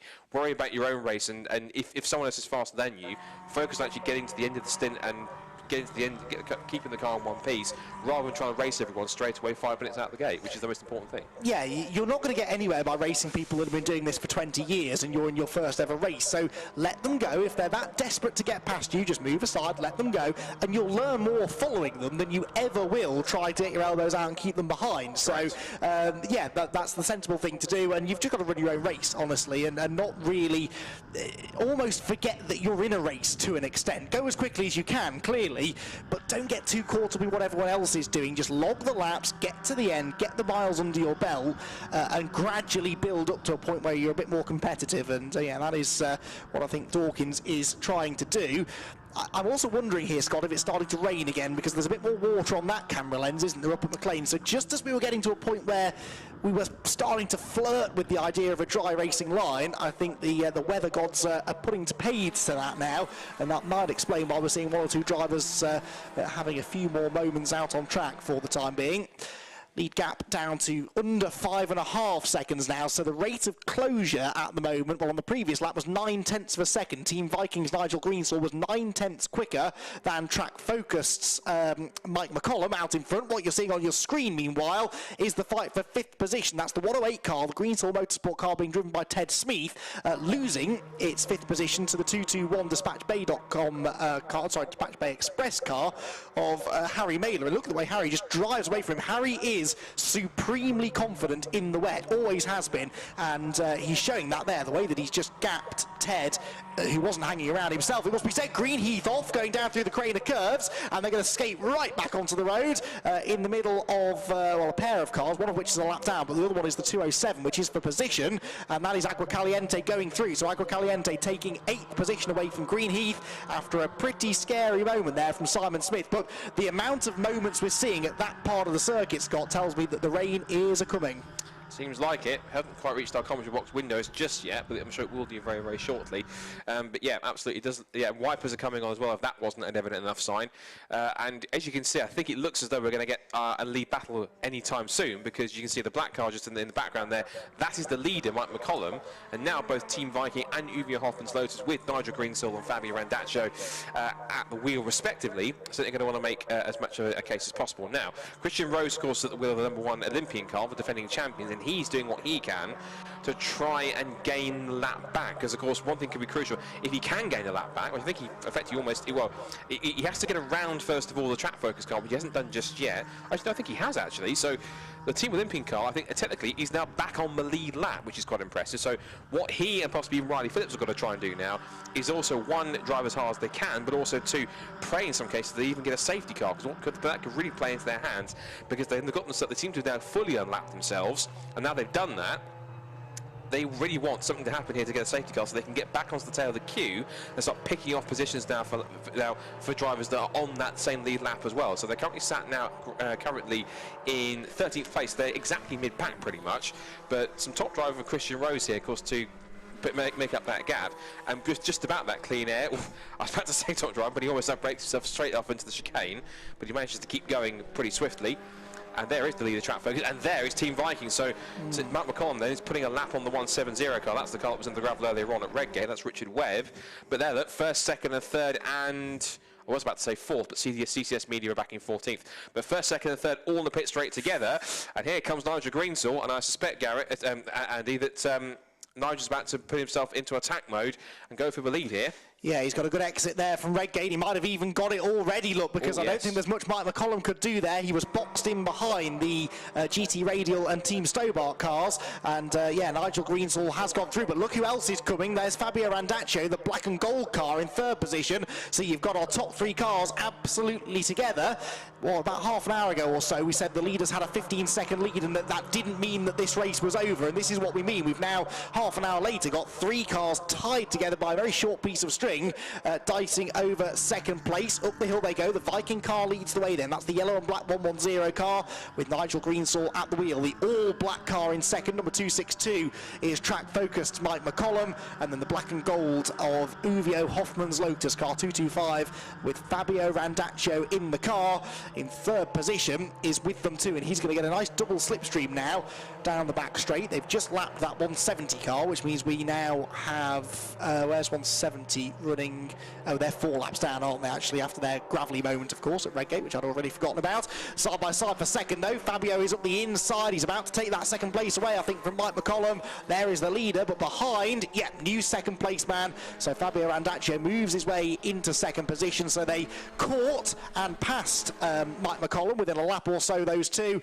And now they're going to set off after the next car up the road, which is an important overtake for them to try and make, even though it's not for position. If they can put that Olympian car back off the lead lap again, then that could have big ramifications for later on in the race. So Even if you're leading the way, you're still trying to catch and pass as many cars in front of you as you possibly can. We have 12 cars on the lead lap now, and the fewer cars that we have on the lead lap, the easier life becomes for those that are hoping to win the race, especially if you can start putting really quick cars like that number 1 machine off the lead lap. Yeah, that's absolutely a fair point. And one thing I was going to mention, seeing Uvio and Olympian together, was that I saw quite a funny post on the collective sort of Fun Cup family group, which I think you know which one I'm referring to now, which is ever the jokers of Farkini and Fabio. They decided to head down to Team Olympian, and obviously being the reigning champions have number 1, they thought, well, let's have a bit of fun with this, or kind of make our point, because if you look on the side of their car very carefully, it has 1/2, as if to say it's half. Now, the argument that the Fabio and Farkini will give is that technically, because it was the half of the length of a normal championship, then they are only won half a championship, whereas there was a good comeback from Riley's father Andrew saying, no, that just means we've won 1 out of 2 championships. So there's a nice bit of banter between 2 champion teams there, but that's the great thing in terms of, yes, you've got rival teams and lots of top drivers, and it's very hard, close racing, but you know this more than anyone else, of course. Fun Cup is very much what they call their Facebook group the Fun Cup family, and it really is, and they always welcome new people in so quickly, but you've got all the usual people in there, and yes, there's lots of hard racing, but at the end of the day, they all admire each other and look out for each other a lot and spend a lot of time. And the social aspect, obviously, which has been reduced a little bit or been done in a different way, obviously, given all the current restrictions going on with with COVID, is that it's so good. And they usually have all sorts going on with their own sort of awards nights and different special awards they have, and some of the special videos that they make and things like that. It's a really lovely collective of people, which I know obviously you're pleased to be a part of, and it's such a fantastically tight-knit championship that do you ever get situations where if one team needs some help for something, you get others helping in? I know there's obviously lots of rivalries going on, particularly when there's a championship on the line, and obviously if you've got 2 rival championship teams, one's probably not going to help the other try and get them back on track, but typically there's a lot of camaraderie where if there's one team desperately needs something, other teams will chip in and help them. Well, I've seen that exact thing happen at the final round of the championship a few years ago, where one of the championship contending teams, I think it was only in testing in fairness, but they needed a spare part, they didn't have one, and they went to the team next door, which happened to be the team they were fighting for the championship with, and said, can we have your spare, whatever it was, and they said, yeah, absolutely, because they want, as you say, they're fierce competitors, but they are a family first and foremost, and I know the whole sport is missing the social aspect. It is a huge part of motorsport. It's not just what goes on the track. A huge part of our experience, certainly, and the drivers and teams as well, their experience of being in motor racing is the social side of it, and everyone is missing that. But I do feel that it's affected the Fun Cup paddock more maybe than some others, because that was such a huge part of the weekend.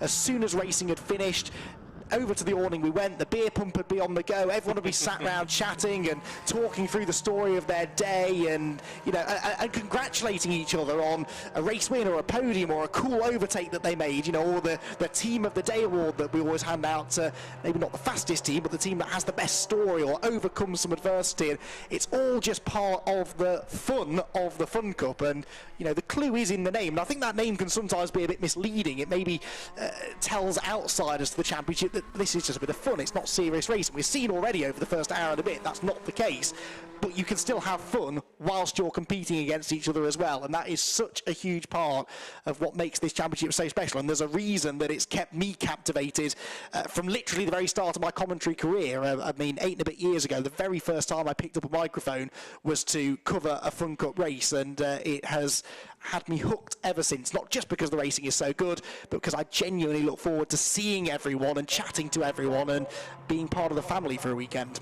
I think if Paul Rose ever needs an extra person to sell the championship at the Autosport show, I think you're the perfect candidate, I think, because that was beautifully told. And I'm not saying that, that's not sarcasm, I genuinely mean that was beautifully told in terms of the intricacy of the whole Fun Cup paddock and how it works together. So that's it's fantastic to see that continues to carry on. And I agree, we do need to get the social aspect of motorsport back, obviously as soon as possible, but in a sensible time frame, given all the restrictions that are around. So, and I do agree, it's always great to see championships and stuff, and there are other as example, BRSCC championships that have other social aspects, Masters being one of them, which is obviously quite a handy one. Now, you've pointed down to the pit lane. Do you have is that a particular battle or a pit call or something? I just noticed out of the window, we're seeing on the screen the Greenheath car going down through the Crane of Curves, but out of the window I've just seen the Olympian car has gone a lap down again. So Vikings Nigel Greensall has lapped the Olympians car, which I've already forgotten who's driving it. It's Christian Rose, isn't it? The under the weather Christian Rose, it must be stressed. So perhaps not firing on all cylinders, Christian, in this this one, and we know the car had some sort of an issue earlier on, but you know, that doesn't mean their day is over, because there's every chance that after the next round of pit stops, which is some 18 minutes away, the Olympians will put Riley Phillips into the car, whilst Team Viking will go to Mark Home, and as quick as Mark Home is, I would say Riley is probably a bit quicker, so there's every chance they'll overlap themselves. What they need to hope for, though, is that as and when we do get a safety car, it happens when they're on the lead lap, not off it, because there's nothing worse than getting a safety car when you're on the outside of the lead lap looking in. You've got to try and time it correctly if you can, but given the really efficient live snatches we've had, there is a potential chance, I suppose, that we might not get a safety car at all over the course of the race. That has happened a few times. I'm trying to remind myself now. I think it's just twice that we've had no safety cars. No, I'll tell a complete lie. Actually, we have had a total of 6 races over the 75 that we've had that haven't had a safety car. So that sort of tells you that we're likely to have one at some point. But so far, the marshals have been doing a brilliant job of dealing with the various incidents we've had without the need for a full course caution, which means that very snazzy new runyourfleet.com safety car is staying solidly put at the end of the pit lane, meaning that we can all sit and admire the rather nice stickering that's been done on that car without having to send it out onto the circuit. Yeah, we remind again, of course, it's the partnership with runyourfleet.com, of course, which is running for 2 years, and as part of it, in return for some brand visibility and marketing support, they very kindly give us the use of this beautiful-looking Jaguar XF Sport Brake in white with this lovely sort of club-centric sort of coloured livery on it as well, with the Run Your Fleet logos on there, and of course the BRSCC shield. It's a wonderful-looking car. We had a bit of a presentation for it earlier on in the lunch break off camera, and you might be able to see some highlights of that later on after this race weekend. Let's, I think with 2 hours and 45 minutes to go, it might be a good idea to quickly run down where we are, of course, as we approach the second pit stop window. So Team Viking then have the lead in the fastest lap after 44 laps. They have almost a practically 3-second lead over Uvia Hoffman's Lotus with Fabio Randacci at the wheel. We should remind it's Nigel Greenstall at the wheel. And also as well, they are of course leading, not only leading the race, but they're also leading the Masters contest too as well, which is quite fitting. So a Masters one of there. Isn't there also a prize perhaps as well if there is a team with a Masters driver in it that wins a race overall, or did I imagine that? There is a prize if you are a new team and you win, and it's quite a substantial one. If you're a team of drivers who have never raced in Fun Cup before and you win on your first attempt, then Paul Rose, whose wallet is famous for having not just one but several padlocks on it, will hand over 10,000 of his hard-earned pounds to you if you can win in your first attempt. And I think there's it's something like 7,000 if you're second place and 5,000 if you're third. So and they could be anyone, you know. These could be professional racing drivers. If they've never raced in Fun Cup before, come along, have a go. If you think you can win one of these races, then come and put your money where, or Paul's money anyway, where your mouth is, and prove to us how good you are. But there are teams out there that are brand new to the championship. None of them at the moment troubling the front runners. But yeah, that's one of several extra prizes that are on offer for coming and doing well in the Fun Cup. Doing well so far. These top two here, of course, is always Christian Rose. I'm not sure there was contact. There was a bit of a wiggle under brakes, but either way, Fabio Randaccio certainly putting the number 1 car under pressure to put him back a lap down. But of course, as you say, that sequence could all change once we get into the second half of the pit stops. In terms of the rain, it looks though either it's fairly localised in certain areas of the circuit, certainly localised at McLean's, where we see still Fabio Randaccio still can't get past Christian Rose to put a lap back on him. But to go back to where we were with running down the order, so it's Nigel Greenstall that leads the way then from about 1.6 seconds from Ovia Hoffman's Lotus with Fabio Randacci at the wheel. Third place is 262, which is Track Focus. Mike McCollum driving that car in this second stint. Fourth is number 221 Dispatch Bay Express, and that has Harry Mailer, of course, who's going to be revelling in these conditions. He said is actually lapping in the 1:40, so he's on roughly the same sort of pace as Track Focus, whereas the top two have pretty much got the class of the field so far, and the 1:36s, 1:37s, as Randaccio does finally put a lap on the number 1 car of Christian Rose.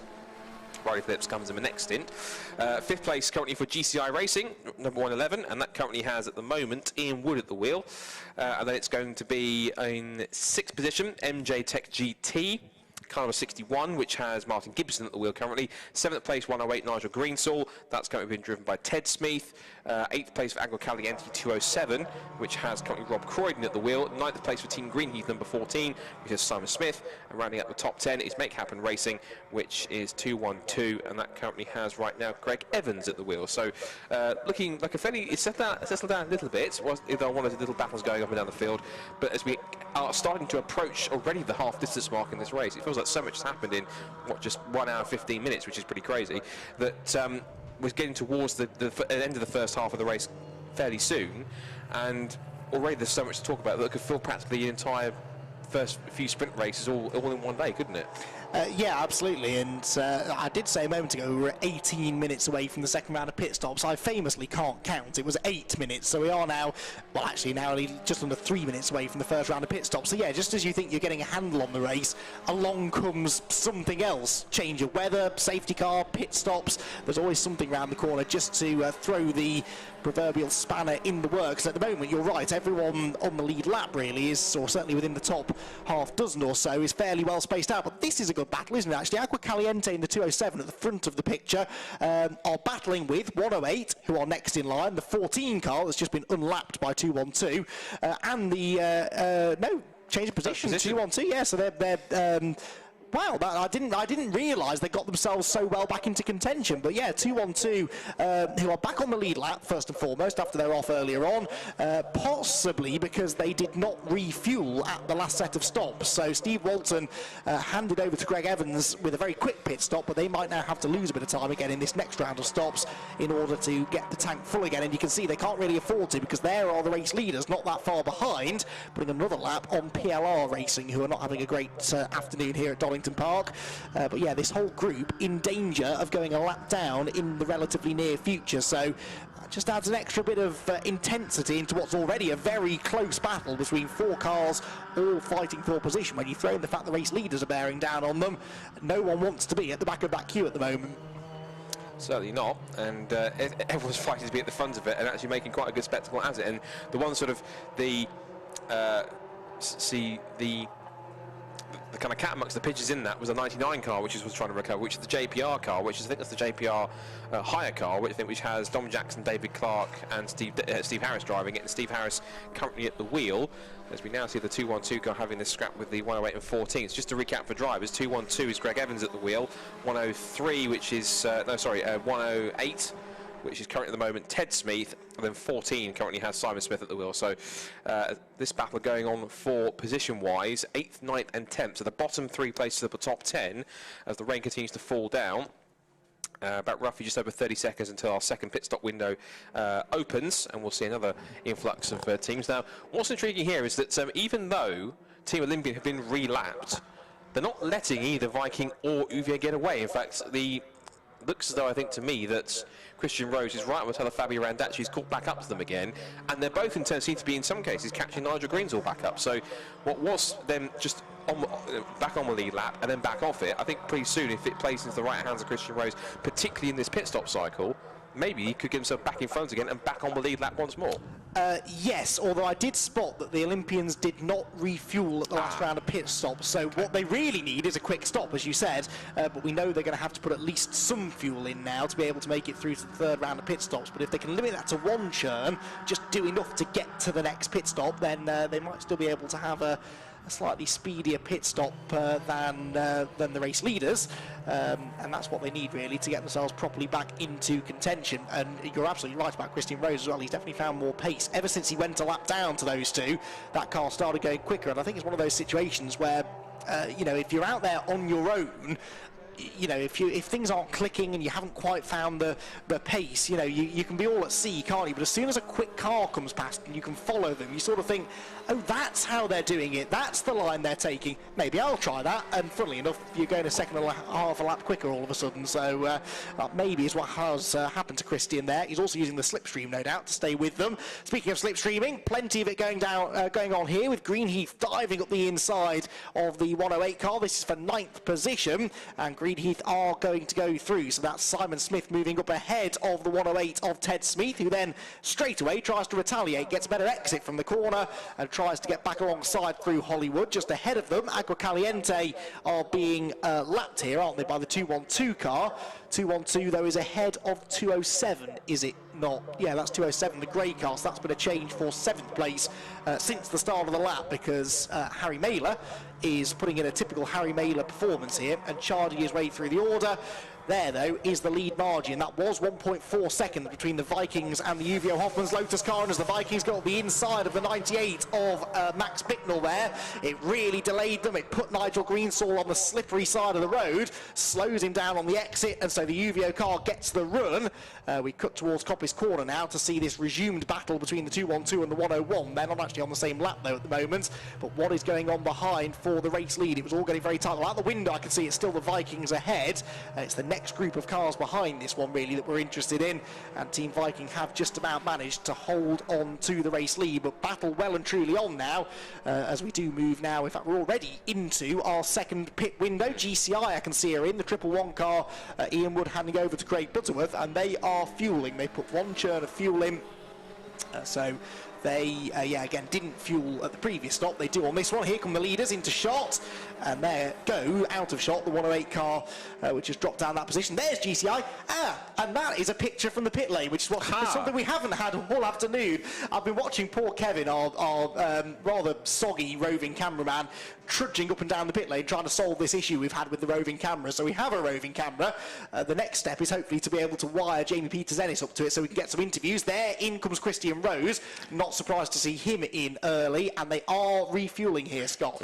I just watched this for a pit stop. This we were talking about here, the art of a Fun Cup pit stop, and it's got the reigning champions as one of the best examples. So it's 2 churns going in. Oh, okay. It's 2 churns if you go. They've just done one, another one. So they're possibly thinking about a longer stint in this middle one with possibly Riley at the wheel. If they want to try and take advantage of this, would you say arguably Riley's the quickest of the 3 guys in that squad? So Riley then is the quickest of the guy. He's now going to go out there with arguably one of the heavier cars out there to try and make that work, but he's going to try and make up the speed as best he can in order to try and get himself back on the lead lap, and then if we're in possible contention to get a strong result. So that's interesting tactics from Team Olympian there to kind of put in 2 churns of fuel, to fuel more than probably other teams would have done, to maybe try and help them go longer and to save time with their quicker driver in when they have to make better pit stops. Pit stops. Exactly. If you're going to lose time by double fueling, so you might as well do it when you're sticking your fastest driver in, because they've got a better chance then of reclaiming that time. And as rapid as Christian Rose and Chris Doval are, Riley Phillips, I think possibly is a little bit quicker, at least today,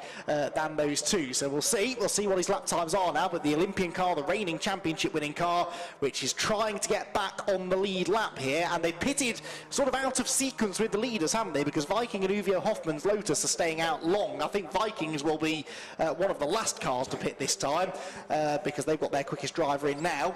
UVO Hoffman's Lotus, meanwhile, I can see as they go towards Redgate Corner, are challenging once again for the race lead. So battle joined at the front of the field. More cars coming into the pit lane. That's Greenheath with Simon Smith handing over to Gary Bate, and that's at least 1 churn of fuel going in. I can't see a second one waiting, so I reckon that's going to be a 1 fuel stop, if you see what I mean. And as they prepare to leave, CCS Media right in front of them as well. Oh, and that, for the second time, is the Make Happen Racing 212 car, the car that started from pole position off the road, this time down at the old hairpin. They were running 6th, but that was the 8th placed 108 car going past them, so at least 2 places lost there down at the old hairpin. 212, I don't think they haven't been in, have they, for their second Not yet. Stop? No, so that is still Greg Evans at the wheel, but I wonder whether we'll see Greg decide to bail for the pit lane fairly shortly now. Possibly. There might be a signal that my time's up for this stint, it's about for me to come in. So, or it's probably saying on the radio, come in number 212, your time is now up after that. So, teams that have made pit stops already, we can see. So Team Green have just made theirs. GCI Racing have also made their early stop. So have, as far as I can see, Team Olympian. CCS Media have also been in, as have also the 171 Agua Caliente car, and that's just about it, because the only other cars that have made stops that are further down the field, we've got the EDF Motorsport 246 car. Yeah, that's only just one there, but the other one, I'll point out one thing, unfortunately. It's been an awful day for Enduro Motorsports. Both their cars in the garage, early doors after what, 21 laps or so, which really has been a disaster. Right, leader is in by the looks of it, which is Team Viking, so UVO Hoffman's Lotus carries on. And one thing I was going to mention is that from history of watching Fun Cup races before, the UVO team tend to stretch their pit window as long as possible. In fact, I've even a couple of times where I think I've always been pretty confident that they've even gone beyond the pit window and actually missed it, when actually they've timed it so that they can... Is it right in terms of saying you have to pretty much take your pit board and pit on the last lap, which you can pass your pit board before you come in, or something along those lines? Yeah, so at the start of the pit window, a board is held out over the wall, saying pit window open. You must pass that board once before you pit, so you can't anticipate the window opening. You have to wait till it's opened, finish that lap, and then you can pit. And the same is true at the end of the pit window. Another board is hung out saying pit window closed, and you're allowed to pass that once before you pit. So you can pit essentially after the pit window's closed, but only one lap after it's closed. Vikings go out, by the way, having taken 2 churns of fuel, so the same as Olympians, and Olympians have unlapped themselves. Look on the screen, we're seeing it now. There is the Viking car, and the next car in front of them is the green number 1 machine there of Riley Phillips. So they were behind Vikings before the stops. They're ahead of them now. That's not a change for position, but it does put the reigning champions back on the lead lap, depending on where Uwe Hoffmann's Lotus come out, of course. If they decide that they're putting less fuel in at this stop, then they might be able to stay ahead of them 1 car. But Riley Phillips, you can see, is wringing that car's neck as it drops down through the old hairpin, really pushing on now as they desperately try to bring that car back into contention. The Vikings, as I said, took 2 churns of fuel and didn't leave Nigel Greensall in the car as long as I thought they would. I wonder if they needed to fuel the car. I wonder if because they didn't fuel the first time, they had to bring him in earlier, because normally you have to really prize Nigel out of that car with all of your strength. He wants to stay in right to the end of the stint, and the team are happy to let him because, let's face it, he's quite quick. Yeah, he's quite an experienced man, of course. When it's somebody who has been that quick enough that he can handle a historic F1 car, I think as far back as he was a prominent figure in Euroboss. I think when the car he used to frequent quite a lot. I think it was he had a nice 95 Tyrrell that he used to drive quite a lot, and he was very quick in that. And I think he was I'm sure he's even Euroboss champion at one point. Look back at his driver DB profiles to double check. But he's done all sorts in all sorts of things. He's done Le Mans, he's done Blancpain GTs, he's done tons of historic racing and lots of Fun Cup as well. You're absolutely right when you say you stick him in anything. He's not fussy. He will literally get in and drive anything, which is great. The Stand 2 Motorsport team which is Warren McKinley and Martin Compton. So this is going to be Martin Compton getting back in that car now for his second stint. There is the 111 team. That's the GCI car, which has made a pit stop and currently sits at the moment pre-everyone shuffling in pit stop cycle, currently sat in 9th. So how that will change remains to be seen, because there are 4 more cars ahead of them. 5 at the head that need to make a pit stop, which is Greensall Motorsport 108, the top 3 currently, which is Uwe Hoffmann's Lotus, Dispatch Bay Express and Track Focused, and then Agua Caliente, which is in 6th position at the moment. So back out goes Martin Compton, a skew rear wing and all. Well, the team sort of came out and what was that? I looked away at the time. I think the Greensall Motorsport car went went straight on. So I thought he was taking quite a deep line into the chicane, and he just about did. So away he goes again, and that was one away. Hasn't pitted yet. Greensall. That's Ted Smith. He's got Simon to hand over to, but possibly getting a little bit sort of overexcited at the chicane there by the looks of it. Yes, I don't know whether he was trying to stay out of the way or whether he was braking too late to try and hold on to the place. I'm not sure, but no real damage done. In come Track Focus, by the way, who parked their car up in front of a number 23 board, because of course Track Focus also run cars in British GT these days, and that I seem to recall is their number. So in they come. Got PLR in as well. Yeah, absolutely. Olympians there got the inside of Greensall Motorsports 125 car. We've got, well, the pit window has ended, but as I said, you're allowed to pass the pit window closed board once. So anyone that hasn't stopped yet will have to do so soon. And really, the team we're most interested in here are the team that are leading the race. 225, Uwe Hoffmann's Lotus. Fabio Randaccio has not yet stopped. He must come in this time as Make Happen Racing go off for the 3rd time that we've seen, at least. That one, the least disruptive to their race, though. They don't lose too much time, and they will rejoin not too far further down the order than they were. But yes, Uwe Hoffmann's Lotus, then they owe us a pit stop, and once they come back out onto the track, we will know A, who's leading, B, by how much, and C, whether the Olympians have got themselves back on the lead lap or not. Well, at least they'll be very close to it, at least, anyway, because Riley Phillips does appear to be, in the early stages of this stint, very rapid indeed. We see that's the 99 car, the JPR car. which now has at the wheel of it after its second stop David Clark. So that's now they get it. That's the third of their drivers. They'll be their first full cycle of driver changes, as in having all three at the wheel during the race. By the end of it, in the pits now are the current leaders, Uwe Hoffer's-Lotus. Now, of course, this is the key pit stop we need to watch. Of course, now there is fuel going in, at least one churn. Just one, I think. Yeah. Dispatch bay also in as well. So the top two are coming in anyway.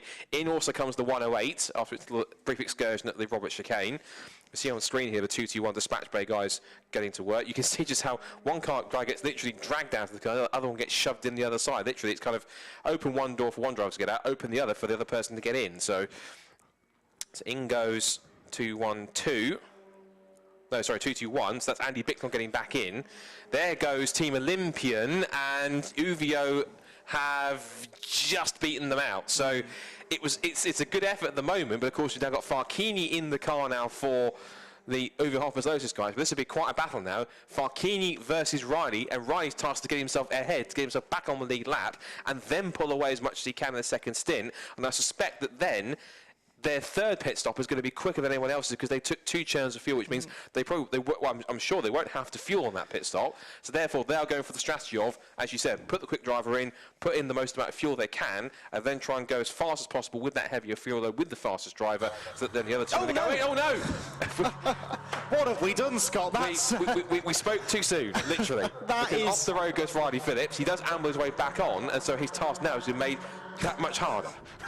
I was about to say, had Olympians not refueled on that last stop, they would probably be back on the lead lap, but actually they wouldn't have been because he'd just gone off anyway. So, but yeah, until he threw it off the road was exactly the case. He had to try and catch the Uvio car to get back on the lead lap. I reckon they probably would have been leading if they'd only taken 1 churn of fuel. Yeah. Because of course they took 1, they could have still refueled and then carried on, and maybe would have just beaten them back out. But it is what it is, and of course Riley now has had a bit of a brief fright, and you can.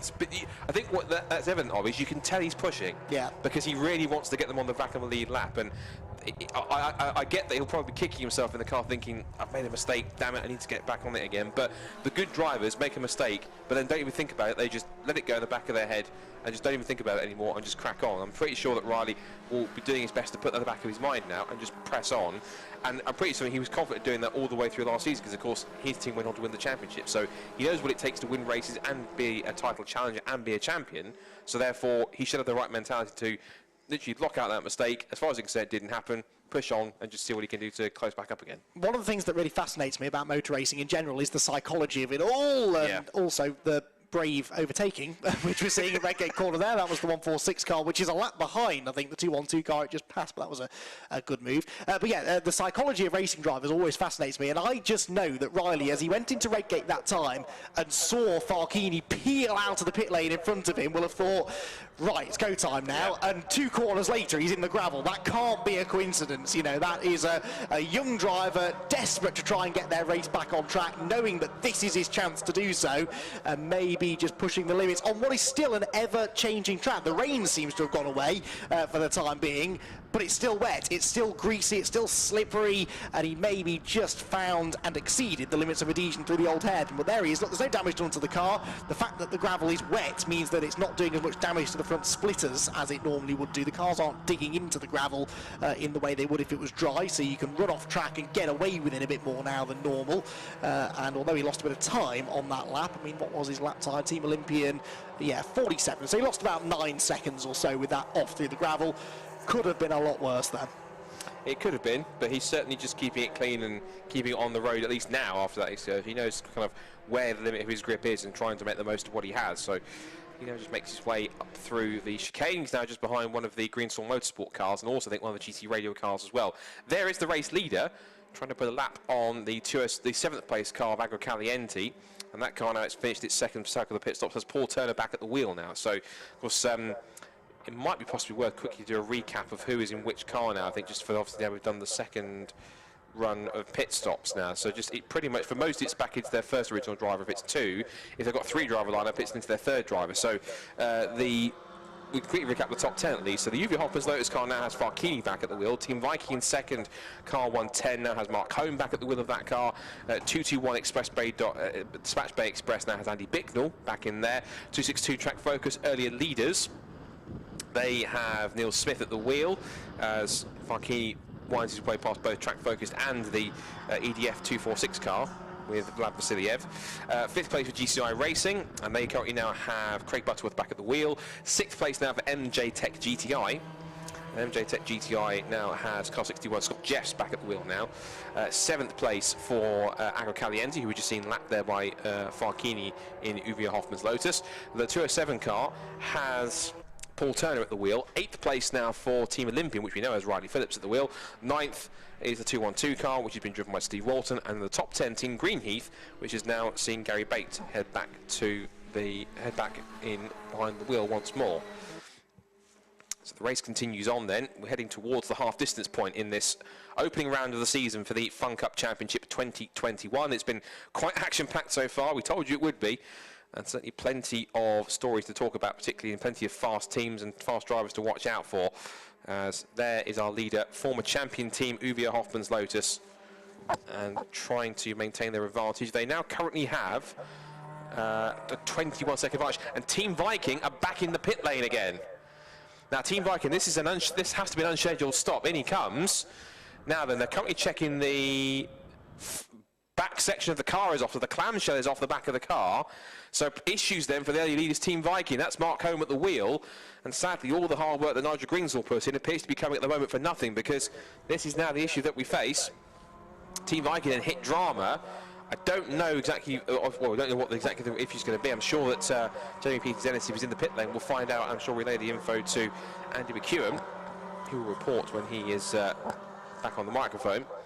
So issues then for the second place team. Now that will be certainly a help for many drivers, including at least Team Olympian, who of course will be unlapped on them, if not already. So this now puts Dispatch Bay Express, it will put them up into second place. It will put GCI Racing up to third. It will put Track Focus back into fourth. And of course they'll start to, of course, if they can solve the issue now within a lap, which given the fact that the rear end bodywork is up on the car, appears to be the case, that it won't be the case, which would be a shame if not. This really is going to be a turn for the fortunes turning for the worst for Team Viking. So some of the faster teams with faster drivers really have hit troubles. I was talking about the Enduro Motorsport guys, particularly the 103 car, which is Morgan Tilbrook, which had then Marcus Clutton at the wheel, and that was a shame that didn't really make it beyond the end of the first stint, or even make it to the end of the first stint, because both of the cars were shown as being in the garage and pretty much out of the race by 21 laps, which is not the way they wanted it to go. But of course they've got other projects as well. I think they've even announced an entry into British GT this year with a McLaren, the ex-Balve Motorsport McLaren 720S GT3. So I'm sure that if the fortunes here at Donington aren't working out for the Fun Cup team, they'll be hoping to turn those around for Brands Hatch in a couple of weeks' time when the British GT Championship gets underway. Just seeing on screen here the Team PLR car is backing into the old hairpin, as is also Make Happen Racing. A few other cars grouped together. 221 there, Dispatch Bay Express, that has just taken second place from Team Viking. The back end of the car, the bodywork is still up on that Viking machine, which is unfortunate. And this will be, right, it's back down again. So whatever the issue was appears to have been either temporarily fixed or completely fixed, or at least something to get them back out to continue racing. And I think they're getting the fun thumbs up. I'm just watching out of my window here as we're seeing Dispatch Bay Express putting a lap on Agro Caliente. Now back out have gone Team Viking, but they have gone down a lap. So unfortunately they've gone into the same situation that Team Olympian have found themselves in, which is trying to claim back a lap. And they have got Mark Holm in there. So the strategy of running longer on the fuel, unfortunately, doesn't appear to be working in their favour. Now they've had this little, almost quite literal spanner in the works. We're seeing here 146, which is PLR Racing. 13th position at the moment, and they're still second in the Masters contest at the moment. The Masters leaders at the moment are Team Viking, despite their issue just now, then PLR second, CCS Media third, JPR fourth, and then Stobart Sport in fifth. Those are the 5 Masters cars in the field. And the gap now between the top 2, between Uvia Hoffman's Lotus and Dispatch Bay Express, is 23 seconds.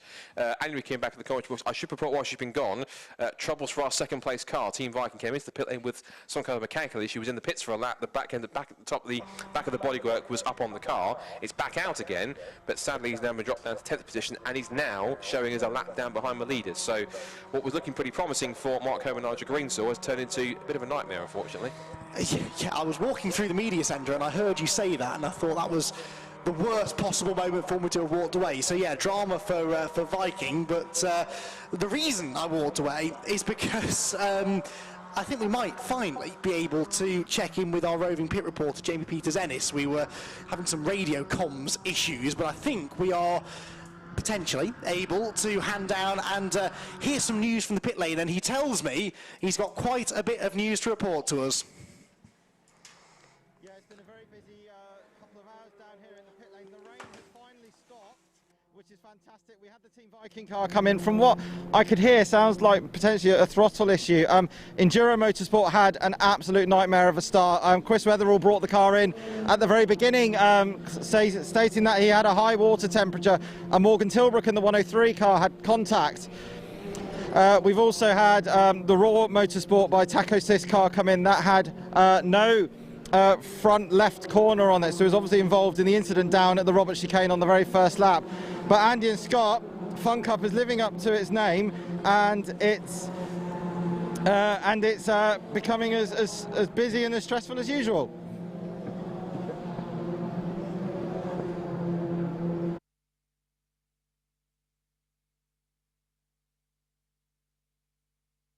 Thank you, Jamie. Yes, so lots to report from the pit lane, and we hopefully will be able to hear from a few drivers now that we've got everything working down there. And JP, bless him, has been stood out in the cold and the wet for quite a while now, digging out all of the stories. But me and Jamie have been working together on this championship for many a year, and I think even Jamie would agree we've had worse weather than this to contend with. I've spent many a wet and windy Anglesey evening and night even commentating on Fun Cup racing in the pouring down rain and gale force winds, so practically a summer's day this we're enjoying here at Donington Park by those standards. What keeps us entertained throughout all of the miserable weather though is this close racing that we've been having, and although we do now have this 23-second lead for Uvio Hoffman's Lotus even, Dispatch Bay Express in second place are still going to be pushing hard to get back to them, and they are matching Uvio's pace, so if ever they could get back to the leaders, I think we would have a decent battle between the two. On screen we're seeing the 2-on-2 Make Happen racing car, which is up into 8th place now despite their various dramas. The red car right behind them is PLR Racing, they're a lap behind, but then the white, grey and yellow number 14 is for position with Make Happen Racing. This is 8th and 9th, separated by a lapped car. Shame to see PLR having their early difficulties though, isn't it, because they are a team without whom the Fun Cup simply wouldn't be the same. Neil Plimmer especially, the winningest driver, which I hate that word, in Fun Cup history. He has been winning Fun Cup races now for 2 decades as Neil Plimmer, and I think he's in the garage now actually watching on as the car is driven in this stint by Ben Pitch. But when they don't have issues, PLR are still just as competitive as ever.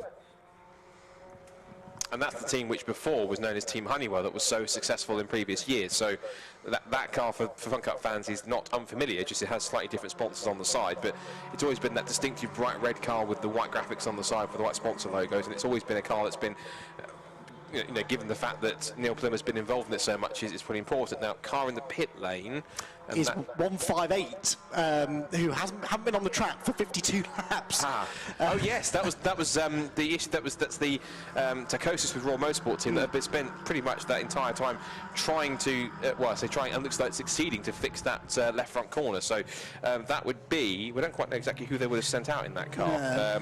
My guess would be to maybe get some proper quick laps in, potentially Mr. Rivette, I'd imagine. Yeah, well, Paul should have taken over for the second stint. We're technically in the third stint now, but yeah, you do find that teams, once they lose that many laps and their strategy goes that far awry, that they'll just stick in whoever they want to, really. So yeah, Paul Rivette possibly in the car now. Jamie, if he's listening to us, might be able to dig out the information on that and find out exactly who's behind the wheel. But through comes this big group of cars. There is the second place car actually in amongst all of this, the orange and black number 221 Dispatch Bay Express car, being driven in this stint by Andy Bicknell for his second drive of the race. You can see him pulling out of line there.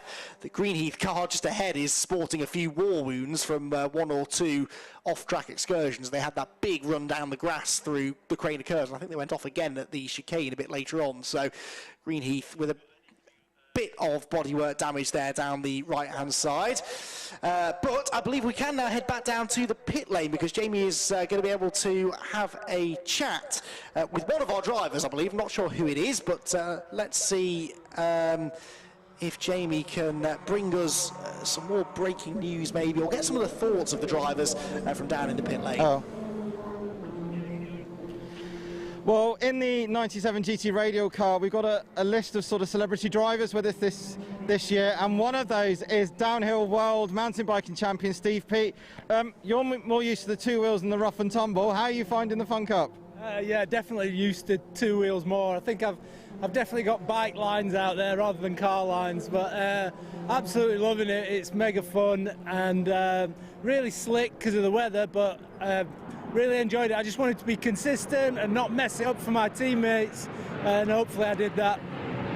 And I mean, what's the car like to drive? I mean, as we got the planes going over as well, I mean, the conditions are really, really slippy. It's that horrible greasy stage now, and these GT radial tyres, they're fantastic in this kind of weather. But for somebody who's new to Fun Cup, what's it like? Oh, I definitely had probably the most four-wheel drifts out there, I reckon. Like you say, the tyres are absolutely awesome and they're just shedding the water and working really good, but it's so frustrating for me when like some of the fast guys come around me and they go outside on the turns and they know where the grip is, they find the grip and they go fast around the corners. I try and stay with them, but I'm running the dry lines, I'm on like the rubber slick on the track and it's a little bit slippier, but I can't fathom out how to find the grip, so it is a bit frustrating, but I'm really enjoying it. Excellent stuff. Well, good luck for the rest of the race. Cheers, thanks. Thanks, Jamie. So great to hear there from Steve down in the pit lane, who is making his Fun Cup debut. And of course, at the wheel now of the 97 GT radial car, out on the circuit, running in 15th place now is GT radial, is John McGuinness, legend of the Isle of Man TT, as there's a big old lock up there for the car that led in the early stages, 262. They are running in 5th place now, and they have just fallen behind the Vikings, who of course have slipped even further down the order now, haven't they, I suppose, after their issues. The Vikings are 110, 11th place, yes, 11th place for Team Viking. Still the leading Masters team, actually, and they're now in a bit more of a competitive battle with PLR Racing, aren't they, for that Masters victory. There is Riley Phillips ahead, look, of Farkini, so he's back on the lead lap, he's done it. So maybe the small off at the Old Hep was the incentive he needed to keep on pushing, and he's finally managed to get it done. So, I mean, lap time comparison on those two. The last lap for Uwe Hoffman's Lotus with Farkini at the wheel was 137.791. You compare that to the fastest lap for Team Olympian, it was 136.748. So he's been consistently lapping fairly quicker per lap, it seems, at least a second a lap quicker, or thereabouts. Although Farkini is trying to come back at here on the exit through Starkeys and Schwanzker. They just put also a lap on one of the Agrocalianti cars. Yes, they have. It's the 171 car, it looks like. Ooh, Farkini's trying to get himself back up the inside to re-lap the number 1 car. And you certainly think about it, but they're both taking the wide line because you can see wipers are back on, and looks like there's rain back out on the circuit, it seems, particularly down towards the top end of the circuit around where McLean's and Coppice is. So on the kind of the furthest away points of the circuit from us here in the commentary box on the main straight, that does appear to be where it isn't. Oh, a massive twitch from Farkini on the apex of Coppice. He really was hanging the tail out Tokyo drift style, but then just had to really, the car just all of a sudden snapped a bit too much. He had to really quickly correct it to make sure he didn't lose too much more time. Well, that said, it's probably more wise to insert, well, he's got a choice to pretty much either let Olympian go or to keep on battling. But if he keeps on battling, they're going to hold both of each other up, and then that gap of 32 seconds between himself and 221 and Dispatch Bay Express is going to start disintegrating the more he decides to focus on that. So Team Olympian now pushing on. Now, Olympian, now their next target, they're up to 5th position now. Their next target is going to be MJ Tech GT. And looking at lap time wise, in fact, the last lap for Riley Phillips was a 135.859. He's about 7 tenths per second quicker, so absolutely the fastest man on track at the moment. And if you want the pace comparison compared to M-Tech GTI, about 3 seconds quicker, just casually. So I think there'll be a good chance, but by the time we get to the next pit window, I think potentially Riley Phillips might be on the tail of the 4th place car. Yeah, that wouldn't surprise me at all. So Team Olympian then getting themselves back into this, slipping backwards though, I'm afraid, on the previous lap at least, were Dispatch Bay Express. They had a really slow lap, about 9 seconds off the pace. Their subsequent one was back on speed, but they lost a big chunk of time. The lead gap now, as you can see on the left-hand side of your screens, is up to 34.6 seconds. So what everyone other than Uvio Hoffman's Lotus are praying for now is a safety car, because we've only now got these 5 cars on the lead lap. They're 5 competitive cars though, so if we ever could get the field bunch back together, we'd have a good race on our hands. We've had 8 Donington Park Fun Cup races over the last 10 years. Twice we've gone safety car free, but they have both been 1-hour sprint races. Back when we used to have a double header here at Donington, used to have a 1-hour sprint race in the morning and a 4-hour enduro in the afternoon, and so we've never had a 4-hour race at Donington that's gone safety car free. Could today be the day? Well, whilst things are relatively calm out on track, let's head back down to Jamie in the pit lane.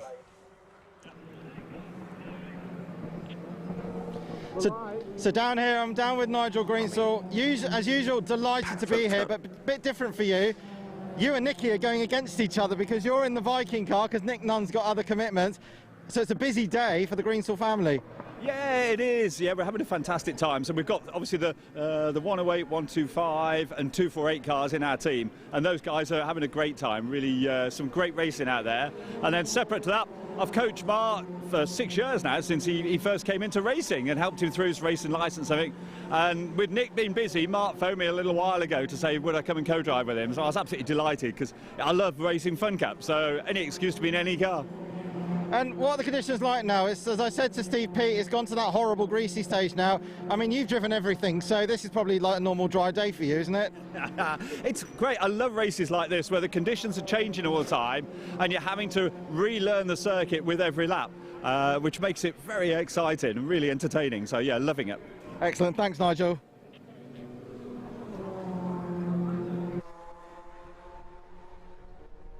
Thanks, Jamie. Well, Nigel Greensall there, one of the most recognisable faces in the Fun Cup paddock. I mean, you can see his smile from space usually when he gets out of one of these Fun Cup cars.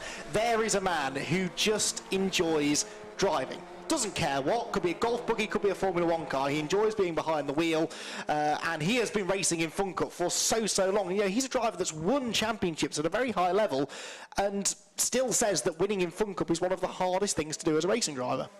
And that just says the quality of the championship and also the quality of the driving talent that appears in it. Because, of course, if someone like that who's gone as far as raced a Tyrrell Formula 1 car in Eurobos and been one of the front runners in that point earlier in his career and raced all sorts of as high as things like FI GT and Blancpain, and even done them, I think he's done the Mono a couple of times as well, and all that sort of stuff. To then come into Fun Cup and say that it's one of the hardest championships that he's competed in, that is a massive advert and a big credit to Paul Rose and everyone at Fun Cup for putting on such a high quality championship and to showing that not only are all these cars incredibly, well, they're all evenly matched, it all really is down to driver talent and how the teams prepare them rather than one driver developing the car of the other. Because all you can really develop is the setup that you have. You can't develop the car because they're all identically all the same, they're all built identical, all the same specifications. So it purely is down to your setup knowledge, arguably circuit knowledge, and just driving talent. And for Nigel to kind of give the praise that there are some great drivers out there that even give him a challenge, and that's not disrespectful to anyone else, but even for someone like him who's so experienced that he finds it a challenge going up against some of the regular drivers here,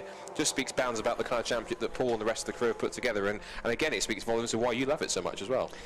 Yeah, I'm trying to remember when Nigel last won a race. I think it's been a couple of years. Probably Brands Hatch 2018. I don't think he's won a race since he left the Race Logic team, or Race Logic stopped racing in the championship full time anyway. So yeah, I mean, a ridiculously fast driver, and yet he hasn't won for 3 years nearly. So we keep labouring this point about how competitive this championship is, but that's because it really is. And I feel like a lot of people maybe don't realise just how tough it is to race in this championship. Anthony Reid was a great example he mentioned earlier on, former runner-up in the British Touring Car Championship, and Le Mans legend, genuinely one of the fastest drivers in the world in his day, and he came along and did 3 or 4 years of Fun Cup, won one race in 3 or 4 years, and he had quick teammates, a quick car. He was still just as quick as ever, and he found it really genuinely difficult to win in this championship. Good battle here still going on between Greenheath and Make Happen Racing. Greenheath are back ahead now in the 14 car. Also in this group, around the outside goes the PLR car, which that was an ambitious move by Ben Pitch, and he ends up, unfortunately, paying the consequence. He's stuck in the gravel, he's trying to get it out, but I think the car might get buried. No, he's sort of skating along the top of the gravel. As long as you keep the momentum going, you can kind of surf over the top of the gravel. He gets back on the road. There definitely will be some damage to the splitter though. I saw some bits of red bodywork coming off in the gravel. I don't know whether he didn't realise they were 3 wide or whether he didn't realise, maybe he lost it on the braking or something, but he definitely turned in across the bows there of the Greenheath car. There was a bit of contact, and unfortunately we can add that to the tale of woe that has been this opening round of the season for PLR. Yes, but a pretty tricky one. There was a point when it was going to the gravel, I think, I'm sure that you were thinking as well, that it was not going to get out, which is pretty tricky, but he has gone through. What's quite amusing me now is that Andy McKeon's looking around quite inquisitive, because I don't think you are seeing it. I think we are really seeing, for the first time today, incredibly, the sun is starting to make an appearance through the clouds. First time in about a week for me. We haven't had any sun back where I'm from all week. This is a strange and rare sight. So, yeah, the sun coming out. And we were actually, we were commenting off mic whilst Jamie was interviewing Nigel Greensall that we're not a million miles away from getting this track down to at least a dry racing line. We're not quite there yet. It's still a bit greasy, but there's certainly no standing water. There's no real spray being kicked up by the cars. So track conditions are going to start improving, and we might start to see a few more personal best lap times coming in the near future, hopefully. Certainly hope so. I think one thing that hasn't died down is the wind, because certainly the wind is certainly blustering. You can see the flags fluttering on the pit straight and also on the other side of the circuit with the Donington Park flags as well. Up the inside goes Dispatch Bay. They're still trying to put a lap on Greenheath. That's very close. Almost rubbing body panels, but somehow the Greenheath car managed to hold on. Of course, and remember, that's a car that's down in 9th place at the moment, where it's just lost 8th from the car directly in front of it, Make Happen Racing. And then I think just in front of that, that's 99 car, it's the JPR car, which is down in 18th position, so that's them pulling a lap on it as they go through. Then goes, that's what the Agricaliente car, which is the 171, and then just behind them was the recovering Ben Pitch in the PLR machine. Up through the Craner curves again. There's the Greenswell car. I think that's both the Greenswell cars. I think there were those to tell there. I think. In fact, yes, it is. Yes. So 108 and 25. So teammates at play here, even though they're at different positions in the race. The 108 car is down in 19th position, and the 25 car is whereabouts is the 25 car? Oh, so 125. That's in 14th. So they're both of us still running in the top 20, just sort of 5 positions and even a couple of laps apart. Yes, indeed they are, and the Greenswell Motorsport cars, good to see them both staying out of trouble generally. The 125 car hasn't really had the ultimate pace today, has it? It's been using that one now. That's Paul Lewis back on board, Paul and Ryan sharing the car, but the 108 car has been pretty competitive. It is, of course, down in 19th now after it's off a little bit earlier on, but 108 being driven now by Simon Smith, the third of the Smith family members to drive the car in this race. There is that GT Radial, I think, as well, just behind the 101. So this is 97 chasing down 101. This is for 15th place with the lapped 246 car in between them. So again, even as we now approach half race distance, there are still quite a few positional battles going on up and down the order. 44 seconds now, though, is the lead for the Uvio Hoffman's Lotus car. That is Farkini Diot at the wheel, and chasing him down in second place there actually is the 221 car in second position, the orange machine, which is being driven by Andy Bicknell. Now I do think that when Harry Mailer gets into that car at the next stint, that car should go a bit quicker. Whether or not it's quick enough to overcome a 44 second deficit though awaits to be seen. 221 took on 1 churn of fuel. In fact, both of the leading 2 cars took on 1 churn of fuel at the most recent pit stop, so we would anticipate the next pit stop to be of a similar length for the 2 of them. You'd certainly hope so, and in order to keep themselves in competition, as we see still DispatchBay.com is still having problems trying to get around Greenheath. You're still making it incredibly difficult for them to kind of lap them. Whoa, I think there was a tag, I think. Either that or Greenheath hit a particularly slippery patch on the exit of Coppice Corner. I suspect there's a small little dent in the back, as I think there was a tiny little tap, I think. And I suspect it might be a bit of frustration possibly out of Andy Bicknell, because you're thinking, you're not racing me, let me go through and put a lap on you. But then of course at the same time, Greenheath don't want to go a lap down, because of course they're already 1 lap down behind the leaders, and so they want to try and keep themselves in contention. So it's a bit of a trade-off, but at the same time, there will be blue flags out as well. So it's kind of thinking, if you have to respect the blue flags, you have to let them go in some cases, I suppose. Yeah, exactly, and the marshals are doing their best to try and wave the blue flags at the right time, although it can sometimes be difficult for the marshals if they'll be following the race to the best of their abilities, but 2 hours in, it can be difficult sometimes to keep track of who's on which lap, so we assume they're being given blue flags. But you see, here's the problem, now they're in clean air again. Green Heat are actually quicker than Dispatch Bay, so Andy Bicknell, yes, he's getting frustrated because he's stuck behind them, but if they're quicker than him, they are actually entitled to hold their position. So it's not like in Formula 1 where they have to pull over and stop as soon as a lead lap car gets within 5 seconds of them. They can, if they've got the pace to stay ahead of the lead lap car, they are perfectly entitled to do so. There is what's left of the PLR racing car. Actually, not as much damage done as I expected there to be, but as the track gets drier and therefore quicker, that loss of front aero is going to start to have a bigger effect, isn't it? It is. Should point out, third pit window is now open, so yep. That's going to be crucial for everyone to make their third driver changes, and of course as well, depending on who took fuel and who didn't, and also if they did, how much fuel they took, might possibly determine how the rest of these pit stops shake out. Now then, we need to focus back on 4th place, because last time they crossed the line, I note that the gap between GCI and Team Olympian was half a second, so I suspect the next time we see them, I'm almost certain to say that we'll see Team Olympian in 4th place. But whereabouts though, I think they're possibly somewhere out of our sight, maybe at the old hairpin. In fact, McLean's. yes, and they have got through, I've just seen. So I'm looking at the McLean's, and the bright green, you can't miss it, the bright green Team Olympian car is ahead of the black, white and red machine. So that is now Riley Phillips.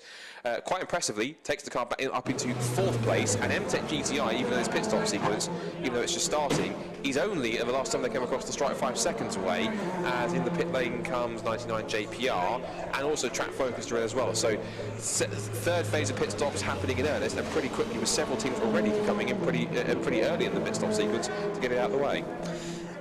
Yeah, so track focused are in early. That is Neil Smith getting out. Neil Smith getting out. Teddy Wilson getting in for his second stint. Now he led the race, remember, in his first stint. So Teddy, one to watch here. Where's that guy? It was 7th place when it pitted. So they're off the lead lap, but they can still pick up a top 5 or 6 by the end of the race if they get a move on. The process of strapping the driver in is what often takes the longest in a pit stop. Make Happen Racing going back out as well. They're the 2-1-2. That's Greg Evans taking over from Steve Walton. They rejoin just in front of the leaders there, the Uwe Hoffman's Lotus car. There goes the Viking car that for so long was 2nd place in this race, but has now unfortunately fallen a lap or so back. There out into the fray goes the track-focused car again. So we're getting into now this next round of pit stops. That was a bit tight, wasn't it? It's always one of the difficulties of the pit exit here at Donington, because you merge right into the racing line, but within a braking zone. The driver's already on the brakes by that point, those that are still on the racetrack, and once you're on the brakes, you can't really do much to deviate from your line when someone comes out of the pit lane in front of you. Yeah, that's tricky. It's not like Silverstone or Brands Hatch that has like a blend line that you have to feed to. It's kind of pretty much, whoa, it's track focus, get very sideways. Now, we've seen that before with cars coming straight out of the pit, because that car has just pitted, so we've seen that several times before when a new driver steps in, and then obviously the first thing they have to find out is how much grip they have available to them at any point. And so sometimes the levels of grip, or lack thereof grip, can sometimes catch them by surprise. It did so for a couple of teams. We saw that happen to Riley Phillips, the Stobart Sport earlier on as well, and track focused on another one, so you have to explore the limits and possibly find out the hard way just how much grip there isn't on the circuit at certain parts. Teams, by the way, that are faded out on your scoring pylon are in the pit lane at this moment, which means that DispatchBay.com, right on cue, are in the pit lane. They've just taken on 1 churn of fuel. They have taken out Andy Bicknell and plugged in Harry Mailer for his 2nd of 3 stints today. That's being pushed away. There's a bit of a push start to get it away. It won't start, will it? I don't know if it has. Yeah, very, very slow getting away. So it would look like a slow stop, actually. I don't know whether they were struggling to fire the car up and then they decided to push start it. But yeah, well spotted that, Scott. That will have definitely lost them some valuable seconds. Meanwhile, back out on track, there's Anglo Caliente 207, just in front of the still recurring 108. In fact, this is the battle we were watching on before. We saw them get very close, and then 262 dropped back with a little bit of mistake they made. So the only front-running team, or perceived, or, well, in terms of the ones towards the front of the field that has made their stop, especially within the top 10, Make Happen Racing and Team Viking have both made their pit stops that are currently set in the top 10. And that's also Dispatch Bay Express. That's interesting, but they're the earliest of the, well, effectively front-running cars, and the top 3 or 4 or 5 cars that have made their pit stops. So obviously there is a massive difference in strategies in terms of the thinking of coming in early to get maybe perceive the quicker driver back in, because of course it's Harry Mailer getting back in there. So I anticipate it all depends, I guess, on your situation in the race. If you're a bit of a comfortable position, you'll keep your faster driver out for longer in the pit stop sequence and then bring them in. But if a different situation, like for example Dispatch Bay Express, if they're trying to chase after Uvio Hofbers Lotus to try and close them down and make a pass for the lead, I can see the thinking of bringing Andy Bicknell in early in the pit stop window to get Harry Mailer in so that he can then start chasing after them, which is pretty crucial.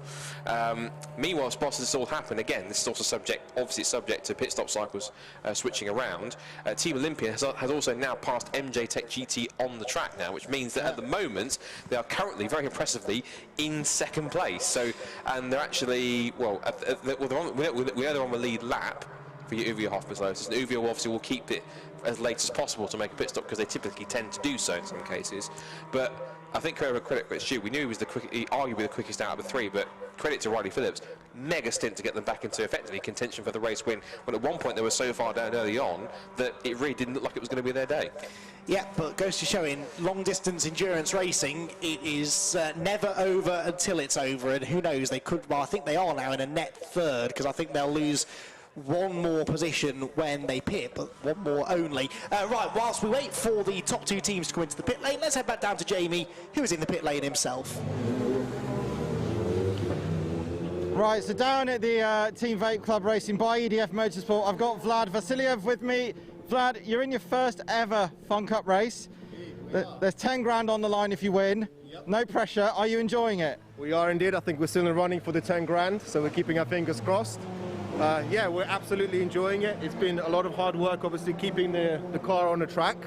It's very slippery out there. Even when the rain stops, it seems to be there's not much grip developing. But I think I'm coming along as a driver really well. I'm glad I haven't managed. I've kept it pointing in the right direction all this time. So yeah, I'm looking forward to my next stint, and I'm loving it. I mean, you've had to learn very, very quickly. Yeah, we've both done a bit of e-sport racing, but it's completely different, isn't it? Absolutely. Yeah, you don't have the element of risk in e-sport. You know, you can keep on crashing and spinning as much as you want. But there are a lot of similarities, especially with the motion platform. It teaches me weight transfer and balance of the car, and I feel it's really paying dividend today, especially I can feel the back going, and it's, yeah, allowing me to correct, and it's been a steep learning curve. We've definitely been thrown in the deep end today with the weather. But we're in the running so far, and that's what we're hoping. We're just hoping to finish the race. Excellent stuff. Well, good luck for the rest of the race. Thank you. Well, thank you, Jamie. You join us now, though, at a very important moment, because from well, what was earlier on a front-running position, the 262 track focus car look has broken, well, is that it, suspension or steering, I think, maybe, that's broken on the front left corner. That could be a failure, but more likely, Scott, that car has come into contact with someone or something. Almost certainly, and we've seen how long it took, we know how long it took, and that's just making things worse. Now, that will be no fault of the driver's own, because it would have been steering problems, but I suspect that's going to need to require snatch. And do I dare ask the question, safety car? Well, any other track, I would agree with you, but then any other track would have had 3 or 4 safety cars already, wouldn't it? But the live snatch here at Donington is working well. They do have live snatch vehicles on that part of the circuit, but it's not really, it's in no man's land. It's not gone off at McLean's, and it's not gone off at Coppice. It's like kind of stopped halfway between the two, so the live snatch would have to go the wrong way down the track, because the live snatch is actually situated at Coppice at the top of the hill, so to the left of shot is where the live snatch vehicle is. It would have to drive the wrong way down the grass, pick the car up from the edge of the road, and then get back out of the way. So of the incidents that we've had so far today, this is the one I think that's most likely to result in a safety car, especially because we're not, I know we are still in a pit window, but not for much longer. Yeah, and I think the way you described it, because if the snatch vehicle is going to have to go the wrong way, obviously, they're going to need the cars at a reduced pace in order to do that safely. So I think, in all fairness, this, I think in my personal view, I probably have to agree, this is probably the one that's most likely that would require the use of the runyourfleet.com safety car. But whether or not it's a junior Ford decides to do so, it's obviously at his jurisdiction. No, the live snatch is on the move, I can see. So, excellent. Yeah, so what do we know, eh? They're gonna, I think it's different. We're commentators and Junior Floyd's the race director, so he knows more about how to potentially pitch if this is a safety car or not than we do. So he's much wiser than we are.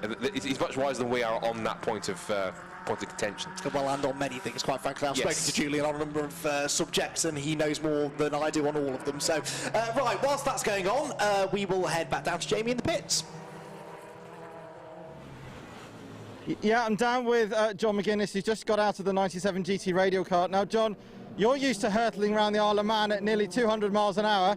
Are you enjoying your Fun Cup experience?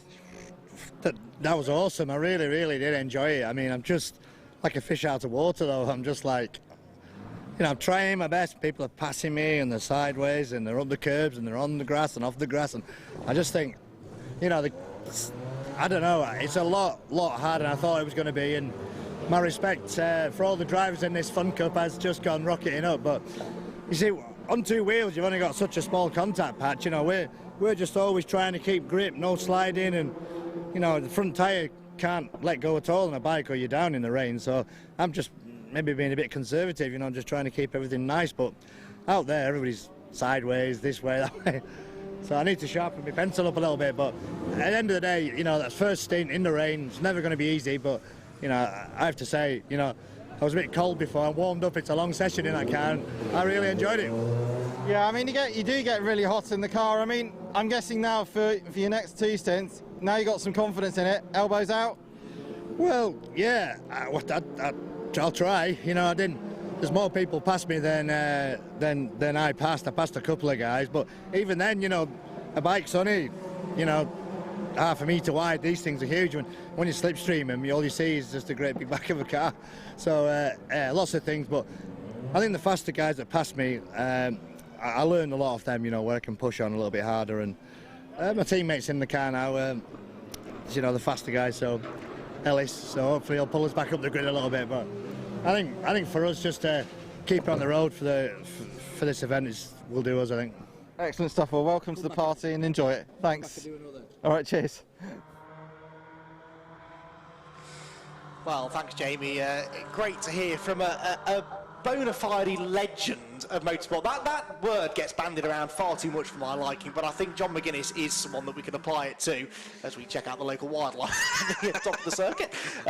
But yes, that was fantastic to hear from John, and to hear him sort of describing the challenges of driving a Fun Cup car. You think the things that he's done on a bike and the things that he can still do on a bike, you'd think nothing would faze him, but this is okay, it's probably safer and a little bit less terrifying than riding a superbike around the Isle of Man, but it's still difficult, and learning how to drive a racing car when you spent your entire life on two wheels, it takes time.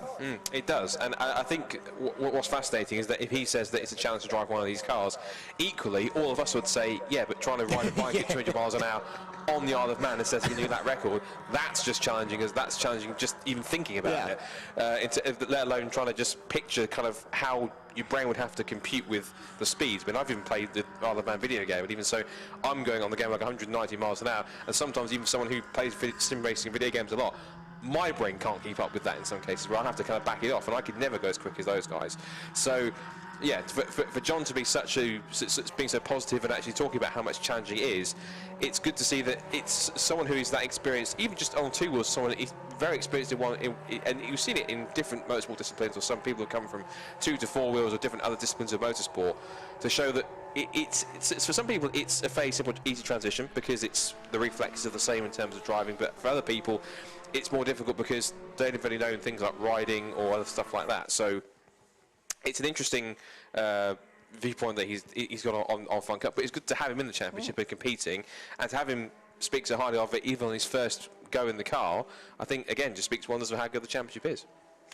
Yeah, most definitely. John McGuinness then, a welcome addition to the Fun Cup paddock. Jamie is clearly making his way up through the pit lane, garage by garage, because he's found someone else to have a chat with now. Oh, he's found the boss man here. This should be interesting. Everyone behave.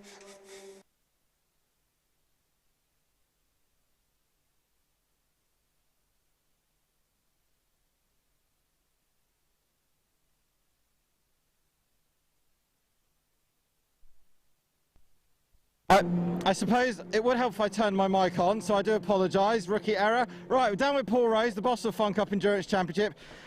Great to have it live streamed, and from what we're hearing, a great audience as well watching. Yeah, it's the first time we've done the live streaming, and I must say, everybody loves it. So I think we'll be doing it again, probably every round maybe. And, I mean, we've had a lot of new drivers this year. I mean, first time ever, Max and Andy Bicknell going against each other. I think Andy didn't give him a lot of room out there, and but no, it's great for our new drivers, and also some fabulous celebrity drivers in as well. Yeah, I think we've got 2 cars with new drivers in this event, so it really is nice. I mean, unfortunately, the conditions aren't good for them, and I know Max has been struggling a little bit, but every time he gets out of the car, he's got a smile from ear to ear, so what more can you ask for?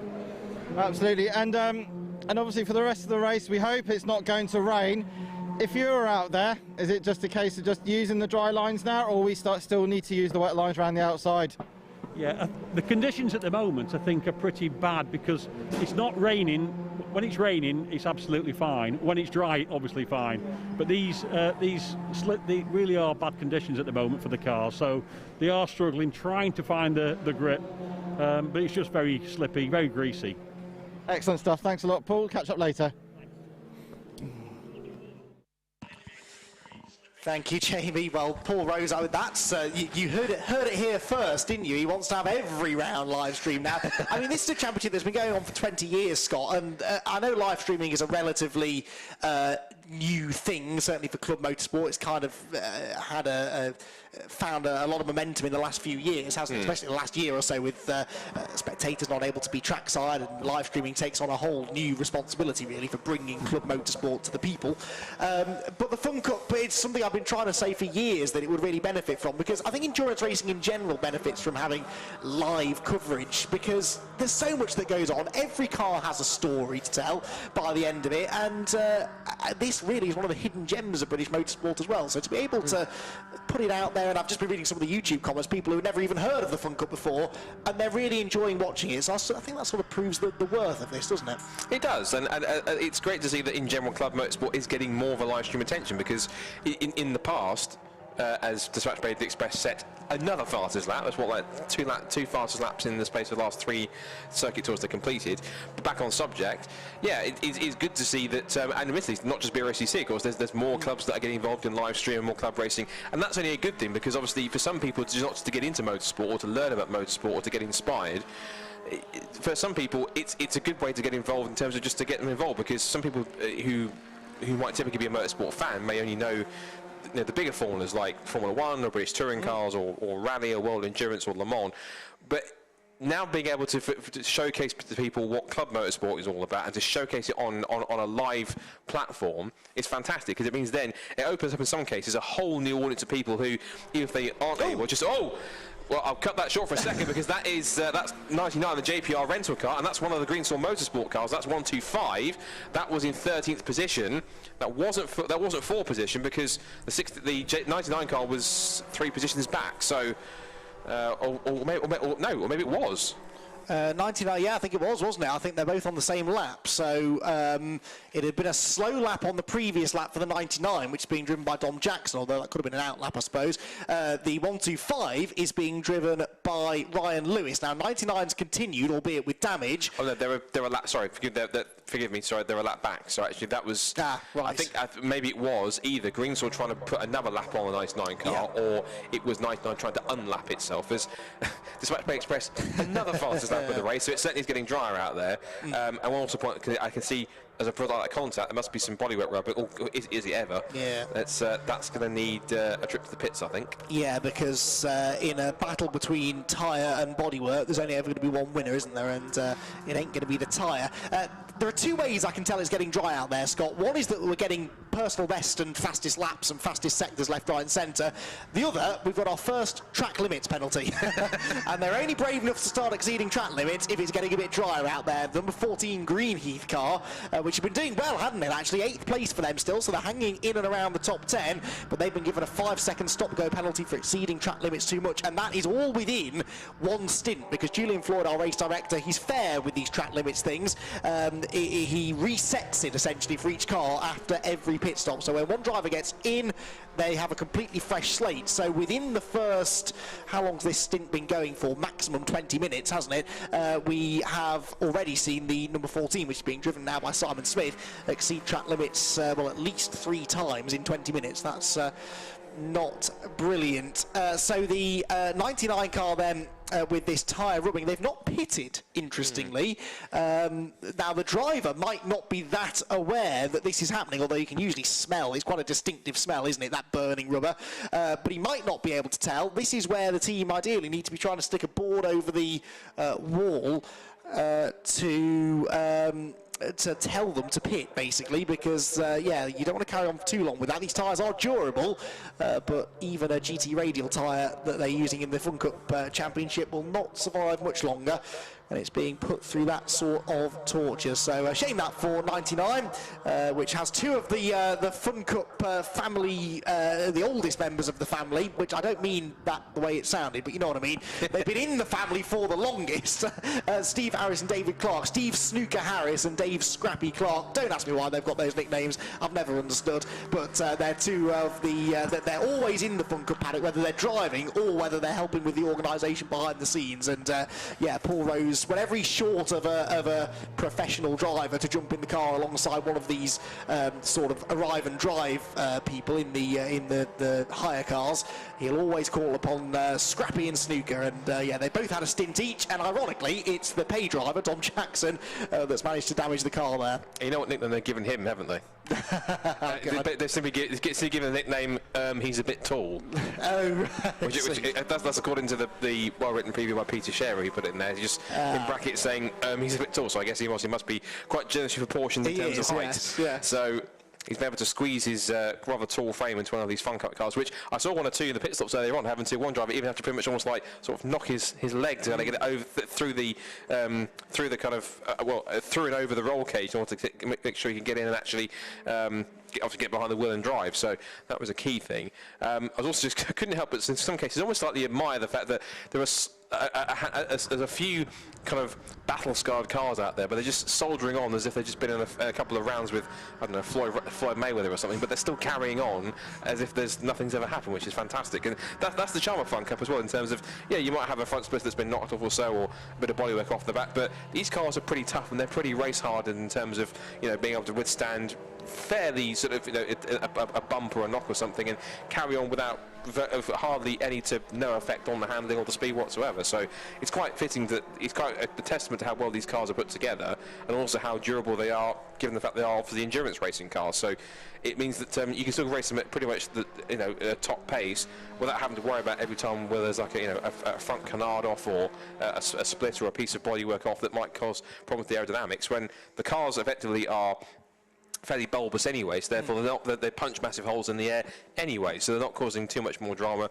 with a piece of bodywork missing, which I think is the benefit, and it means that you haven't got to worry about having to replace bodywork all the time, because the car will still perform just about as it normally would for the entire race. I saw Nigel Greensall win a race at Anglesey a few years ago with no right side on the car at all, after he'd hit a back mark on, I think, about lap 3, and it ripped the whole side of the car. I mean, literally ripped the whole thing off. What, door and everything? The door and everything, wow. Yes, and he went on and won. He beat Bram de Groot in the Scarab racing car with I think a pass with about a lap and a half to go. It was one of the best races I've ever seen. One of the first Fun Cup races I ever covered as well. And I remember marvelling at the fact the car was even still moving, let alone winning the race. I bet there was teams that were claiming foul play for car being underway.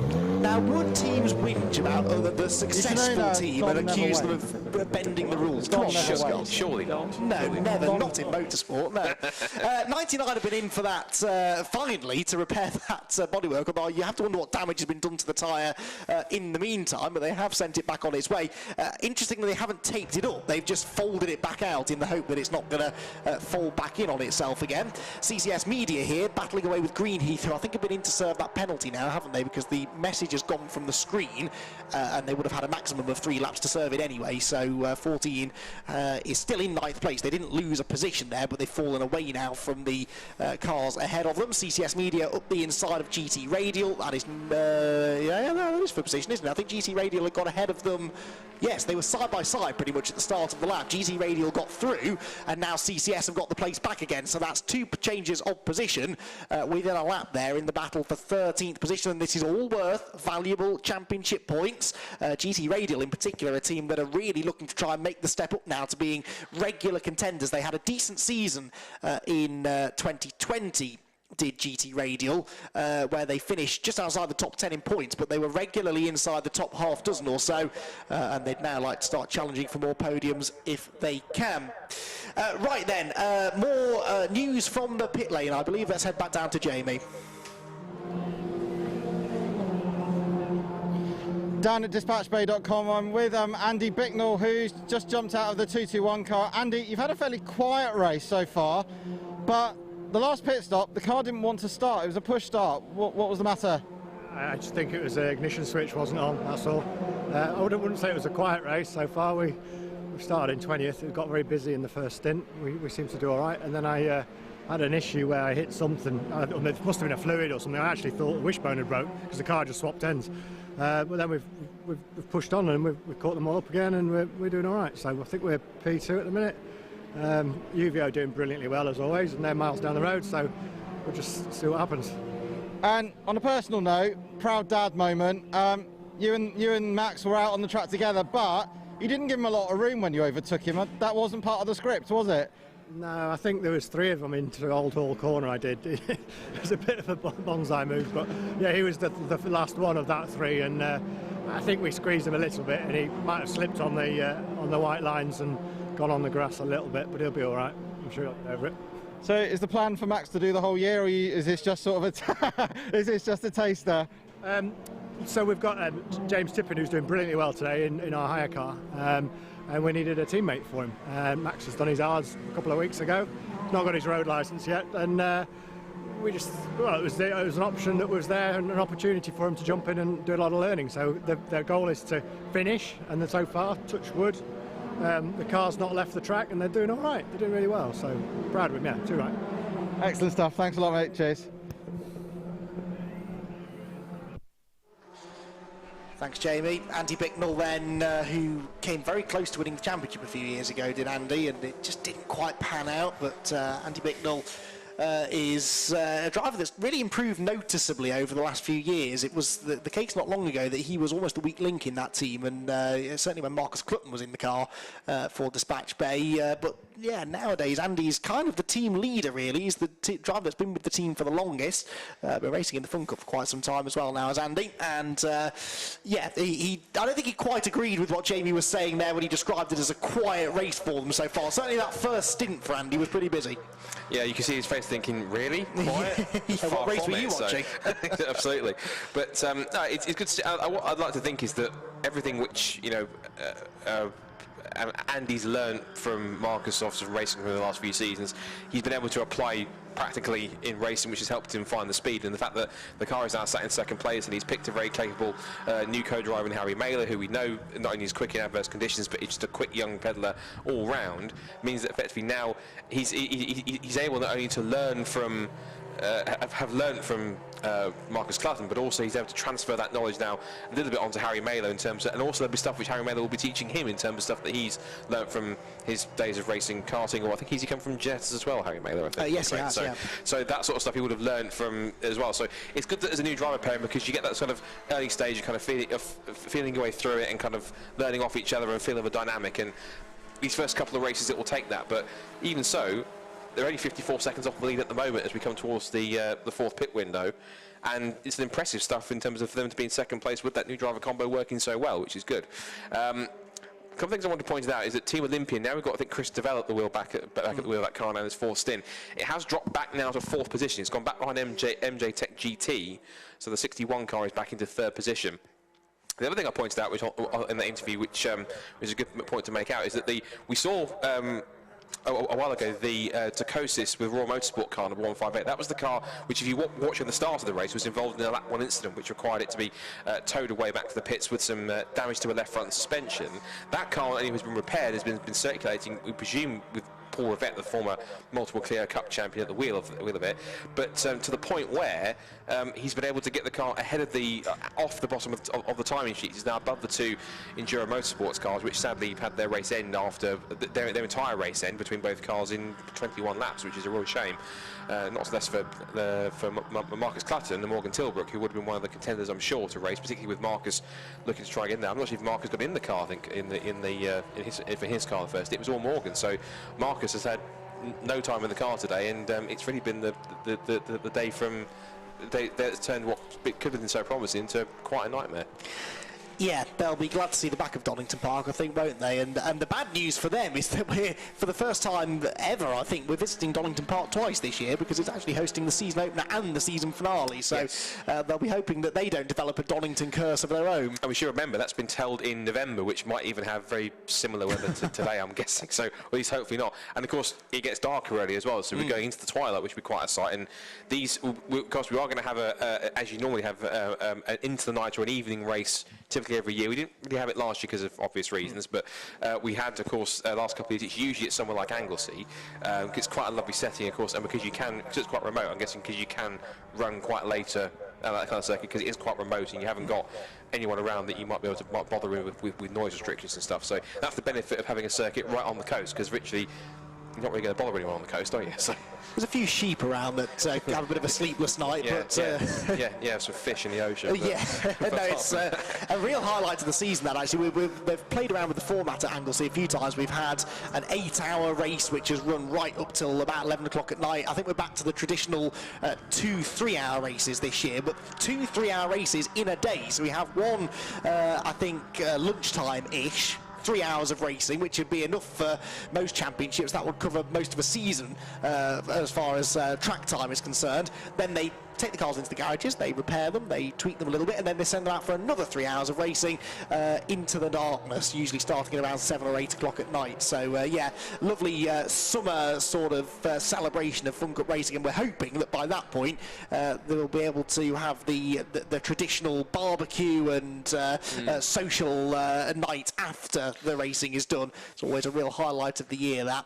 104 there we briefly saw going through. They were having a battle, I think, with the car that was on a different lap to them. Then we've got the Greensaw Motorsport car. One battle I would quite like to see, actually. I don't know if our director can find this, but we've got a really close trio of cars for 12th place. GT Radial, CCS Media and Agua Caliente. They've been chopping and changing a bit in recent laps, but those 3 cars are covered by, well, it was less than a second when I last looked. It's gone up to about 3 seconds now, but there are still some good battle going on up and down the order. Uvia Hoffman's Lotus, I remind you, still lead the way after 92 laps have been completed. We're just past the 2.5-hour mark, so just less than 90 minutes still to go. And we are 7 minutes away from our penultimate pit window. I've got that right, haven't I? Yes. Yeah, because it's every roughly 40 minutes after a certain point. So I'll tell you, I refer you to my earlier point about not being able to count, Scott. So yes, 7 minutes before we get more pit stops underway. So Uvia Hoffman's Lotus lead the way. Dispatch Bay Express are second. Here's that battle. Well done, Mr. Director. So this is Greenheath, who are not actually in this battle, but 97 and 248, GT Radial and CCS Media very much are. This is for 12th place, Scott. Yeah, and I'm not sure GT Radio will appreciate being held up by Greenheath here. Again, are kind of in that point of kind of the other cars might feel that they're being a nuisance, but at the same time their argument is, well, we've got the pace to be just as fast as you guys, so in a nice way, what's your issue? So GT Radio ultimately wants to try and get past the 14 car if it can, because ultimately the most important thing is he wants to try and get away from the car that's breathing down his neck. So it's kind of the one that's in the catch-22 the most is GT Radio, because they've got to keep one eye focused on trying to get past and around and re-lapping the Greenheath car, but it's making it increasingly more difficult than they would like it to be. But at the same time, they've got a very feisty CCS Media machine behind, which is obviously trying to snap at their heels and pick off the position. This is for track position. This is for race position. position because they're currently sat in 12th and 13th place respectively, whereas Greenheath are, well, they're ahead of them actually, so they're actually a lap ahead. So they're ahead, so it's more a case of, ironically, GT Radio and CCS Media are, in many cases, trying to unlap themselves rather than Greenheath trying to lap them, because they have just lapped them, but they're not pulling away, which is kind of maybe causing issues for GT Radial to try and get past. There's a car that's a bit further back in the order. That's the Greenswall Motorsport car that was started towards the front initially, but was in the mix, but has dropped down to 18th position and 5 laps off the lead. So they've had one or two dramas, or just simply hasn't been their day pace-wise, I'm guessing. I know I should be able to answer this question, but have the cars sprouted extra, are they wing mirrors or something? You've got the normal wing mirror, look, you can see coming out of the car. Then there's another little black knobbly bit, technical term there, just above them. I don't know whether that's a new wing mirror system. Completely unrelated to what you were saying, Scott, apologies. It just occurred to me when they're really prominent on that 108 car, and I was admiring the funky new livery on that car, and I noticed these little, I'd love to know what they are. I don't know whether Jamie can do some digging and find out, but I reckon it's either a second wing mirror or an air intake, because it does look like there's a black tube that goes in through the window, and they were not on the cars last time I saw them at the end of last year at Alton Park. So answers on a postcard, anyone at home watching, and if you do happen to know what those things are. Just spotted a car on the CCTV, one car that went, I think it's a Stobart sport car, just went for a bit of excursion up at the Robert Chicane. Here it comes, onto the pit straight, but I spotted it on the CCTV camera just down here, which is looking kind of up the Grand Prix loop into the final hairpin, and it's also looking down or up the back straight as well. So I just wondered if that car was. I saw something that was milling around behind one of the sort of the cabins or something down there. And I thought, oh, that's a vehicle or something, and then just a fun cup car just eventually appeared in view, so it's intriguing. Whilst watching that view, most of the 262 car track focus has been returned on the back of a low loader, and I suspect with an hour and 24 minutes, unless they can be that rapid, I can't imagine that's going to get back out for the rest of the day. I think that might be its day done, unfortunately. Dispatch Bay Express, Harry Mailer there, carving his way through this battle pack we were watching for. Again, 3 cars here on 3 or 4 different laps as they make their way through. Dispatch Bay, the orange car, is second place overall on the lead lap, and less than 50 seconds off the lead now. It's been a good stint this from Harry Mailer, and you can see how he's gaining time. He's just so committed on the brakes, really carries good speed into the corner. Greenheath there trying to go up the inside of the 108. Again, they're on completely different laps. Greenheath are in 9th position, 108 are in 18th place, but CCS Media and GT Radio still having this battle, although they've been separated now by these cars on different laps, and CCS really sideways there. The CCS car being driven by Steve Johansson now, making a very welcome return to the championship. Steve Johansson, he was a championship regular when I first started covering the series, but he's had a few years out, comes back and does the odd race, and he's always in and around the paddock is Steve, but good to see him out there, hopefully for a full season with CCS Media, and he needs to try and get into some clean air again so he can set back off after the GT Radial car ahead. Vikings come through. There are our leaders, meanwhile. No, they're not number 1 this year, are they? They're 225 this year. The Uwe Hoffmann's Lotus team won the championship a few years ago. In fact, they wrapped it up here at Donington Park, the last time Donington hosted the final round of the Fun Cup Championship. And they are leading the way now by this ever-decreasing margin, but still a decent pace being run here, isn't it, by Fabio Randaccio. He's doing everything he needs to. He doesn't need to be setting lap record pace right now, does he? He just needs to keep it on the island, manage this gap. Without a safety car or some sort of a problem, they're not going to be caught. So he's doing everything he needs to. He is, and certainly tries to carve his way through the traffic as much as he can. One car that I guess his target might be to try and catch up with is going to be the Team Viking car just in the shot there, of course, which had the earlier mechanical drama that brought it into the pits for about a lap and a half, almost 2 laps. Whilst they had the rear section of the car, the clamshell kind of opened up so they could work on it, which is some kind of must be some kind of engine or maybe a transmission issue, which was quickly solved in a matter of a couple of minutes, being sat in the pits and losing a couple of laps. And that car has managed to get its way back up to 8th position, but it's still showing as being effectively a lap down. So it's again, they would be another benefactor of. If it was to arrive in the next 1 hour, within the next 1 hour and 24 minutes in this race, 1 hour and 21 minutes in this race, excuse me, of the runyourfleet.com safety car to bunch things up again. But it's been quite intriguing, even though we've had all the different live snatch stuff. We haven't had anything which even we thought was which has been big enough, at least in Julian Floyd's eyes, to produce a safety car, which is, I guess, for a Fun Cup race, would you guess a bit of a rarity? I can tell you exactly how rare it is. I've got a stat for that, Scott. Well, I think you said so. It's all deer. Now I think the purpose of taking the front end section off, but you can see the damage to the track focus car, the 262, and it looks like, I want to say maybe something like a track rod end has come off or something, because it's something to do steering wise, because obviously the front left is kind of hanging off a little bit. This is it's not supposed to point in that direction, is it not? Well, only if you're turning left. But of course, this is a clockwise circuit, so you do have to turn right most times. But just saw there Fabio Andaccia putting a lap on the 207 Acquacaliente car. That's done quite well actually. That's been rather quietly moving its way up the order. It's like it's sat in 8th position at the moment, which is not too bad. So they've been sort of milling around the bottom of the top 10 in the mid pack, but to be in 8th position is quite good. They've been trying a battle here with Neil Plimmer at the moment, the 146 as they come up the hill towards Coppice. And it's not for position because they are back in 11th place, whereas Acquacaliente, of course, are 3 places and a lap ahead in about 8th. But PLR, with a very PLR Racing-esque performance here, because they were down and out early on, but they're almost back in the top 10. They're only 11.5 seconds now behind the 104 car, aren't they? So they could get back into the top 10 here if they keep on like this. Acquacaliente, by the way, are doing well, but they did lose a place on the last lap. Team Viking took 7th away from them, so still lots of shuffling going on down the order. Now, safety cars. We have had in the 75 championship Fun Cup races over the last 10 years, only 6 of those have gone safety car free. We've had 1 every year, actually, from 2017 onwards. 1 in 17, 1 in 18, 1 in 19, and last year it was at Snetterton where we had a safety car free race. But of those 6, 3 of them were 1-hour sprint races. So of the proper length Fun Cup races, it's only happened 3 times that we've gone safety car free, most recently at Silverstone in 2019, which was a very quiet race. Actually, it was one of the few races where it was won by more than a lap by the eventual winning team. So it does happen. It doesn't happen very often, but the records say it will happen once every year. So if this is the race where we don't have a safety car, expect the rest of the season to certainly not carry on in that vein. If I'm right, correct me if I'm wrong, because of course you've been the Fun Cup expert. Was that not the race where I think it was Race Logic won the race, but they only just won it when they was about to run out of fuel?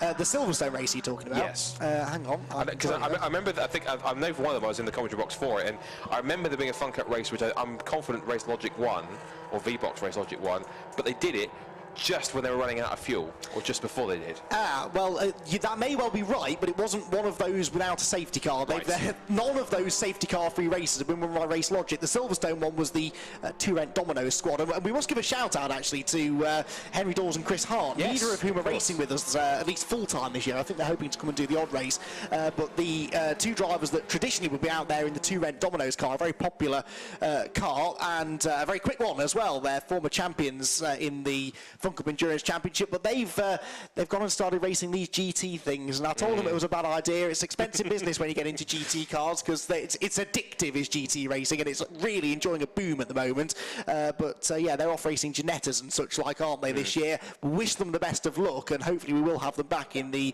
Fun Cup Championship in the very near future. But yeah, they won the most recent safety car free race at Silverstone in 2019. There was a race here actually in 2018, I want to see, where that particular car did run out of fuel on the last lap when it was running in second place. So just to tie that all together and make it somewhat relevant to what we were talking about, running out of fuel at the end of the race is not unheard of. And I know he hates me telling this story, but Guy Wenham, who was a very quick Fun Cup racer, former Saxmax champion, I seem to recall, wasn't he, a number of years ago, had been racing in Fun Cup for a number of years, actually racing with Neil Plimmer in the old Honeywell car, and it looked as though he was finally going to get his first ever win here at Donington at the end of what had been an epic 4-hour race, and he had a decent lead. He was on the last lap, and I started picking him up saying, oh, at any moment now Guy Wenham's going to be here, he's going to take his first ever win in Fun Cup, and he ran out of fuel going into the last corner and didn't make it to the line. So I know he so loves being reminded of that day, and I know he's here today listening as well, so you're welcome, Guy. But yes, the teams need to be careful as we move into this final, well, this is now the penultimate round of pit stops that are getting started. They need to get those fuel calculations right, and that's difficult, isn't it, when it's wet, because the fuel calculations all go out the window because the pace is reduced. It is, and it's of course, reduced pace means you're using less fuel, and of course, in many cases, when it comes to fuel calculations, many teams will have data predominantly from running in the dry, whereas of course the wet we have to feather the throttle more and using less fuel. So therefore you have to kind of balance it between how much fuel can you use, but also how hard do you dare push to either make a mistake and what consequences could that potentially have. So that's kind of the mix that you have to make. Just switch off that for something that's slightly related. I just noticed that intriguingly, because there is enough going on with the pit stop cycle, and I do tend to go off on tangents when I spot things, is that Team Olympian, again, another one of the first few teams to make a pit stop, which is intriguing. So I think maybe they sense something, and possibly they're setting up for a possible last stint dash here with Riley Phillips at the wheel, I'm guessing, because Christian Rose must be in there now. At the moment, seems to be making nuisance of himself in front of Fabio Randaccia, which I'm sure he very much appreciates. And of course, it was these two that kind of had a bit of a scrap earlier on, when one was trying to get past the other in terms of unlapping himself. So, bit of deja vu happening here. There's a Fabio, a little bit of a twitch of oversteer there, as it also is for Christian Rose. And yeah, that's been an intriguing bit of pit stop play there from Team Olympia. They've dropped down to at least 6th at the moment, because I think they were battling with GCI Racing. See Fabio trying to slot up the inside. It makes the move, and that's him. Is that him putting the car back a lap down again? Yes, but Uvio, I think, owes a pit stop, don't they? Yeah. So technically that might be 2 laps down. I'm not sure how it's worked out, but of course it's in Olympian's best interest here to try and delay Uvio, really, because this is the car that's leading the race, and they do want to try and make sure that they stay on that lead lap. But I'm sure Christian Rose would not dream of doing anything untoward. Nearly throws himself at the scenery going out of Redgate corner there. You can see we're not really transitioning beyond this greasy, slimy, slippery stage, are we, where they've just got no traction. There was that period of 10 or 15 minutes where everybody was setting personal best lap times, and then it stopped. And it's not because it started raining again. We just got to the next phase now of track drying, which we seem to be stuck at. And of course the ambient temperature is dropping all the time now. It's just gone 5:30 in the afternoon here, local time at Donington Park. So it wasn't a warm day to start with, and as we now inch towards the late afternoon, it's going to get chillier and chillier. That will impede the track drying as well. So it might be that we're not quite going to get down to a full dry track before the end of the race. Stobart in here, that's the 170 car. As you can see, faded out on your scoring pylon because they're in the pit lane. Team Greenheath are in as well. They've just pulled in, actually, as the Stobart car pulls out. You might just see the Greenheath car there in the background. 1 churn of fuel going in for them, so I'll make a note of that. It's always useful to know. Gary Bate jumping into the 14 car and taking over from Simon Smith as Team Stobart make their way back out onto the racetrack. So just under an hour and a quarter to go then. 45 seconds the lead between Uvio Hoffman's Lotus and Dispatch Bay Express. Now for this penultimate stint then, Uvio are going to stick Farkini back in for his last stint. Dispatch Bay, it will be Andy Bicknell again for his last stint. So those two were fairly evenly matched earlier on. If anything, Farkini was a little bit quicker than Andy, but we'll see. If Dispatch Bay are going to get back into this one, they do need to start eating into that advantage of the Uvio Hoffman's Lotus team. And yeah, fast running out of time to do so. With the chance of a safety car looking more and more remote, they're going to have to do something about it on track. Popping and banging, you might have heard in the background there, was the 61 car coming in on the pit limiter for its latest driver change. Scott Jeffs getting back in for his 3rd and final stint of the race. I just noticed something as well, which we haven't really touched upon too much, which is kind of a novel thing, is that we've kind of got 2 drivers where you could easily get the names quite confused. You've got Simon Smith, you've got Simon Smith. Oh dear, I hadn't spotted that one. Well, you have now because I pointed it out. So. But pit stop in progress, as you say, for MJ Tech GT.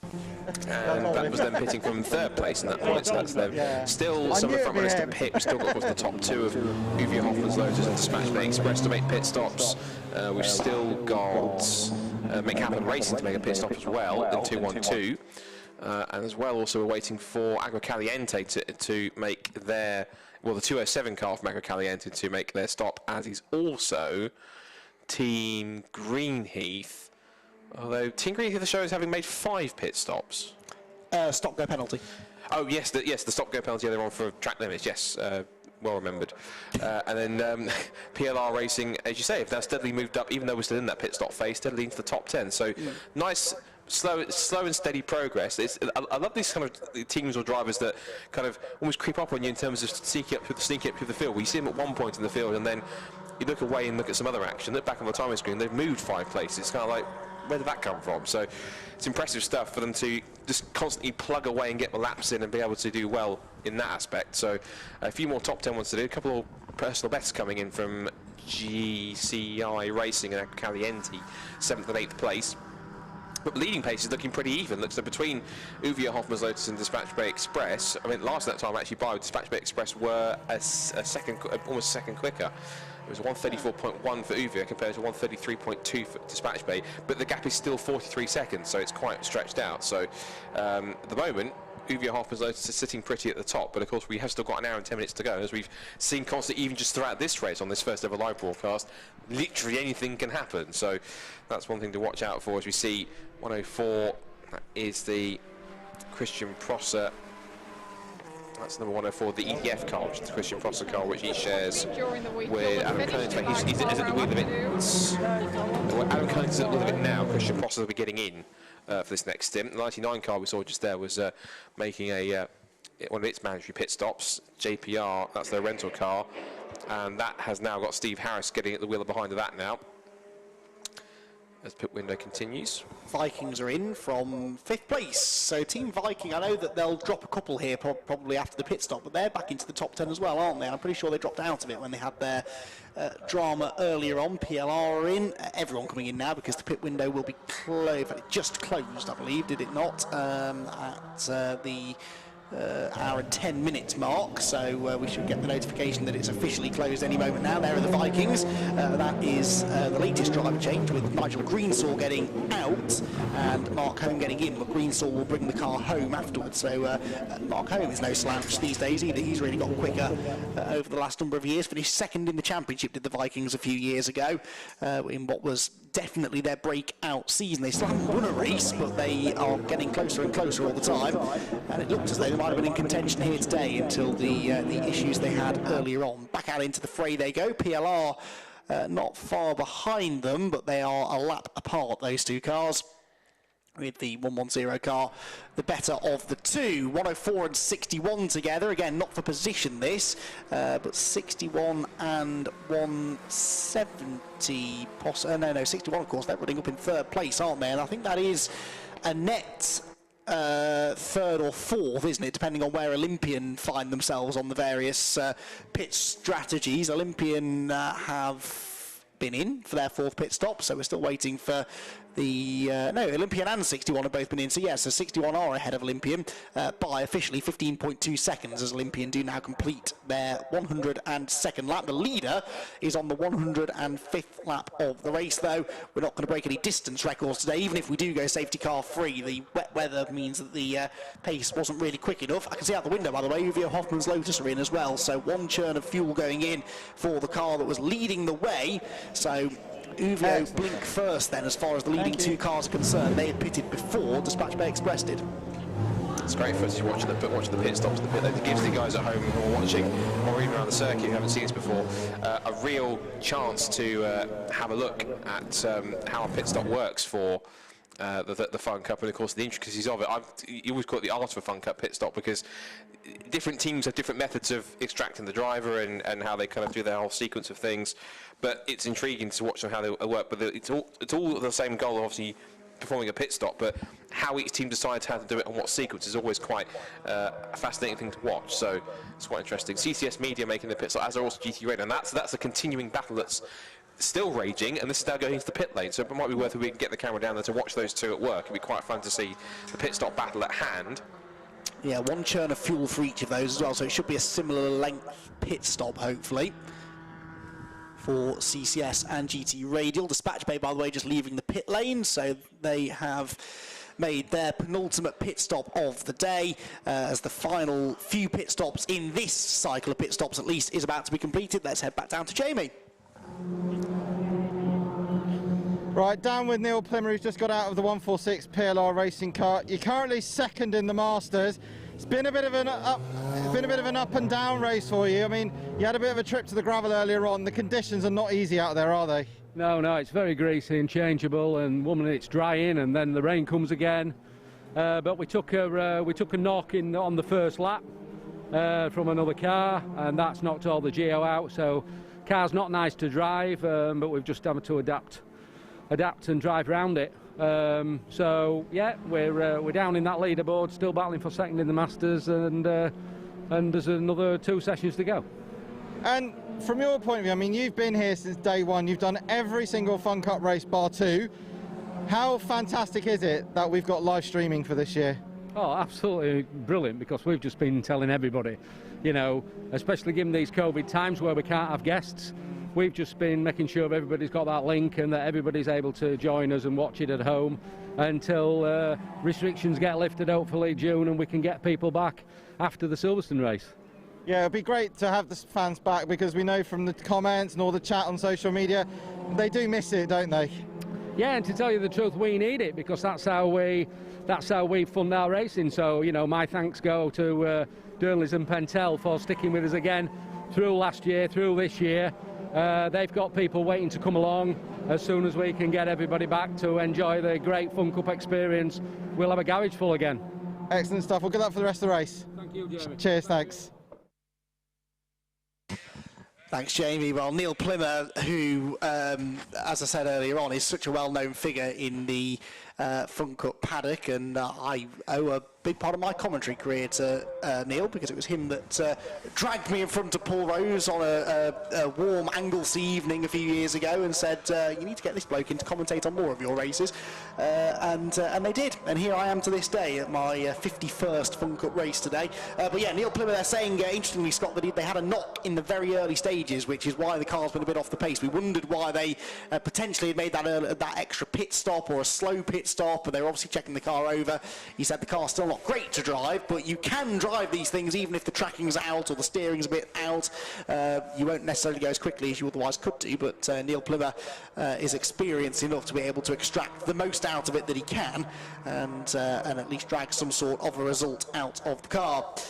Right, let's run through the order, shall we then, because I think we've cycled all the way through our latest round of pit stops. That was the penultimate round of pit stops in this race, so we've had 4 pit stops. The 5th one will be coming up with about 40 minutes to go, so we're on our 5th drivers now in the cars, and leading the way still is the Uvio Hoffmann's Lotus car, which is now being pedalled by Farkini again in this 5th stint of the race. They have a 50.8 second cushion at the moment over Dispatch Bay Express in 2nd, that car now being driven by Andy Bicknell, again in for his final stint of the race.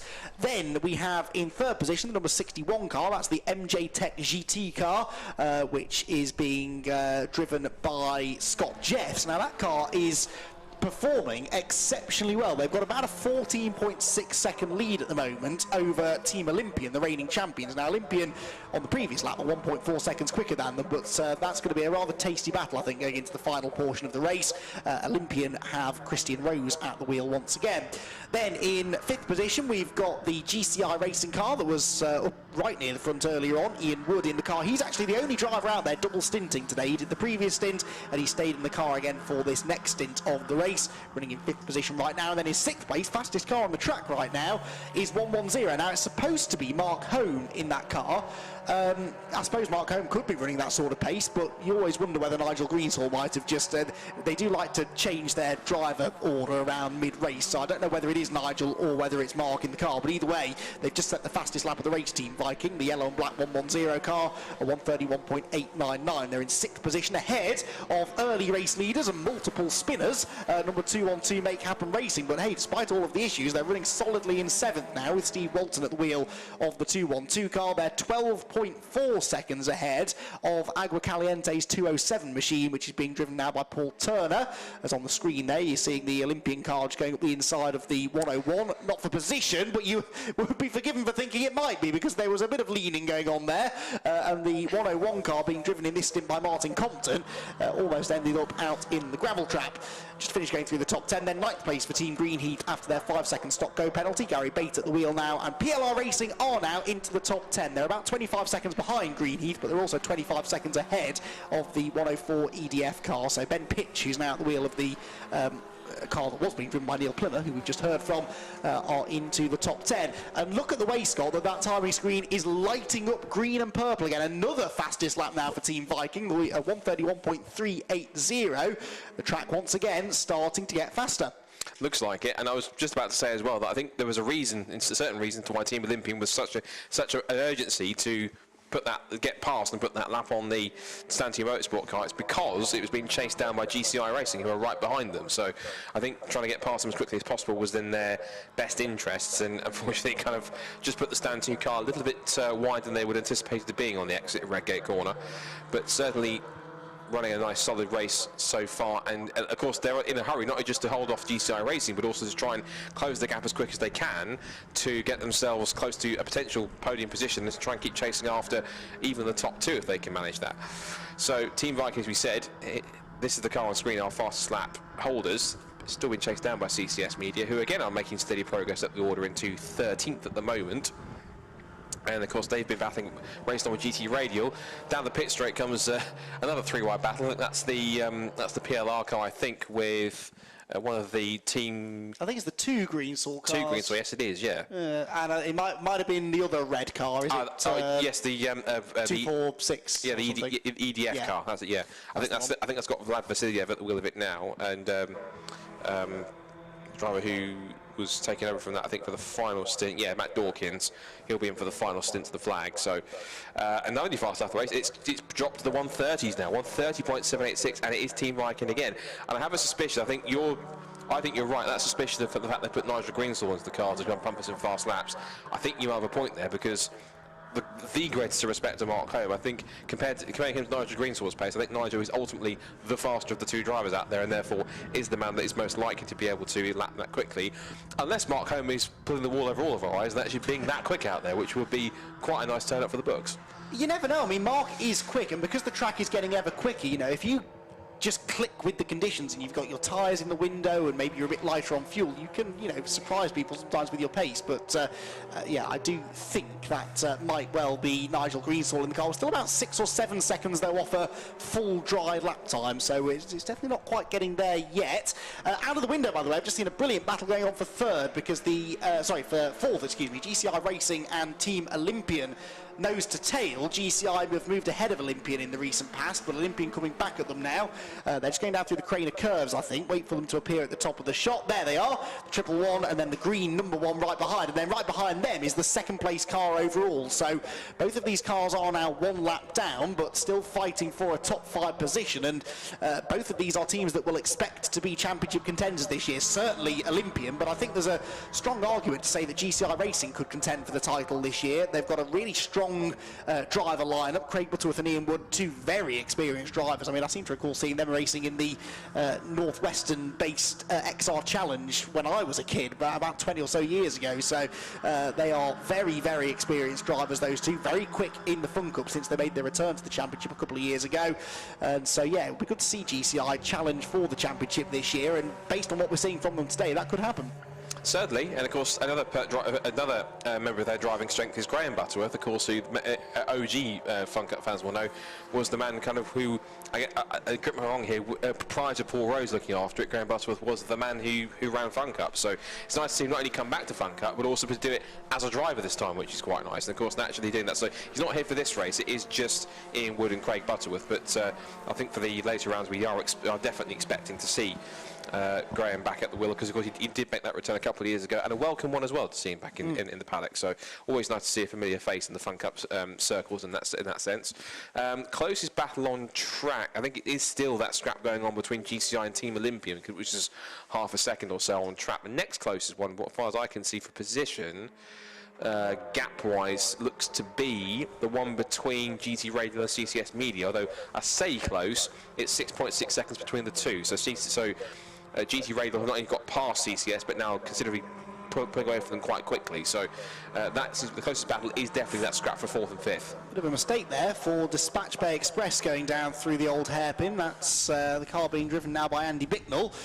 Team Viking continue to pump out these fastest laps. We're almost sub 130 now, aren't we? Into a mid 130 for, we're assuming, Nigel Greensall in the 110, as we continue to focus on this fight for 4th position, with Olympian doing their best to try and get back through. I had a message from Jamie, by the way, who's wandering the pit lane. I asked him who was in the 110, and he reckons it's Mark. So right. I'm guessing that means he's seen Nigel Greenstall down there, in which case, apologies, Mark. The pace that we didn't necessarily expect from him, but as you're seeing now, though, more and more people are getting down to that speed. The Scott Jeffs-driven MJ Tech GT car, which we're seeing on screen now, is running in third place, and that's just snatched the fastest lap away. And pretty much every car in the top dozen, Scott, is going quicker than they've gone before.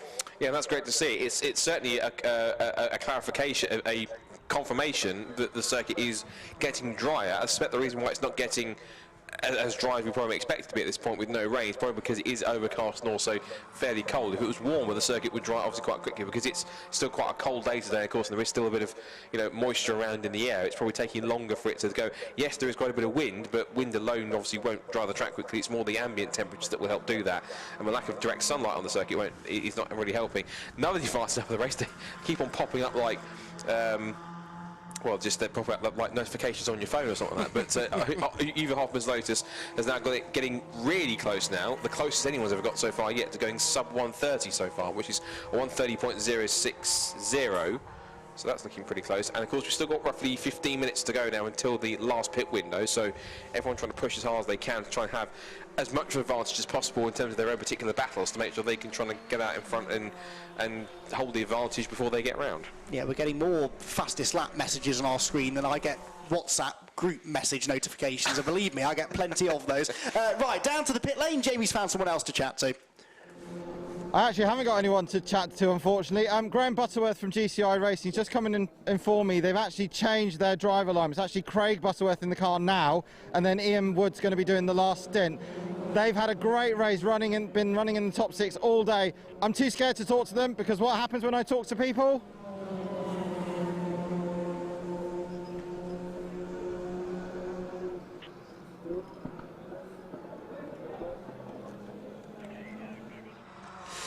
Yes, what happens when Jamie talks to people, especially when they're doing quite well, is it all goes wrong for them. But that's because he's a commentator, Scott, and we're not allowed to say nice things about people. No. Because when we do, it all goes Pete Tong for them. So, in fact, I will never forget the day that Zoe Wenham, brother of Guy Wenham, who I was talking about before, came up, and I was mid-commentary at Snetterton. She walked into the box. I'd just finished saying lots of nice things about how they might be about to win their first race, and she punched me, quite hard I must say, and said, "Don't talk about our car." And I wasn't allowed to mention them for the rest of the race. And they won the race because I didn't mention them for the rest of the however long was left. Yeah, drivers do get a bit funny about us saying nice things about them sometimes, which is daft, really. The more nice things we say about them, the better, surely. And because the commentator is an actual thing, it's true. Because, definitely. Literally, us as commentators can say anything about any car, and usually the opposite will generally happen. So you can put this, as we see now. Now, we were talking about the track getting faster and faster. I'm pretty sure, literally, in the space of maybe 3 cars in the space of 1 lap, if not 2, have now just gone and constantly not just lowered the time under 1 minute 30 for fastest lap, but now getting close to going sub 1:29 now, because already we've got the MJ Tech GT car. I can't say that one either. Yeah, try saying that fast 5 times.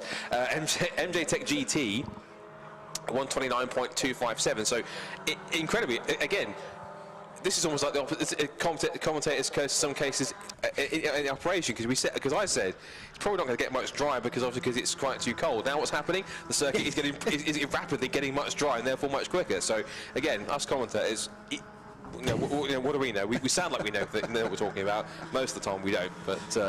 But you're right, though, because we had, for a good hour, really, we didn't have any improvement. The weather wasn't getting any worse. The lap times were stubbornly stuck at sort of a 134-ish, wasn't it, for about an hour.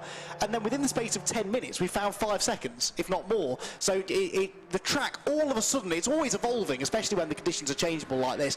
And all of a sudden, it just tips over from being greasy to being dry, and there's a bit of grip, and of course then the cars are going faster, which means that they're generating more heat in the tyres, which means they're burning off more surface water as they go through, and it's a snowball effect, and things just started getting quicker and quicker and quicker and quicker, and eventually, yeah, we should hopefully get down to a full dry track. Across the line, we've got a nice 3-wide battle here. That's the Scott Jeffs number 61 car running in 3rd position, about a minute or so behind Dispatch Bay in 2nd place. Let's just hope they all get through Redgate safely. Yes, they do. And now that we've seen that they've made it through Redgate safely, let's head back down to Jamie in the pits.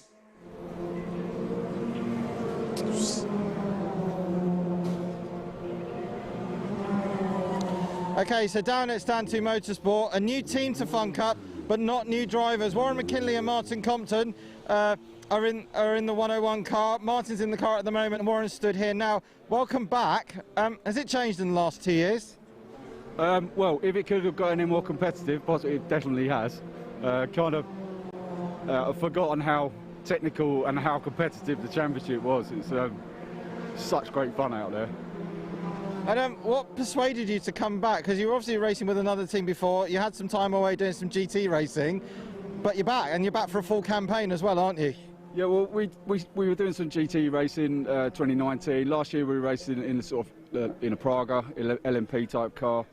And that was in somebody else's car. So when the opportunity came to buy 101, it's a 4-time championship winning car. So and being run by Paul Whiten, he's on the ball. He's fantastic.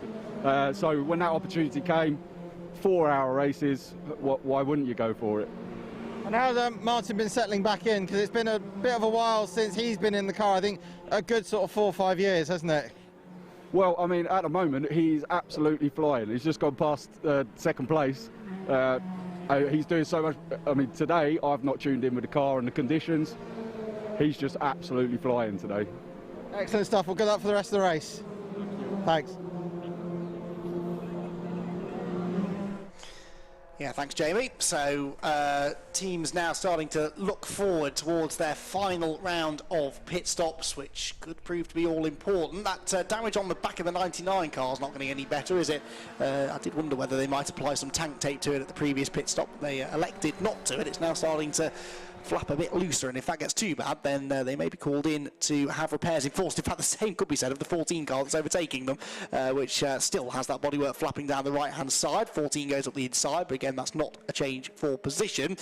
They have the race leaders not far behind them. There goes the Evio Hoffman's Lotus car, and they are about to put these two another lap down. 1 minute 30.0 last time for Farchini in the race leading car, so within a couple of tenths of the fastest, or his previous fastest lap of the race, but they can afford to back things off a little bit more now if they need to, because they have this big lead over the second placed car, which is still Dispatch Bay Express, and they in turn are fairly comfortably, aren't they? In fact, I think there might be a full lap now ahead of the 61 car. Now, car 104 that I think we did just see, it's just gone into the pit lane. I thought it was on screen a second ago.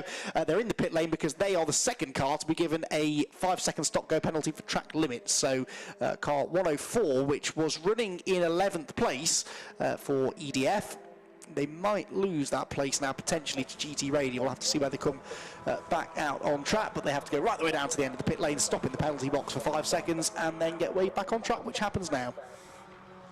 Yeah, and that was them pitting from 11th place. So of course, they'll have to do some work to try and get themselves back into the top 10 if they can. Of course, no driver change either, so it will still be the, I think that should be Christian Prost that's back behind that car now, because it's only a 2-driver effort. As Hivy Hoffer's Lotus now does dip into the 128, 128.917, and that again immediately gets duped by Team Viking. It's done now 128.729, so in the space of literally about almost 30 seconds or so, the fastest lap once again changes twice, and it does now go sub 89 seconds. Yes, it does, and we can see clearly that there is a definite dry line appearing from certain camera angles. You can really see that the racing line itself is pretty dry. Remember, they don't need to change tyres if the track conditions do get fully dry. These GT radial tyres will work equally well in the dry or the wet, but obviously they'll still have a lot more grip as the track gets drier and drier. Right, we like to keep things in the family in the Fun Cup Championship, and Jamie, I believe, has found a couple of our racing siblings down in the pit lane. Right, so I'm down at Greenstall Motorsport with Sam and Ted Smith. They're two brothers. Their dad Simon's out in the car at the moment. Firstly, Sam, you're more used to these than Ted is. You had a bit of a taster last year for sort of to get his head around it all and what Fun Cup was all about. Has the advice stuck, or has he just got on with it? I think Ted's done incredibly well today, and yeah, really proud to be in a team with racing with my brother and my dad. So yeah, the whole feeling and the experience is great, and it's great for me to watch Ted progress, and he's getting on really well. He's really fast and challenging people, having fights with them, so yeah, it's good fun to watch. And you've shown you're not scared to get your elbows out. You had a busy first couple of stints, didn't you? I did. It was nice leading. It was terrible being overtaken. I would have liked to have come in first, but not to be. And it just shows a good standard of driving out there. It pushes me to the limit, and I'm learning and progressing as a driver myself. So yeah, we'll come back and be faster in the next round. Excellent stuff. And Ted, I mean, you've been doing a great job all weekend. So fair play to you. But I've been asked one question. Oh no. Explain the livery on the cars. The teeth. The teeth. Oh, the teeth. Well, it makes us a bit more scary, Jamie. That's what it does. You know, it puts people off, hopefully, but hasn't worked so far. But and have you been enjoying it? I mean, it's been really tricky conditions out there, hasn't it? Oh yeah, no, it's super tough. Yesterday, you know, in the dry, so we're practicing in the dry, and then to go out in the wet, it's just so difficult. So, but getting better each time. So good. Excellent stuff. Thanks, guys. Cheers.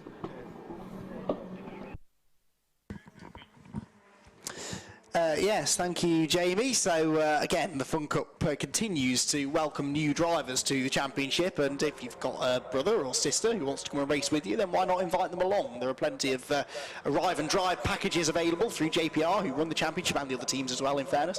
Or why not buy yourself a car? They are pretty affordable, actually, given the amount of track time that you get in this championship. It's not a bad investment if you want to get involved in endurance racing at a relatively high standard, but still at club level. More track limits penalties coming through now. Again, you can tell it's getting drier out there, and they're getting a bit more confident. This time it's the 101 car, the Stand 2 Motorsport car, being driven by Martin Compton. He's exceeded track limits once too often, so he becomes the third car to be handed a 5-second penalty. We not long ago saw the 104 EDF Motorsport car pit for a penalty, and earlier on, of course, in the race, the Greenheath number 14 also had to make a stop-go penalty. Race leader sets a new fastest lap as well. Uvio Hoffman's Lotus now with a 1 minute 27.5. So we're now, Scott, within about 4 seconds or so of the sort of expected full dry pace. So the track's almost there. It's quite wet still offline though, and that presents its own challenge, doesn't it? Because there's a lot of overtaking going on here, not all of it for position, but you're having to overtake lapped cars and trying to battle for position in amongst that as well. And if you have to go off the dry line to overtake or defend, that makes life very difficult when it's significantly more slippery offline. It does. I mean, the only benefit you probably would do with that is if you wanted to cool your tyres a little bit if they're overheating. But apart from that, ultimately, you want to keep it on the racing line because, of course, that's where all the rubber's being laid down. So, and that's, of course, where it's the driest part of the circuit. So, and as we talked about before, the more that cars go around on those certain parts of the circuit, the more they get there. And you can see it's getting even quicker because in the space of what, literally a lap, it's down, the lap time has gone down once again. It was in the 128s. Then it was Uvio Hoffman's Lotus put it into the 127s. Now it's gone to the 126s with Track Focus, who we should mention, we mentioned it off mic during interviews, but we forgot to mention it when we came back. Track Focus, of course, are back on track now after their incident when they lost their, where they have the issue with their front left suspension or steering. So they got the car back out. Well, I noticed the black car in the pit lane and thought, is that maybe number 99? And then, well, you thought it was 99. I looked at it and went, maybe it's 262 because we haven't seen them for a while, and they popped up on the timing screen as going back out again. So, and incredibly, despite all that time in the pit lane, they're actually still in front of Dakosis. So even though they've still been going around grabbing laps back since then. So interesting stuff. But Track Focus is certainly pushing on as hard as they can. Well, yeah, because they've just set the fastest lap. Yeah, well, that's what I mean. It was 126.7, so they've actually lowered it. So 126.7 for them. But that's showcasing that the track is actually rapidly now getting, we're in a period now, you're absolutely right, it was that period when we had the circuit kind of was in a bit of limbo in terms of is it getting drier, is it not, and kind of stayed in a constant state.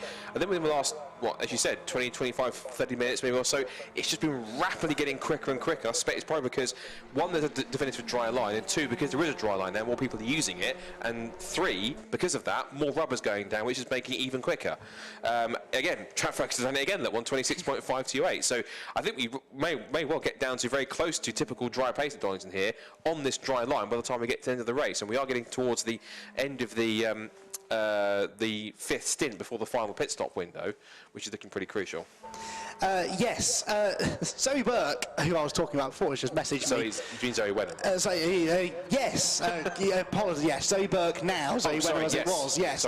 Married, of course, now to someone that she was racing with in the Fun Cup when they most recently raced with us. Long story. Anyway, she's watching it on a 45-minute delay as well, so I don't think she's yet got to the bit where I told the story about her telling me off at Stetton. So enjoy that bit, Zoe. But she says that extra little thing that we were looking at, it is definitely not a mirror. It is a hose that brings in extra fresh air. So thank you, Zoe, for some very useful information. That had me rather confused. And it does look like it's a new addition to a car whose design hasn't changed in 20 years, really. So that's one of the very few things that has changed on them. And clearly the drivers, you've got to imagine when it's the heat of summer, we do occasionally get some warm weather here in England. It gets very, very toasty in those cars. So any extra fresh air you can drag into the car is always going to be certainly appreciated by the drivers that are stuck in them for the best part of an hour at a time. So we are less than a minute away from the final round of pit stops then, and this is where we start to see who's got the strategy right, although it might not make a huge amount of difference for the overall race victory. There are still some positions further back to be settled as we move into the final portion of this opening round of the Fun Cup Endurance Championship. Before the pit lane becomes a really busy place though, let's head down there to Jamie, who has found someone else to chat with.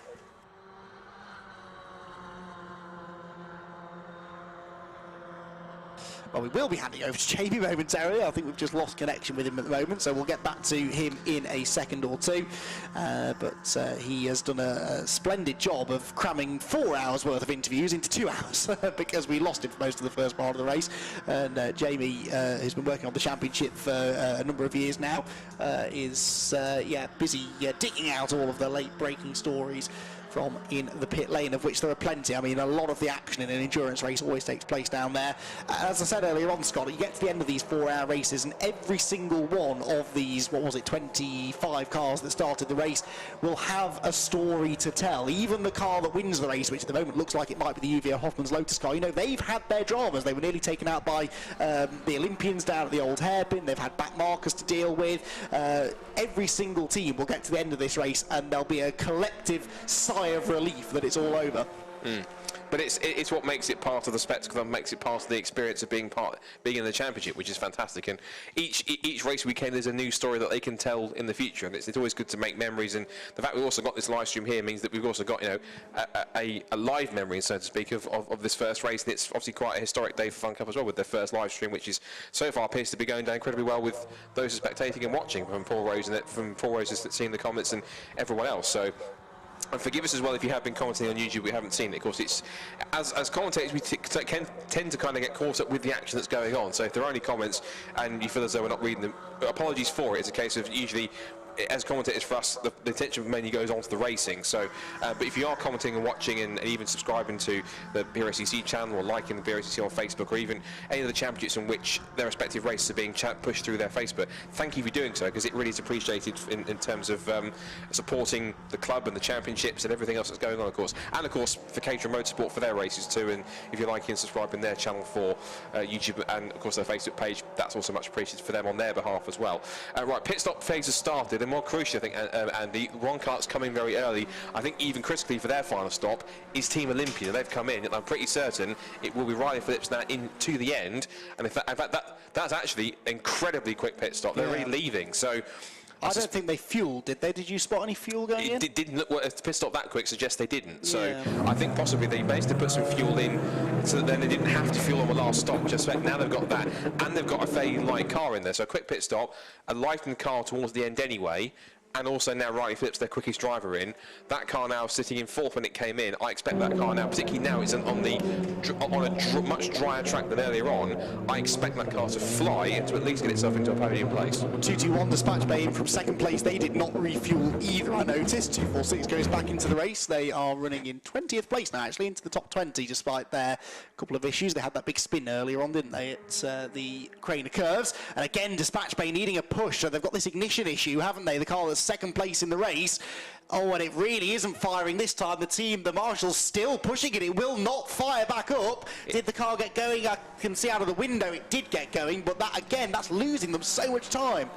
And particularly that's the unnecessary thing to happen, particularly when they're second in the race. Of course, they're trying so hard to chase down Uwe Hoffmann's Lotus, and I'm afraid that possibly might even put them completely out of contention to catch them, unless, again, touch wood, unless something will happen to the leaders. I think ultimately this looks like it's Uwe Hoffmann's Lotus race to lose, at least at the moment. But of course, we know being a Fun Cup race, literally anything can happen, and it usually does, and it probably will, heading towards these last 35 minutes. Yes, on average, the final safety car, remember we tend to get 2 on average at Donington Park, although that looks like it's going to go out the window today. On average, the last one comes out about 40 or 45 minutes from the end of the race, and as I say that, I look to the screen and there's a sideways car at the old hairpin, but thankfully the 207 car gathered it all together, carried on their way. But yeah, so on average, we would be expecting, really, if we were going to get a late safety car, it would probably happen now, but it doesn't look as though that's going to be the case. We have had, I think the shortest green flag run we had to end a race here at Donington Park was 8 laps back in 2014, another race, one of many, won by the Race Logic team. So yeah, we do have had the odd short, sharp dash to the flag, but given the efficiency of the live snatches today, it's not that likely. I don't think that we're going to get one in the closing stages. Oh, now the 246 car just went past us, sounding...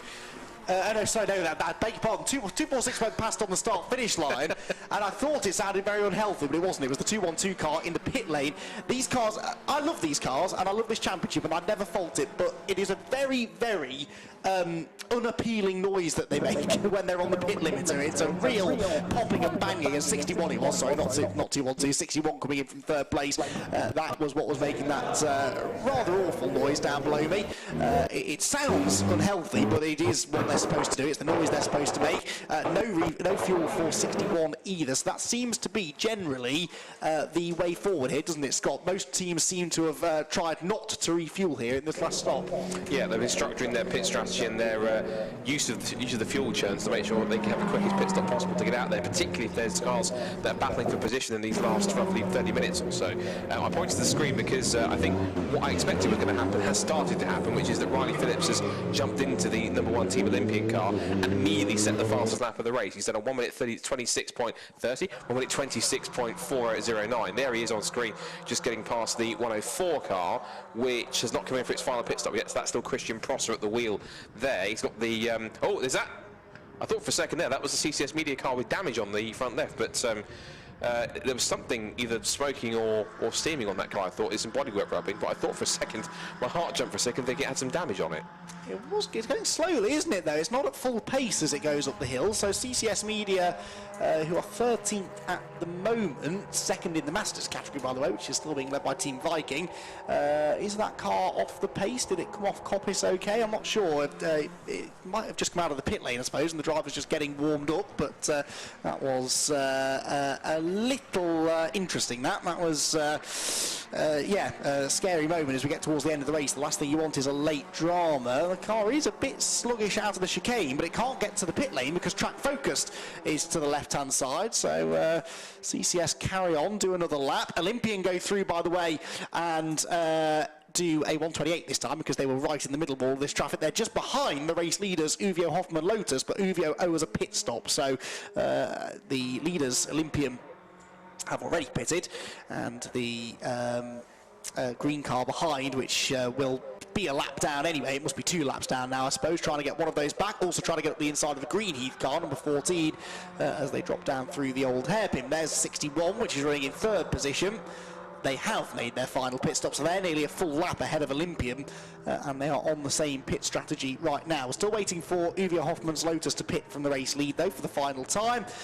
We are also waiting for the GCI racing car to pit, of the sort of front-running contenders. Agua Caliente also has a pit stop, and so do PLR Racing. So there's 4 cars inside the top 10 that haven't yet stopped, as Olympian tried to once again get up the inside of the green Heath car. There's a bit of damage to the front of the Olympian car as well. I noticed something flapping. That's from its trip through the gravel at was it Redgate or the old hairpin they went off earlier on? I think it was the old hairpin, wasn't it? You can just see the left, the front left corner just dragging on the ground a bit, but Riley Phillips is absolutely on the limit, really bouncing the car over the curbs there through the chicane, and as Greenheath pits, Track Focus are already in, and this is a lengthy stop for Track Focus because they've been in for nearly a full lap. They were looking at something on the left rear corner. Of course, they had that damage earlier on to the left front, and I suppose it's possible that they're just double checking that their repairs have stuck and that they're not going to have the same sort of problem again now as they send the car back out for the final 31 minutes or so.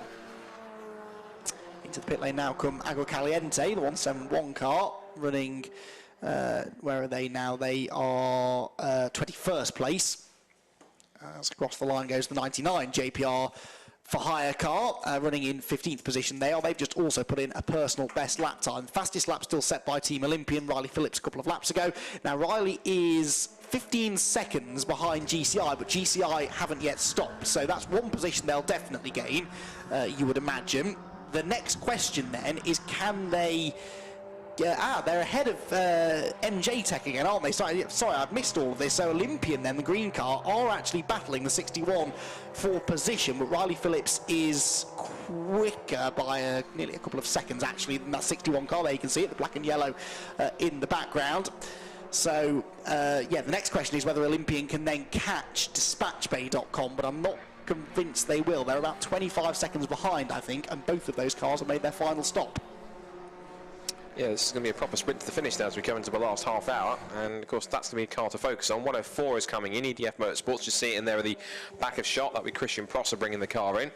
So his day is done. He's a former former racer single seated in the championship, which is now known as F1000, but back in the day when he raced it was Formula Jedi, and he's also raced as well in Brick Car and GT Cup a few times. I think the last time he did anything in GT Cup, I think, was, or Brick Car, was with a Brick V8 BMW, which is quite a menacing looking thing.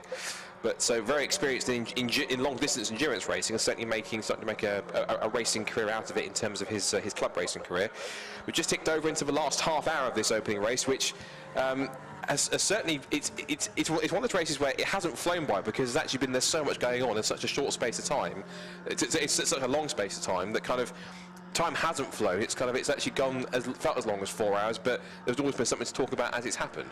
Yeah, I mean, it's been an interesting race, this. It's been a sort of a strange season opener, really. Usually the season openers are a bit more fraught than this, but everyone, I think, has really been behaving themselves in this one, and as I said, we've avoided safety cars because of the live snatch in operation here at Donington Park, but certainly one of the calmer Fun Cup races that we've had in recent times. I'm sure this won't continue through the rest of the season, but even so, it's been competitive, and there are at least half a dozen teams, I think, that are going to be contending for race wins over the course of the year, and although Uwe Hoffmann's Lotus look as though they're going to get their season off to the perfect start, it's going to be fascinating to see how they stack up against the likes of Dispatch Bay and the Olympians, and then you throw in teams that haven't previously been title contenders like GCI, like MJ Tech GT, like Team Viking. I think it's going to be a really seriously competitive season. There is the Uwe Hoffmann's Lotus pit stop taking place, by the way. I think they did put a splash of fuel in there, but they can afford to, I guess, because they've got this, it was over a 60-second lead, I think, wasn't it, over the Dispatch Bay Express car in second place. There's GCI, who are in third position. Now, what's their gap back to Team Olympian? It's 11.9 seconds. I'll tell you what, that's doable. Riley Phillips on the previous lap in fourth place did a 1:27.0. That was 4 seconds quicker than this car, the 111 of GCI Racing. Now, GCI Racing, for their final stint, have put in Ian Wood. Remember, they swapped that around. Ian was supposed to double stint earlier, but they took him out, put Craig Butterworth back in, so Ian is now nice and fresh for this final stint, but he is being caught here by a fired up Riley Phillips. Now, granted, traffic might have held him up on the previous lap, but that still would suggest that Riley is going to have half a chance of snatching a podium here, and who would have thought that a while ago? Yeah, absolutely, and of course it just shows the difference that one driver can make. About his last lap, actually going past, he's actually he's showing ahead of them now, so he's actually in the pit stop sequence that seems to have got ahead of him. So yeah, GCI's just pitted then, obviously. Yes. Apologies. so they've had their out lap. So there you go then, they're into a podium place already. And not only that, but MJ Tech GT have also managed to get ahead of them as well. So, and they were a personal best on that lap. So in the pit stop sequence, it's dropped them now to 5th position. So they've got some work to do on the top 5. But now this is the sprint, isn't it? As we see here, that's Make Happen Racing, who, when they're not spinning, is making a nice healthy lap on the 99 car, which is still running in 16th position. So, but they've just lost 6th position in the pit stop sequence to Stand 2 Motorsport on the last lap. I'm showing us Greensaw Motorsport 125 is in the pit lane, whether it's a last-minute stop or an issue. Can't see it on the pit screen. So whether it's, oh no, it's sorted itself out. No, it's out. So it's just left the pit lane and probably hit the first sector. So it was probably literally the last car to exit and complete its pit stops. Dispatch Bay Express now, that will be Harry Mailer at the wheel now for the final stint, 126.053. I suspect we're going to get a fastest lap battle here. This could be a really intense battle. In fact, maybe the battle we were hoping to see Riley Phillips close up off the back Harry Mailer, back of Dispatch Bay. The fact that Harry Mailer's in there now and just said a 26.0, we might have to rethink that, because that gap might not be coming down as quickly as we might have first thought. And worth pointing out that fastest lap is worth a point as well, so it is a valuable point if you can get it. Again, these championships can be decided by very, very little. Now it's Track Focus that have it at 125.895. Again, with the drivers getting in fresh now, I think. It's not that they're changing tyres and finding speed that way, it's just that it's a fresh driver getting in. They can get straight down onto that pace, and the track, of course, a lot grippier now for these particular drivers than it was, 40 minutes or so ago when they were last in the car. So, yeah, we're seeing more and more of these fastest laps coming in, and Track Focus taking it now. I do notice, by the way, that Uvio are now a full lap ahead of Dispatch Bay, so it's going to be a very, very sizable winning margin here between the top 2 cars. What's the biggest winning margin we've ever had? Because I always sort of thought this would never get beaten. The biggest winning margin we've ever had is 90 seconds. That was back at Snetterton in 2014, and guess who won that? It was Race Logic again, the winningest team in Fun Cup history. We've only ever had 6 races won by over a minute. This will be over a minute, obviously, but a lap time is about 1 minute 27. So I reckon this could break a record for the biggest winning margin. We'll have to work out once the checkered flag has flown exactly how many seconds it is, but if it's over 90 seconds, which I think it will be, we could break a new record. So history they're making on 2 fronts there. Yes, exactly. Yes, we're always trying to better ourselves. It's not a stat that, like I say, I ever thought I'd see beaten, because the races tend to be a lot closer than this by the end. But just the fact we've had those safety cars and we've had quick cars. I mean, Uvio have been at the front for an awfully long time now. So because they've just been able to get out in front, break away, and we've had no safety cars to bunch everyone back up, they have been able to really use their strategy properly. The team haven't had to adapt their strategy because of safety cars. They've just been able to do exactly what they planned to do right from the start, and yeah, they're going to be on course, I think, to win this race by certainly over a lap at the moment, although it is worth pointing out, isn't it, that Dispatch Bay are going a little bit quicker than what they have been on recent laps. Yeah, Team Olympic on the last lap actually was quicker by 1.3 seconds. So Riley Phillips actually managed to take advantage of a clearer track, maybe while Dispatch Bay had some traffic to get around. But yeah, it has been one of those races where we talked about the fact that Fun Cup race is action-packed from start to finish. But the one thing it hasn't been, and it's very untypical of Fun Cup races. I'm sure even you'll guarantee that. Fun Cup races typically are closer than normal, closer than this race has showcased.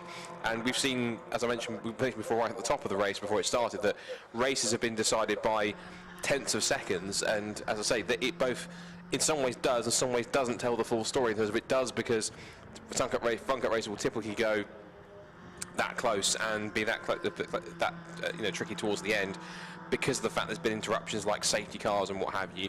But then it doesn't tell the full story, because there'll have been all sorts, because of that, for the same reason, because there've been all sorts going on in between, which would have been deciding factors for it being so close. And I think one deciding factor could be the fact we just haven't, touched wood, we haven't had a safety car for this race, even though there is still 23 minutes to go, and that obviously could all change in the drop of a hat. Yeah, I mean, winning margins only tell so much of the story, but it is a decent way of showcasing how close the racing and how exciting the racing tends to be, certainly in the closing stages. And of the 75 championship races we've had in the last decade, 44 of them have been won by less than 10 seconds, and the vast majority of those are 3, 4, even 5 or 6 hour races. So this is an atypical ending to the race. It's been dramatic, there's been stuff going on, there's been good racing. The first hour or so was pretty extraordinary with the really difficult conditions and still some brilliant 3-wide racing, but yeah, this sort of dominance by one team is not the norm really, at least in recent years of fun competition as it's got more and more competitive. So but that only really serves to prove just what a strong performance this has been from Uvio Hoffmann's Lotus, because it's hard enough to win these races by a small margin. To win them by what could be a record-breaking margin of over 90 seconds really takes some doing. And Uvio Hoffmann's Lotus showing their experience today. I think as soon as we get a clean race with no safety cars and no major incidents, the cream is always going to rise to the top. And certainly some of that cream is certainly belonged to Riley Phillips, because of course he's now just popped in the fastest lap of the race, which has now dipped into the 125s, 125.333. So we are getting closer to that full dry track pace now with 20 minutes, just over 20 minutes to go. The interesting thing is now on that last lap, the Riley Phillips was almost 2 seconds quicker as Neil Plymmer showing his experience and not shy to send one up the inside and probably giving poor Matt Dawkin a fright there as 3 cars. He was expecting 1 car to come past that sequence. Neil Plymmer went out of the way, boom, straight through the inside. And he's having a little personal battle here with the 104. That's not for position. No, yes, it is, sorry. Yes, it is for position. So this is now for... I think they're a lap apart, Scott. Yes, they're 10th and 11th. Yeah, you're correct. But yeah, that's caught me out a few times as well. It's funny how many times that's happened, isn't it? Cars have found themselves together on track, but a lap apart, essentially. But I think that's the beauty of it, in terms of, regardless of their laps apart, they're still obviously very evenly matched in pace, and they still do like to, I say inverted commas, race each other, even though they're kind of in different laps, different strategies and different skill levels. And Neil Plymmer tried to get that stopped into the chicane, little wiggle from the front end, but he managed to get it anchored up in time so he could hit the apex. And I love this, the fact that Team Olympian, Dispatch Bay Express put their personal best in 125.8. How does Riley Phillips respond? New fastest lap of the race again, 125.1. And it keeps, we're now going to get to a sub 125 lap time. I'm pretty confident with the next, maybe even lap or so, as we come to almost 20 minutes left in this race.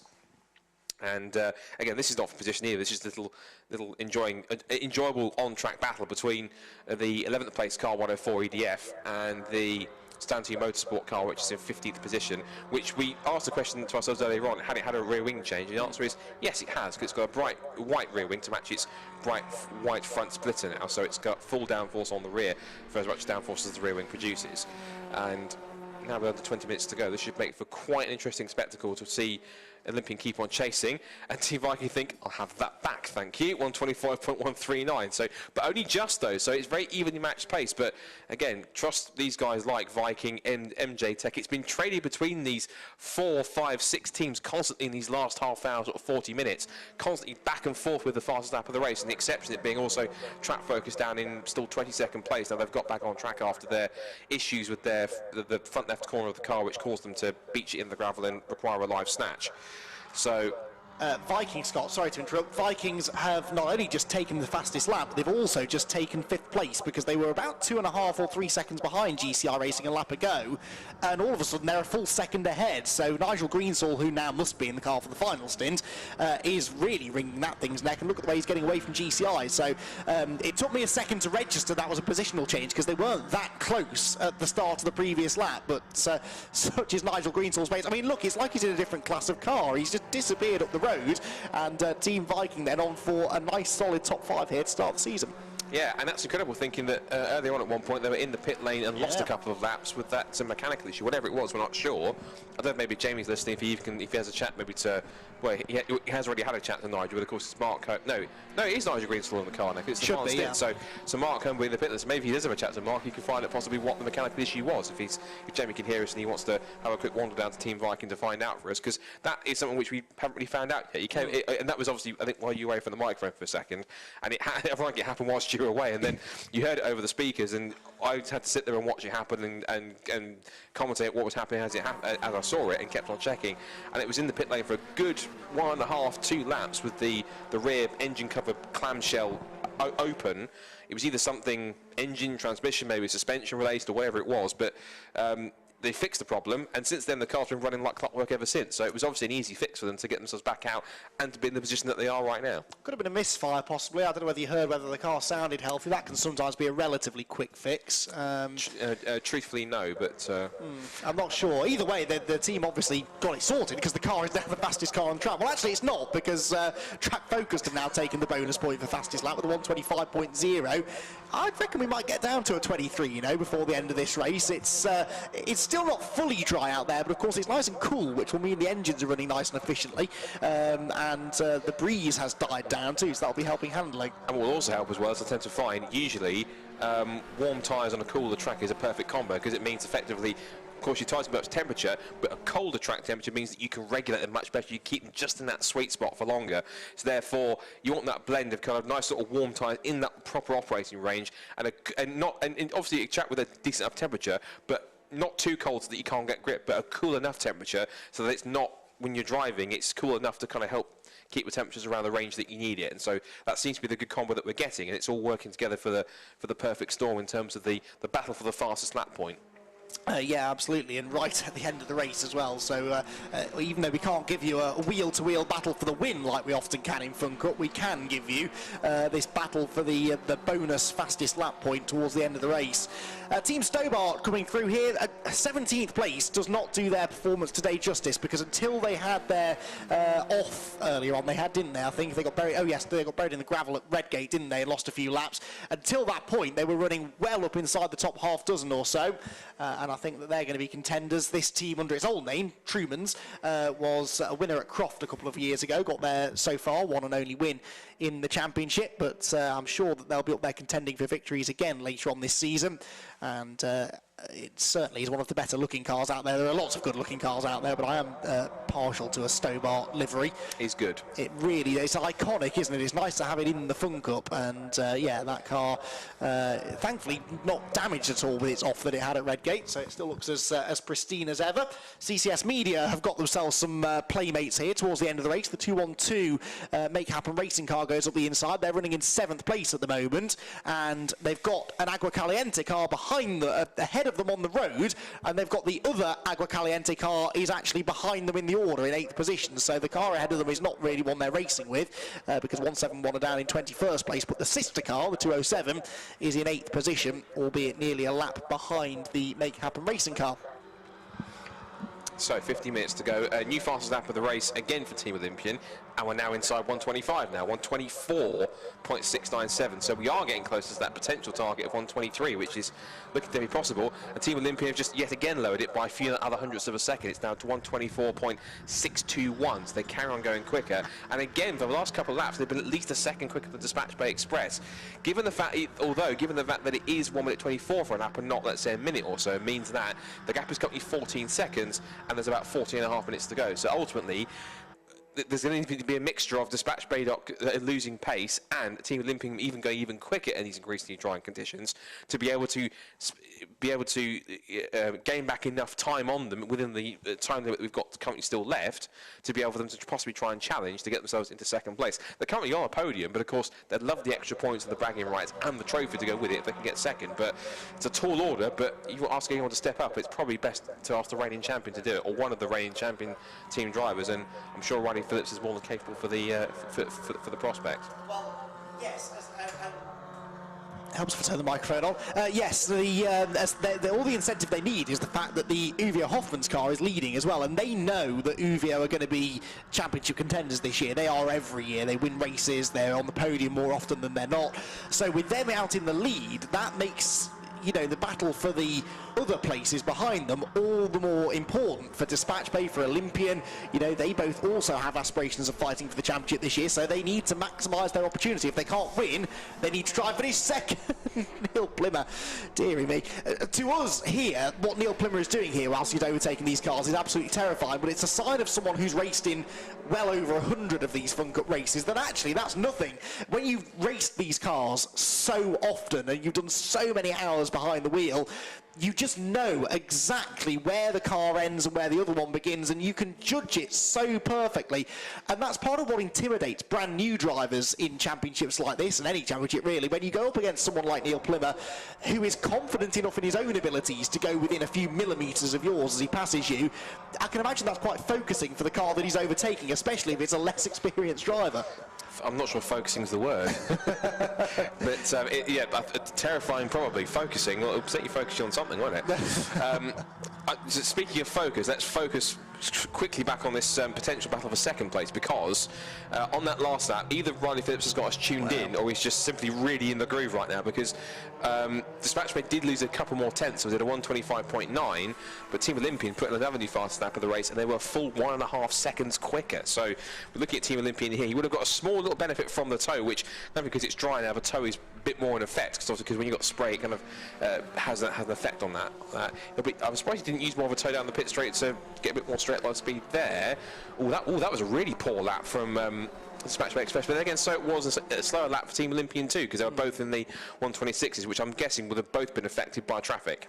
Yeah, well, we know Olympian were. I don't know where Dispatch Bay are. They're somewhere down at the old hairpin, I think. So, yeah, I would imagine they're going to have had some traffic, because they were both a couple of seconds. Well, Dispatch Bay were about 1 second off their previous best, and Olympian about 2 seconds off of the pace they were running before. But I'm not counting them out just yet. We've got 11.5 minutes to go. It only takes one more bad lap for Dispatch Bay and one more fastest lap for Olympian, and all of a sudden this becomes game on. But I can see out of the window, Olympian now have no more back markers to deal with, but neither do Dispatch Bay, I don't think. Having said that, I don't think Dispatch Bay did have any back markers on the previous lap, so they can't blame lap traffic for that slow lap. If that is their genuine pace, somewhere in between a high 25 and a mid 26, then they could be in trouble here, because Team Olympian's Riley Phillips is capable in clean air of going quite a bit quicker than that. We're following the Greensall Motorsport car on the screen, but we're about to see out of our window the DispatchBay.com car come across the start-finish line. Let's see what the lap time is here for Harry Mailer. He goes through, does a 25.7 that time, so he's back to... His pace seems to be a high 25, doesn't it? He can do that as long as he's not impeded by back markers. Goes around the outside of the GCI racing car there, that's running in 6th position. So 25.7 for Harry Mailer.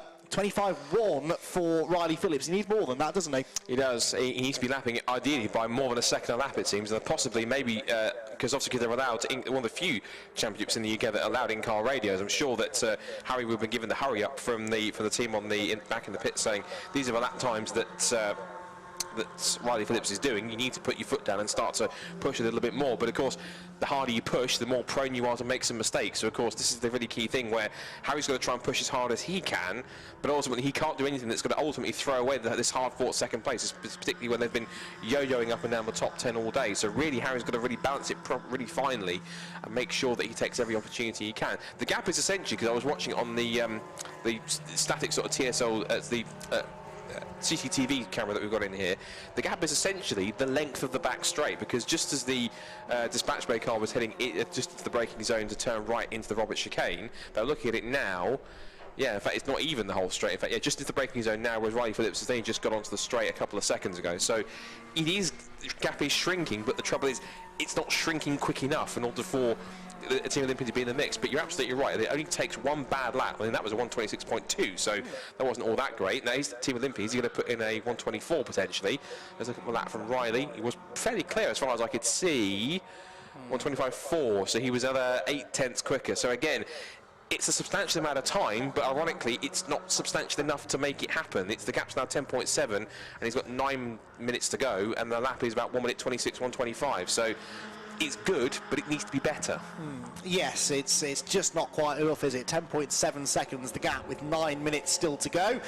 Through comes the 212 car running in 7th place, just ahead of them on the road at least, are the Team Viking car that's running in 5th. Viking still leading the Masters class as well in this race, which Masters teams still score points towards the overall championship, but then there's a separate prize for the top Masters team, for any team that has a driver over the age of 50 on its driving roster. And yeah, the Team Viking squad going to show that age is but a number, and they're still one of the quickest teams in the Fun Cup Championship. There are our leaders, let's not forget them, with Fabio Randaccio now at the wheel of the Uvio Hoffmann's Lotus car, a 1:26.0 for them on the previous laps. Again, their pace is not electrifying, but the difference is their pace doesn't need to be electrifying. They just need to bring it home in one piece and take the nice 70 points for winning the race. You get 70 points for taking the race victory. You get 68 for second, 66 for third, 64 for fourth, and so on, down in 2-point increments. So wherever you finish in the race, you will score points, and then you get that bonus point for the fastest lap as well. And all of the teams will drop their worst score over the course of the season. So those teams that have had a bad start to the season here, not necessarily the end of the world, but it does put some more pressure on them now not to have another bad race going forwards. Absolutely right. Update on the scrap between Dispatch Bay and Team Olympian. That was another 1.2 seconds taken out of it. It was 1:25.8 for Dispatch Bay, 1:24.6. And one thing which was initially going to concern me was the fact they had a bit of lap traffic, including probably one of the ones he didn't want to pick up, which was GCI Racing, who of course they were a couple laps behind. But thankfully, Riley managed to pick them off at Redgate Corner fairly easily. So if he did lose any time, it would have been minimal to probably almost none, which is quite fortunate. Which essentially is what he needs in order to try and bring this gap down even more. Because, and again, 1.2 is good, but he should have been doing that kind of really lap on lap, because the laps when he was doing less than closing in by less than a second. You can see just the background, the orange car, black car. That's Dispatch Bay. Wait a second to see it in the background. They're just flashing at the top of the shot is Team Olympian. So that's just how close it is. And again, that must be agonising for a driver. Just seeing, you can literally see the car in front of you right up a distance, and you're pushing as hard as you can, and it's getting closer, but it's not getting close enough, quick enough for you. So it must be frustrating for Riley, but at the same time, he'll be using that as motivation to keep on pushing, which is the key thing. 1:25.9 this time for Dispatch Bay and Harry Mailer. 1:25.8. Ooh, that was not a good lap for. We say 1:25 is not a good lap this time, but it didn't. Again, only a tenth taken away. So really, he needs a bit of divine inspiration, or just some luck on his side, in order to get this second place. But at the moment, it looks as though, touch wood, it's Dispatch Bay really literally to lose. Yes, would appear so. The same could be said of Uvio Hoffmann's Lotus out in front, although Fabio Randaccio proving there through the crater curves that even at this late stage, you can't relax, you can't take your eye off the ball, because he came across the 246 car and he thought that car was leaving him room on the right-hand side, and it wasn't, and he almost ended up on the grass as he tried to get past it at a part of the circuit you do not want to end up on the grass at. 101 there, getting elbowed out a bit wide through the final chicane, that car being driven in the final stint by Warren McKinley. The 104 was the culprit on that occasion, Adam Cunnington, and Cunnington in that 104 car running in a solid 11th place, actually ahead of the 101. They're a lap ahead of 101, who are in 15th position. We've still got 23 cars running as well. The only two cars not running are the two Enduro Motorsport cars, who unfortunately we lost within the first 20 laps of the race, or 21 laps of the race to be precise. But we have had a number of teams that have had issues in the early stages, and unfortunately that sort of rendered them out of contention right from the get-go. There goes the second place car then, Harry Mailer in the 221 with a personal best that time, 1:25.556. What can Riley do? Riley Phillips now. Wait a minute. GCI have come through, but where's Riley Phillips gone to? He's in the pit lane. He's in the pit lane. Yeah, Riley Phillips is in. So Riley Phillips, we're not seeing it on the screen, but he's just crept in below us, and he's they're looking at the. I think Riley is out of the car, and he's pointing at the left front corner. We could do with getting a camera in the pit lane if we can, because this is major drama. Riley Phillips is walking around the car in disgust. There he is. Look, what is the problem for the former champions? What's gone on?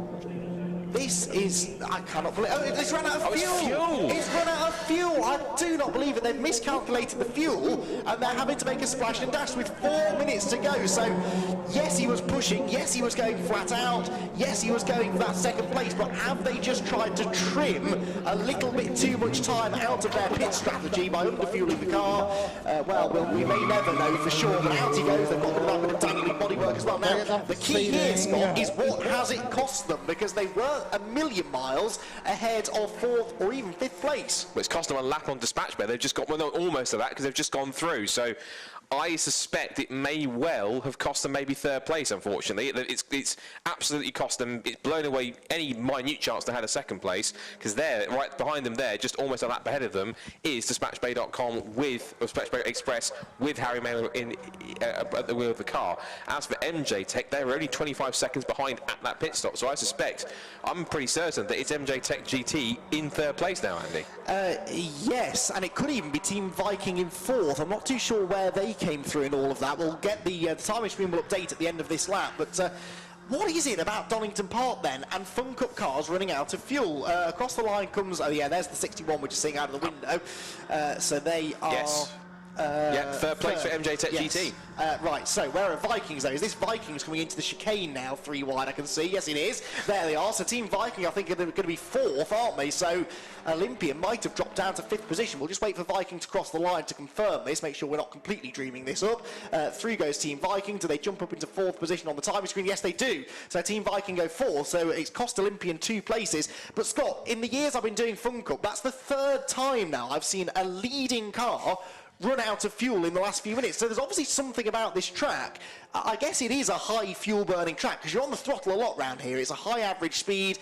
There's not too much stop-start, is there? There's the big stop at Redgate and there's a big stop at the chicane, but everything else is maybe down 1 gear and then straight back on the throttle. So I guess it's easy to burn more fuel here than you think you are. I think because there aren't that many regular visits, it's not a regular circuit on the calendar every year. Some teams, if they do keep data, might not have as much data on Donington as they do on other circuits they regularly go to, like Alton Park, for example, or I say Steston, for example, that are regular places to which the Fun Cup travels to, or even Anglesey, places like that. Whereas Donington is a slightly more uncommon circuit for the Fun Cup. But what might be interesting is what the teams learn here that they then take into the November finale at the end of the season, because of course they'll be taking data, and I'm pretty certain there's one piece of data I think which Team Olympian, all due respect to them, are going to be taking to the season finale, particularly if they're in contention for the championship again, which I'm pretty certain, given their pace today, I'm pretty sure they will be. But yeah, just better fuel calculations next time. Well, can you imagine if we got to the last race of the year and they needed 3rd to wrap up the title? You know, I mean, that would be heartbreaking, wouldn't it? And it's happened before in other championships, so yeah, big drama. Anyway, here we go, last lap about to begin. Now let's hope Uvio have enough fuel, because that really would be something, wouldn't it? They come across the line with over a lap in hand, and also, are they going to break this, what was the record for the biggest winning margin, 90 point something? I'm not sure, because obviously there was a period when both Dispatch Bay and MJ and Team Olympian, who were just at another fast lap of the way, you can tell it's a mixture of frustration and just determination from Riley. He's put in the 124.384, so that's ultimately how much pace that car had he been able to get there. But either way, I suspect because there was a point when Fabio was probably easing off a little bit just to keep the car steady. He was doing constant 126s and the cars behind were doing 125s. I don't think he's actually got a gap that big enough actually now, because there were cars that were edging close to him by a few tenths. But yeah, typically brilliant drive from Fabio and Farchini as usual. There's a reason why they've been champions in the past, and it's been absolutely exceptional. And I think it's an understatement for me to say that this is the perfect way for them to start the year and start their championship charge. And they want to go for another title, so they want the #1 back. And I don't know, maybe putting the slash in between next Team Olympians car, maybe it brought them some luck today. But either way, brilliant drive from both of them, and I'm pretty certain, provided they get to the final chicane all intact, it's going to be a great way to get maximum points for the season opener. Here they come then. I think they're one of the next cars through the final chicane. In the background there they are. It is going to be a dream start to the 2021 Fun Cup Endurance Championship campaign for Uvio Hoffmann's Lotus. A crushing victory here at the Donington Park National Circuit for Farchini Diot and Fabio Randaccio. The next car across the line is Team Olympian, who set a fastest lap right at the end, not quite into the 23s. It's a 124.148, and there go Dispatch Bay. Now, the final lap time there for Uvio Hoffmann's was a 124. So in other words, if Dispatch Bay were more than 6 seconds behind them on the road, then I reckon that's more than a 90-second winning margin, isn't it? And I think that was more than 6 seconds. It wasn't 6 minutes, it was 6 seconds. So possibly the most dominant victory of any team we've ever seen in the Fun Cup UK Championship. Either way, it is worth 70 points and it gives them the early championship lead. 3rd position will go eventually to the MJ Tech GT team. They're just coming down the exhibition straight now. A brilliant race this for Scott Jeffson, Martin Gibson. Really nothing has gone wrong for them all race, and they're going to reap the rewards with 3rd third position. I think they're arguably my team of the day because we haven't mentioned them a lot, and that's a good thing usually because it means they had no dramas and they come across the line now to finish in third position. Now fourth place should be Team Viking, because despite Riley Phillips' late push here after that unscheduled pit stop, he's not going to be able to catch them. Here come Team Viking, the yellow car in the background. Fourth position in the opening round of the championship for Mark Holm and Nigel Greensall. Not quite a podium for them, but given the issue they had earlier on with that pit stop running in second position, they are going to be pretty happy, I think, with fourth place. And then Team Olympian eventually will come home in fifth. We'll get them across the line, and then we should be able to head down to Jamie in the pit lane. But in fact, they've already gone through, haven't they? They're already locked down. The big day with the second Vix car through after the UV Hoffmann-Zert's car took the flag, and that's the body language of a car that contains a driver that is gutted that he had to make that final stop. But as you say, it's lessons. Ultimately, looking ahead, it's lessons learned for Donington at the end of the season, because of course, again, they'll be in that situation. They'll think back to this race at the start of the season, thinking, if we're in contention for the championship, this can't happen again. So they're going to be looking hard at all the data and making sure it was there. What I thought was quite a nice touch as well is that we actually managed to hit a nice round number for laps complete, 150, which was quite nice. So I thought a nice little touch there. In the pit lane is the ever-smiling face of Farkini, and I'm sure Jamie will be having a chat to him in a second. So let's hear from him now. Dominated that race. You've got to be so thrilled. Yeah, absolutely over the moon, especially being the incident on the first lap. It could have all been over then, but it was just lucky where we got collected. But other than that, it's been so smooth.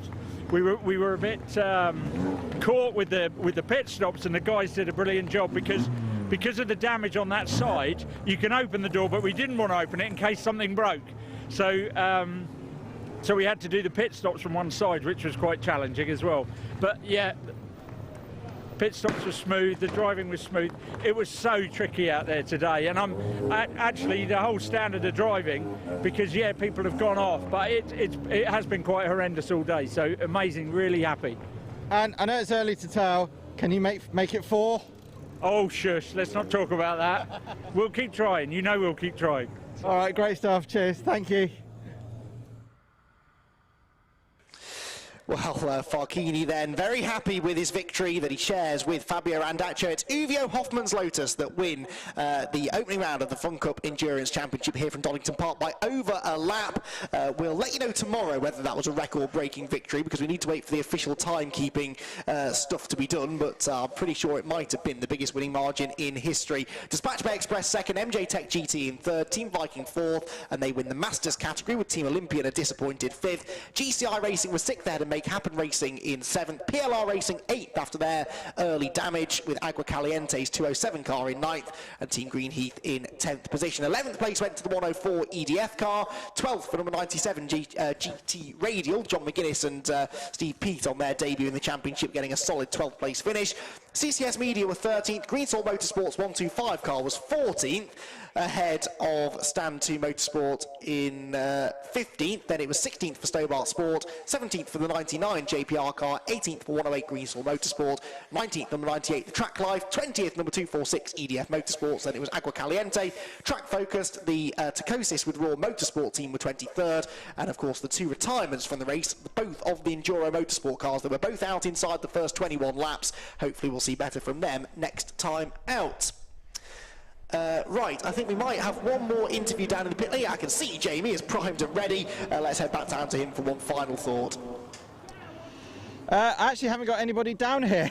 they've all gone to Parc Ferme, unfortunately. But no, great race, fantastic start to the season. So roll on Silverstone in June, and we'll see you there. From down here, from me and Kevin, it's good night from me. Fantastic. Thank you very much for Jamie for his efforts today, and unfortunately we couldn't get him to the beginning of that race, but certainly he's always an invaluable part of the Fun Cup Fun Cup commentary team whenever he's in the mix, and certainly provide lots of great information. And that actually concludes the first day of the season for BRSCC, and all things considered it went, I think, rather well in many cases. We had 1 or 2 safety cars, but not too many dramas, and it was an entertaining Fun Cup race. We had some great Caterham stuff and a cracking Formula Ford race in the adverse conditions. That was only the first 5 races, because there's lots more coming up tomorrow. So if you are coming back tomorrow, there's plenty to come back tomorrow for, because not only do we have 3 more races for Caterham, we've got 1 more for the Caterham Road Sports, 1 more for the 7270Rs, and 1 more for the combined grid for the 7310Rs and 7 UKs. But also there are 2 more races for the National Formula Ford Championship, and then there's some very exciting additions to the timetable for tomorrow. First of which is a championship, there's all of which I've been looking forward to for different reasons, but the first of which is the first ever championship race for the Nankang Tyre City Car Cup. And for a first ever full season for a championship, check this stat out: 38 cars on the grid, and 22 of them are novice drivers, which is a mixture of caution but also a lot of excitement, because if you think about it, this series, this concept of City Car Cup as a whole is not even a full 12 months, calendar year months, 12 months old. And already we've met so many cars, and there are still more cars in build coming. So there'll be plenty of Citroen C1s, Toyota Aigos, and Peugeot 107s on the track, hopefully with some better weather conditions so they can properly go at full chat. And if we can get a dry track with them out there, it will be a right. Though we have 2 races for them tomorrow. We also have a debut on the BRSCC roster of 2 series that have been a very welcome additions, and we've been looking forward to them making an appearance for the first time ever since they signed on. First of which is the modified Ford series, which is for all fans of all things Blue Oval. You're going to love that. A massive packed out grid for them. Some 36, 37 cars, plenty of Ford Fiestas. If you're in the, more than half the field is full of Escorts, whether Mark 1s or Mark 2s. There's a couple of Escort Cosworths in there as well. There's Sierras, there's a couple of Capris, Ford Pumas. There is even, believe it or not, a Ford RS200 in the mix as well, which has got, an extra bit of nice, it's got a 2-litre Subaru Boxer engine in there as well, which should be quite Wayne Crabtree's car. It's one of the cars I'm looking forward to seeing. 2 races for them tomorrow, and also we have 2 races from the wonderfully and prestigious Aston Martin Owners Club, who are joining in the mix as well. 2 races for them. For classic racing fans, we've got the Jack Fairman Cup and Innis Island Cup for GT and touring cars in the 50s and 60s, and then for the more contemporary racing fans, you've got the GT Challenge, GT4 Challenge, and Intermarks for lots of Aston Martins mixed in with Porsches, Ferraris, Lotuses, BMWs, and even a couple of TCR cars in there as well. 2 races for them, both are 40 minutes each, and I think also require a pit stop as well, if I'm correct. So, lots to come back to you for tomorrow.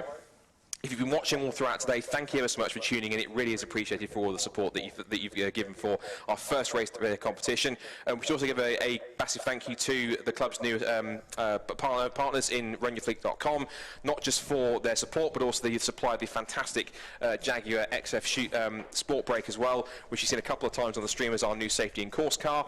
So that'll be back tomorrow, of course, in action.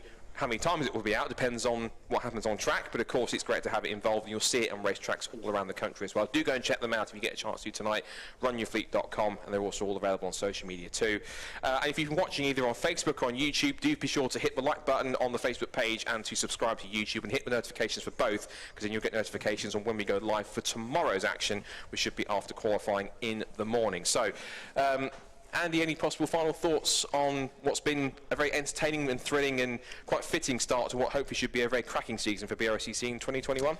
Yeah, well, I want to do it all again if we can, and the good news is we can tomorrow, a day full of sprint racing tomorrow, and hopefully some slightly better weather as well for us tomorrow. Thank you everyone that's joined us today. I hope you've all enjoyed the racing. I know I've been reading some of the comments, people watching from far and wide, for many of whom it was the first time ever seeing BRSCC racing, so I hope you've enjoyed it, and yeah, we'll see you all again tomorrow.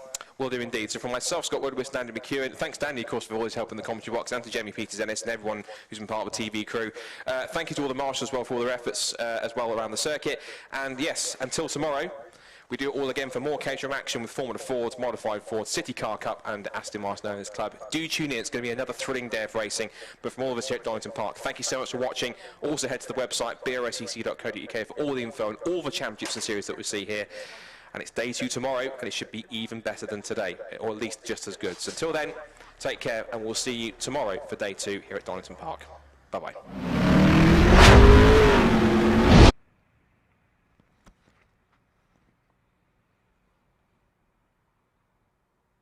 Okay, to stand down, Barry.